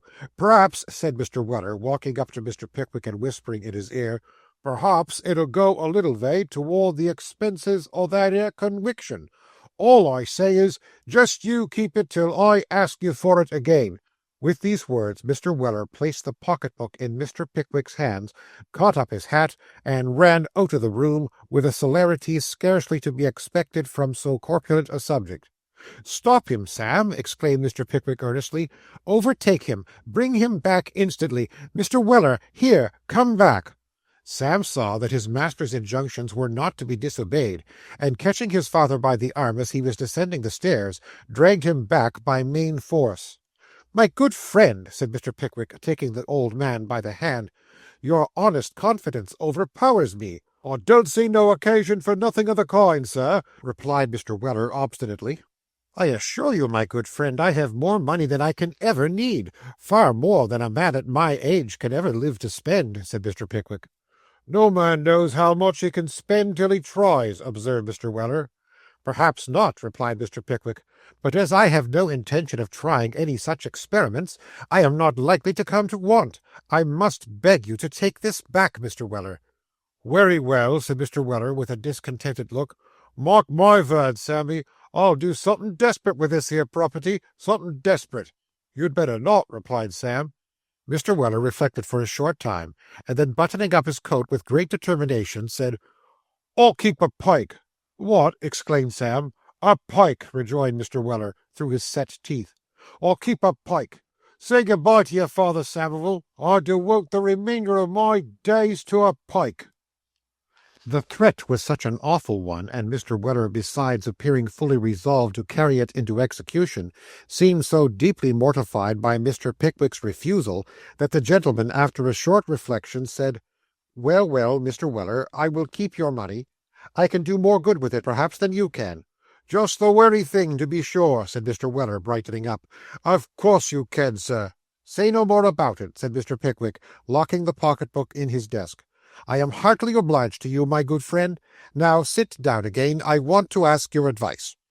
The internal laughter occasioned by the triumphant success of his visit, which had convulsed not only Mr. Weller's face, but his arms, legs, and body also, during the locking up of the pocket-book, suddenly gave place to the most dignified gravity as he heard these words. "Wait outside a few minutes, Sam, will you?" said Mr. Pickwick. Sam immediately withdrew. Mr. Weller looked uncommonly wise and very much amazed when Mr. Pickwick opened the discourse by saying, "You are not an advocate for matrimony, I think, Mr. Weller?" Mr. Weller shook his head.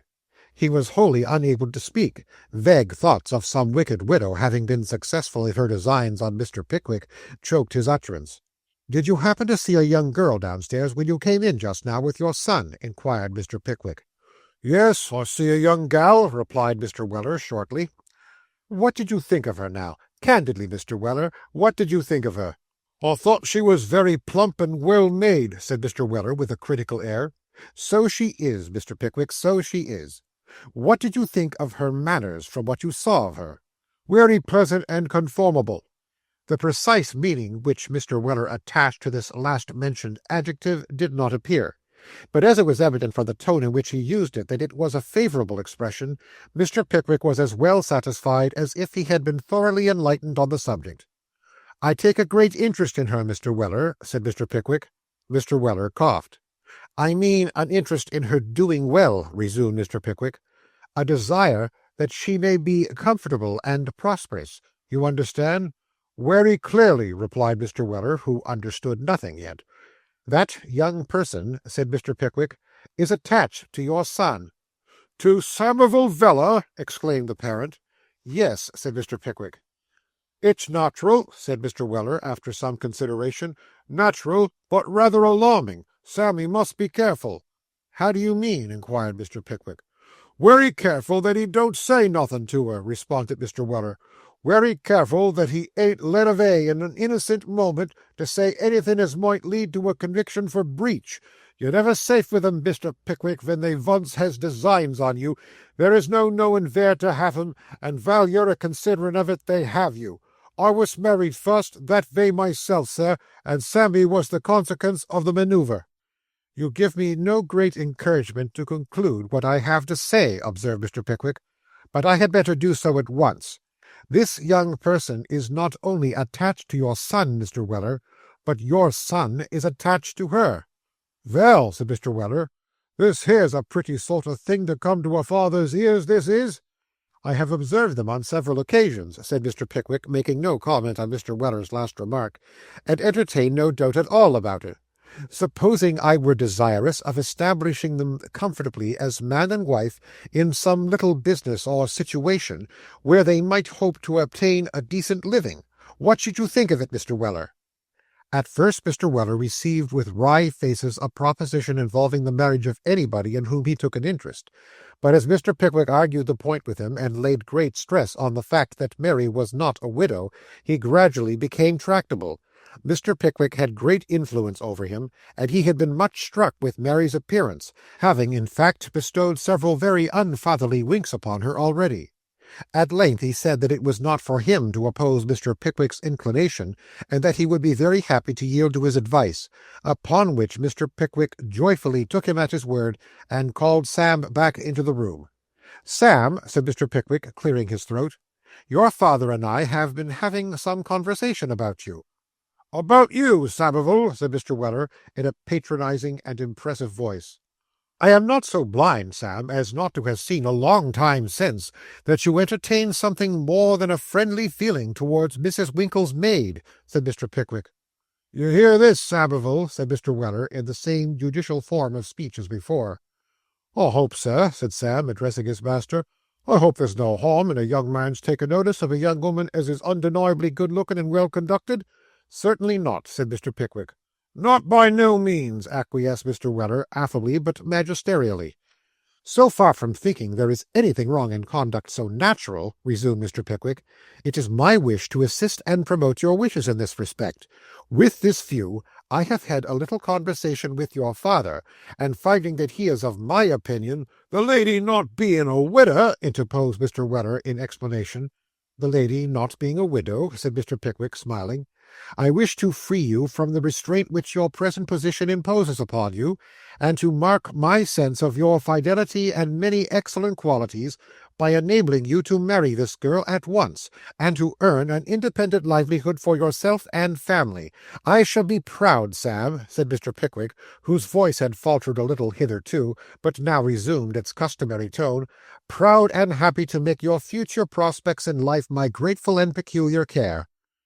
There was a profound silence for a short time, and then Sam said, in a low, husky sort of voice, but firmly withal, I'm very much obliged to you for your goodness, sir, as is only like yourself, but it can't be done."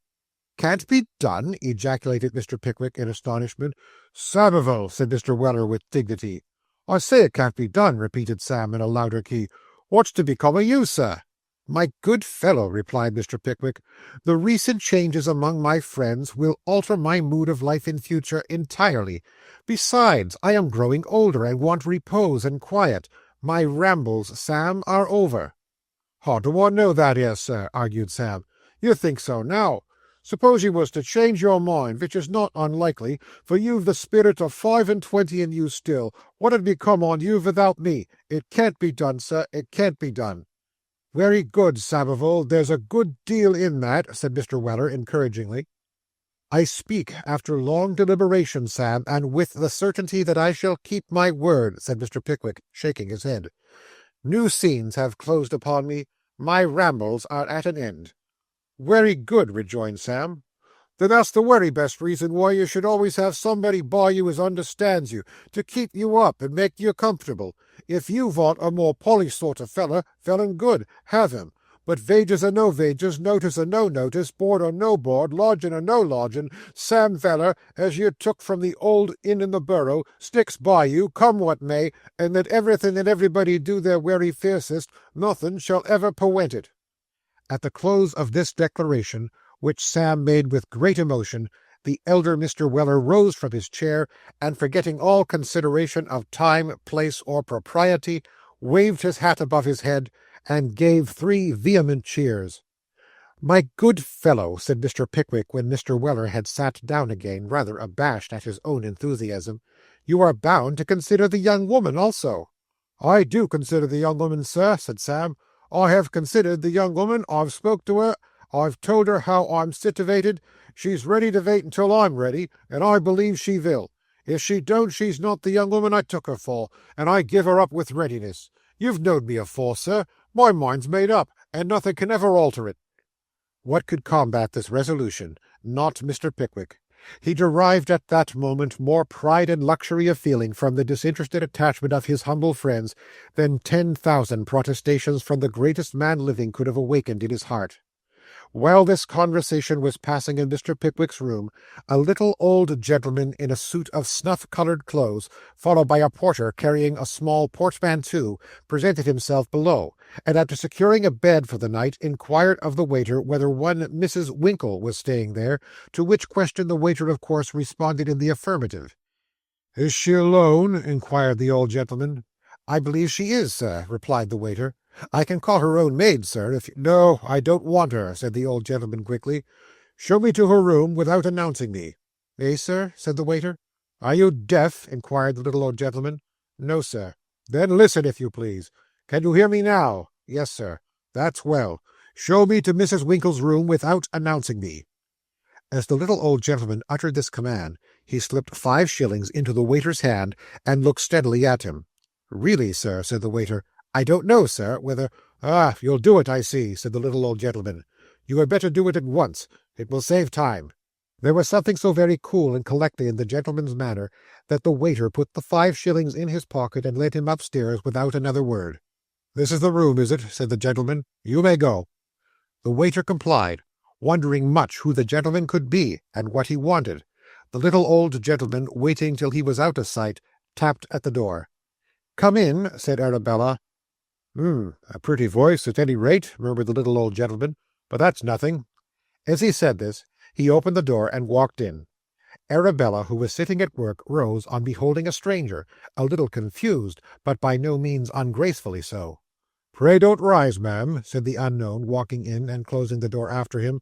"Mrs. Winkle, I believe?" Arabella inclined her head. "Mrs. Nathaniel Winkle, who married the son of the old man at Birmingham," said the stranger, eyeing Arabella with visible curiosity. Again Arabella inclined her head and looked uneasily round, as if uncertain whether to call for assistance. "I surprise you, I see, ma'am," said the old gentleman. "Rather, I confess," replied Arabella, wondering more and more. "I'll take a chair if you'll allow me, ma'am," said the stranger. He took one, and drawing a spectacle case from his pocket, leisurely pulled out a pair of spectacles, which he adjusted on his nose. "You don't know me, ma'am," he said, looking so intently at Arabella that she began to feel alarmed. "No, sir," she replied timidly. "No," said the gentleman, nursing his left leg. "I don't know how you should. You know my name, though, ma'am." "Do I?" said Arabella, trembling, though she scarcely knew why. "May I ask what it is?" "Presently, ma'am, presently," said the stranger, not having yet removed his eyes from her countenance. "You have been recently married, ma'am." "I have," replied Arabella in a scarcely audible tone, laying aside her work and becoming greatly agitated as a thought that had occurred to her before struck more forcibly upon her mind. "Without having represented to your husband the propriety of first consulting his father, on whom he is dependent, I think," said the stranger. Arabella applied her handkerchief to her eyes. "Without an endeavour even to ascertain by some indirect appeal what were the old man's sentiments on a point in which he would naturally feel much interested," said the stranger. "I cannot deny it, sir," said Arabella. "And without having sufficient property of your own to afford your husband any permanent assistance in exchange for the worldly advantages which you knew he would have gained if he had married agreeably to his father's wishes," said the old gentleman.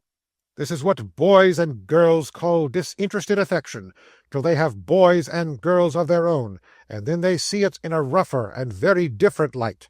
Arabella's tears flowed fast, as she pleaded in extenuation that she was young and inexperienced, that her attachment had alone induced her to take the step to which she had resorted, and that she had been deprived of the counsel and guidance of her parents almost from infancy. "It was wrong," said the old gentleman in a milder tone, "very wrong. It was romantic, unbusinesslike, foolish." "It was my fault, all my fault, sir," replied poor Arabella, weeping. "Nonsense," said the old gentleman. "It was not your fault that he fell in love with you, I suppose." "Yes, it was, though," said the old gentleman, looking rather slyly at Arabella. "It was your fault. He couldn't help it." This little compliment, or the little gentleman's odd way of paying it, or his altered manner, so much kinder than it was at first, or all three together, forced a smile from Arabella in the midst of her tears. "Where's your husband?" inquired the old gentleman abruptly, stopping a smile which was just coming over his own face. "I expect him every instant, sir," said Arabella. "I persuaded him to take a walk this morning. He is very low and wretched at not having heard from his father." "Low, is he?" said the old gentleman. "Serve him right." "He feels it on my account, I am afraid," said Arabella. "And indeed, sir, I feel it deeply on his. I have been the sole means of bringing him to his present condition." "Don't mind it on his account, my dear," said the old gentleman. "It serves him right. I am glad of it, actually glad of it, as far as he is concerned." The words were scarcely out of the old gentleman's lips when footsteps were heard ascending the stairs, which he and Arabella seemed both to recognize at the same moment. The little gentleman turned pale, and making a strong effort to appear composed, stood up as Mr. Winkle entered the room. "Father!" cried Mr. Winkle, recoiling in amazement. "Yes, sir," replied the little old gentleman. "Well, sir, what have you got to say to me?" Mr. Winkle remained silent. "You are ashamed of yourself, I hope, sir," said the old gentleman. Still Mr. Winkle said nothing. "Are you ashamed of yourself, sir, or are you not?" inquired the old gentleman. "No, sir," replied Mr. Winkle, drawing Arabella's arm through his. "I'm not ashamed of myself or of my wife either." "Upon my word," cried the old gentleman ironically. "I am very sorry to have done anything which has lessened your affection for me, sir," said Mr. Winkle, "but I will say at the same time that I have no reason to be ashamed of having this lady for my wife, nor you of having her for a daughter." "Give me your hand, Nat," said the old gentleman in an altered voice. "Kiss me, my love. You are a very charming little daughter-in-law, after all." In a few minutes' time Mr. Winkle went in search of Mr. Pickwick, and returning with that gentleman presented him to his father, whereupon they shook hands for 5 minutes incessantly. "Mr. Pickwick, I thank you most heartily for all your kindness to my son," said old Mr. Winkle in a bluff, straightforward way. "I am a hasty fellow, and when I saw you last I was vexed and taken by surprise. I have judged for myself now, and am more than satisfied. Shall I make any more apologies, Mr. Pickwick?" "Not one," replied that gentleman. "You have done the only thing wanting to complete my happiness." Hereupon there was another shaking of hands for 5 minutes longer, accompanied by a great number of complimentary speeches, which, besides being complimentary, had the additional and very novel recommendation of being sincere. Sam had dutifully seen his father to the Belle Sauvage, when, on returning, he encountered the fat boy in the court, who had been charged with the delivery of a note from Emily Wardle. "I say," said Joe, who was unusually loquacious, "what a pretty girl Mary is, isn't she? I'm so very fond of her, I am." Mr. Weller made no verbal remark in reply, but eyeing the fat boy for a moment, quite transfixed at his presumption, led him by the collar to the corner, and dismissed him with a harmless but ceremonious kick, after which he walked home, whistling. Chapter 57, in which the Pickwick Club is finally dissolved, and everything concluded to the satisfaction of everybody. For a whole week after the happy arrival of Mr. Winkle from Birmingham, Mr. Pickwick and Sam Weller were from home all day long, only returning just in time for dinner, and then wearing an air of mystery and importance quite foreign to their natures. It was evident that very grave and eventful proceedings were on foot, but various surmises were afloat respecting their precise character. Some, among whom was Mr. Tupman, were disposed to think that Mr. Pickwick contemplated a matrimonial alliance, but this idea the ladies most strenuously repudiated. Others rather inclined to the belief that he had projected some distant tour, and was at present occupied in effecting the preliminary arrangements. But this again was stoutly denied by Sam himself, who had unequivocally stated, when cross-examined by Mary, that no new journeys were to be undertaken. At length, when the brains of the whole party had been racked for 6 long days by unavailing speculation, it was unanimously resolved that Mr. Pickwick should be called upon to explain his conduct, and to state distinctly why he had thus absented himself from the society of his admiring friends. With this view, Mr. Wardle invited the full circle to dinner at the Adelphi, and the decanters having been thrice sent round, opened the business. "We are all anxious to know," said the old gentleman, "what we have done to offend you, and to induce you to desert us and devote yourselves to these solitary walks." "Are you?" said Mr. Pickwick.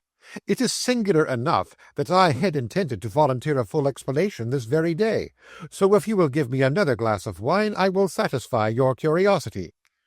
The decanters passed from hand to hand with unwonted briskness, and Mr. Pickwick, looking round on the faces of his friends with a cheerful smile, proceeded. "All the changes that have taken place among us," said Mr. Pickwick, "I mean the marriage that has taken place and the marriage that will take place, with the changes they involve, rendered it necessary for me to think soberly and at once upon my future plans. I determined on retiring to some quiet, pretty neighbourhood in the vicinity of London. I saw a house which exactly suited my fancy. I have taken it and furnished it. It is fully prepared for my reception, and I intend entering upon it at once, trusting that I may yet live to spend many quiet years in peaceful retirement, cheered through life by the society of my friends, and followed in death by their affectionate remembrance."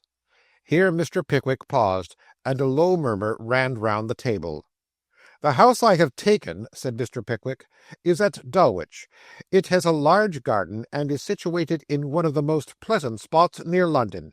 It has been fitted up with every attention to substantial comfort, perhaps to a little elegance besides. But of that you shall judge for yourself. Sam accompanies me there. I have engaged, on Perker's representation, a housekeeper, a very old one, and such other servants as she thinks I shall require. I propose to consecrate this little retreat by having a ceremony in which I take a great interest performed there. I wish, if my friend Wardle entertains no objection, that his daughter should be married from my new house, on the day I take possession of it. The happiness of young people," said Mr. Pickwick, a little moved, "has ever been the chief pleasure of my life. It will warm my heart to witness the happiness of those friends who are dearest to me beneath my own roof." Mr. Pickwick paused again. Emily and Arabella sobbed audibly. "I have communicated both personally and by letter with the club," resumed Mr. Pickwick, "acquainting them with my intention. During our long absence it has suffered much from internal dissensions, and the withdrawal of my name, coupled with this and other circumstances, has occasioned its dissolution. The Pickwick Club exists no longer." "I shall never regret," said Mr. Pickwick in a low voice, "I shall never regret having devoted the greater part of 2 years to mixing with different varieties and shades of human character, frivolous as my pursuit of novelty may have appeared to many. Nearly the whole of my previous life having been devoted to business and the pursuit of wealth, numerous scenes of which I had no previous conception have dawned upon me. I hope to the enlargement of my mind and the improvement of my understanding. If I have done but little good, I trust I have done less harm, and that none of my adventures will be other than a source of amusing and pleasant recollection to me in the decline of life. God bless you all." With these words Mr. Pickwick filled and drained a bumper with a trembling hand, and his eyes moistened as his friends rose with one accord and pledged him from their hearts. There were a few preparatory arrangements to be made for the marriage of Mr. Snodgrass. As he had neither father nor mother, and had been in his minority a ward of Mr. Pickwick's, that gentleman was perfectly well acquainted with his possessions and prospects. His account of both were quite satisfactory to Wardle, and almost any other account would have been, for the good old gentleman was overflowing with hilarity and kindness, and a handsome portion having been bestowed upon Emily, the marriage was fixed to take place on the 4th day from that time, the suddenness of which preparations reduced 3 dressmakers and a tailor to the extreme verge of insanity. Getting post-horses to the carriage, old Wardle started off next day to bring his mother back to town. Communicating his intelligence to the old lady with characteristic impetuosity, she instantly fainted away, but being promptly revived, ordered the brocaded silk gown to be packed up forthwith, and proceeded to relate some circumstances of a similar nature attending the marriage of the eldest daughter of Lady Tollimglower, deceased, which occupied 3 hours in the recital, and were not half finished at last. Mrs. Trundle had to be informed of all the mighty preparations that were making in London, and being in a delicate state of health, was informed thereof through Mr. Trundle, lest the news should be too much for her. But it was not too much for her, inasmuch as she at once wrote off to Muggleton to order a new cap and a black satin gown, and moreover avowed her determination of being present at the ceremony.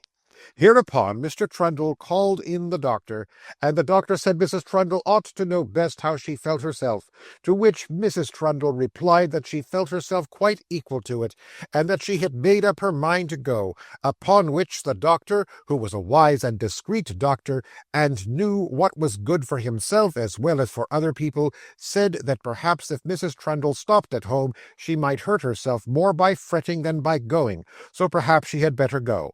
And she did go, the doctor with great attention sending in 6 of medicine to be drunk upon the road. In addition to these points of distraction, Wardle was entrusted with 2 small letters to 2 small young ladies, who were to act as bridesmaids, upon the receipt of which the 2 young ladies were driven to despair by having no things ready for so important an occasion, and no time to make them in, a circumstance which appeared to afford the 2 worthy papas of the 2 small young ladies rather a feeling of satisfaction than otherwise.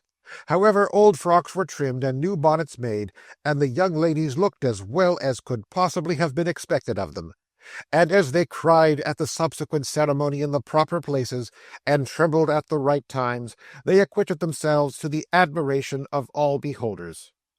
How the 2 poor relations ever reached London, whether they walked, or got behind coaches, or procured lifts in wagons, or carried each other by terms, is uncertain. But there they were before Wardle, and the very first people that knocked at the door of Mr. Pickwick's house on the bridal morning were the 2 poor relations, all smiles and shirt-collar. They were welcomed heartily, though, for riches or poverty had no influence on Mr. Pickwick. The new servants were all alacrity and readiness. Sam was in a most unrivalled state of high spirits and excitement. Mary was glowing with beauty and smart ribbons.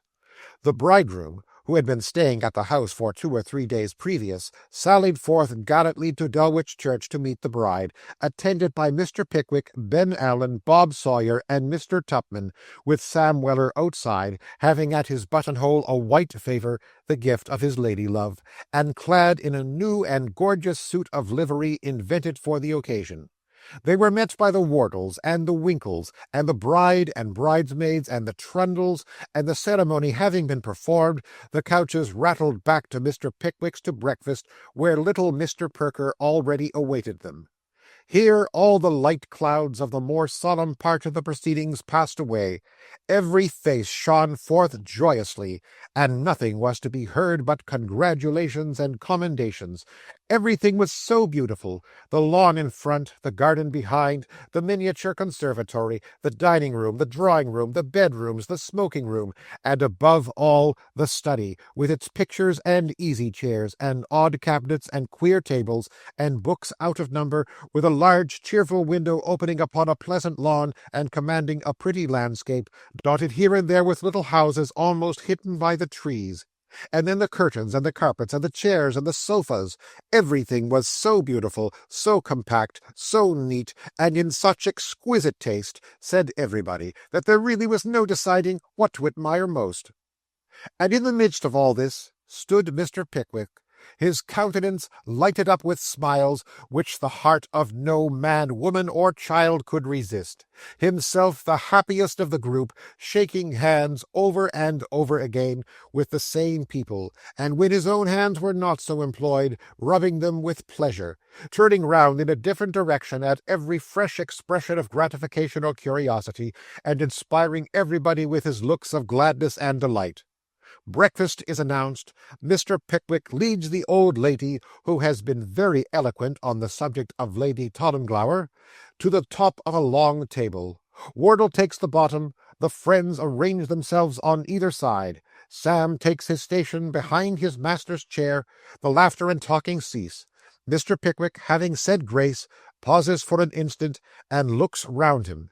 As he does so, the tears roll down his cheeks in the fullness of his joy.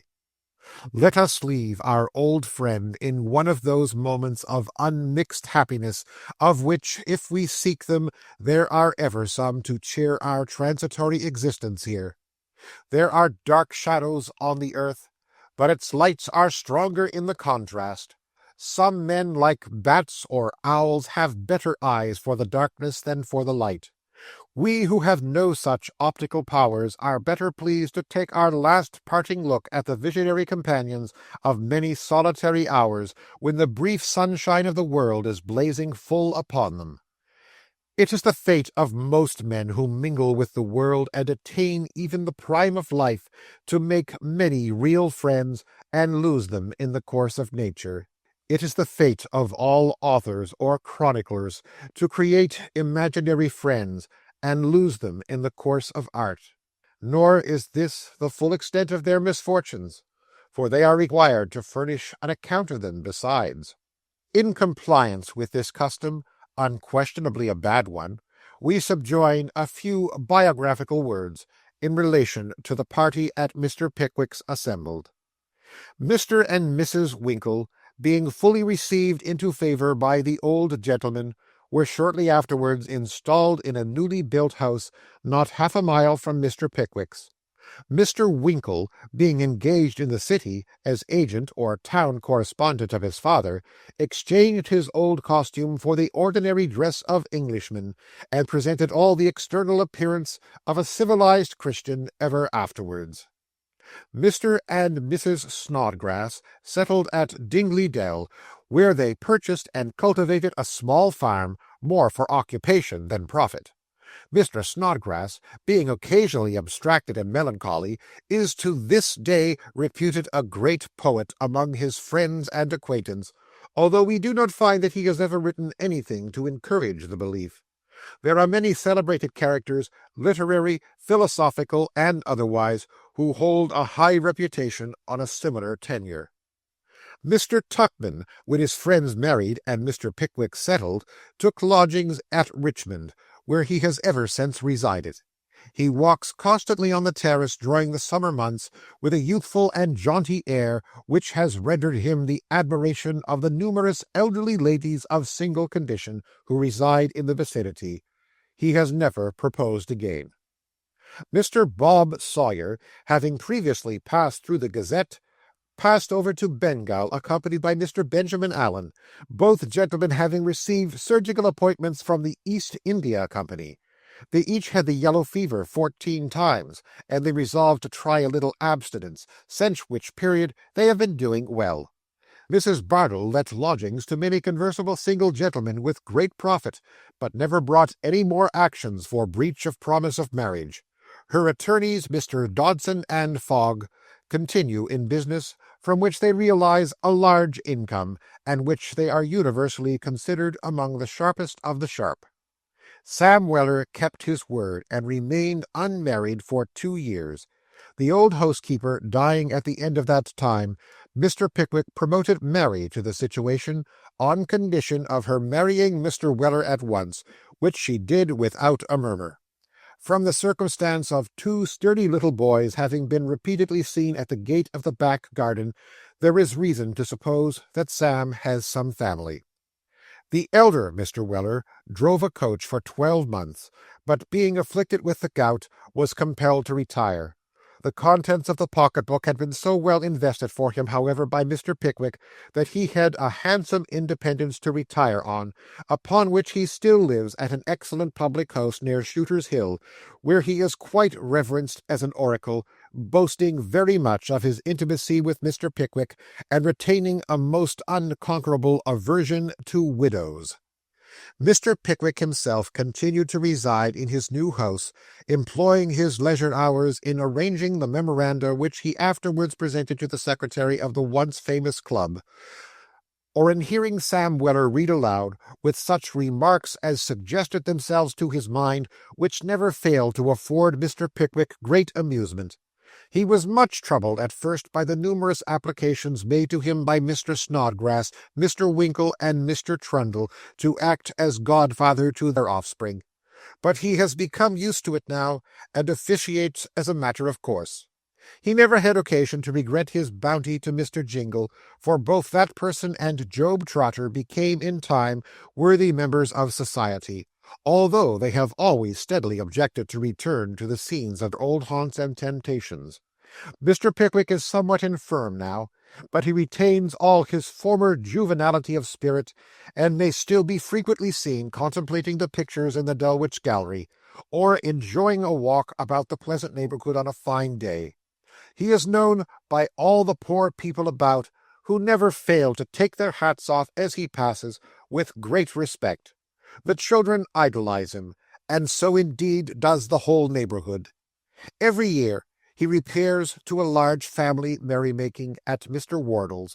On this, as on all other occasions, he is invariably attended by the faithful Sam, between whom and his master there exists a steady and reciprocal attachment which nothing but death will terminate.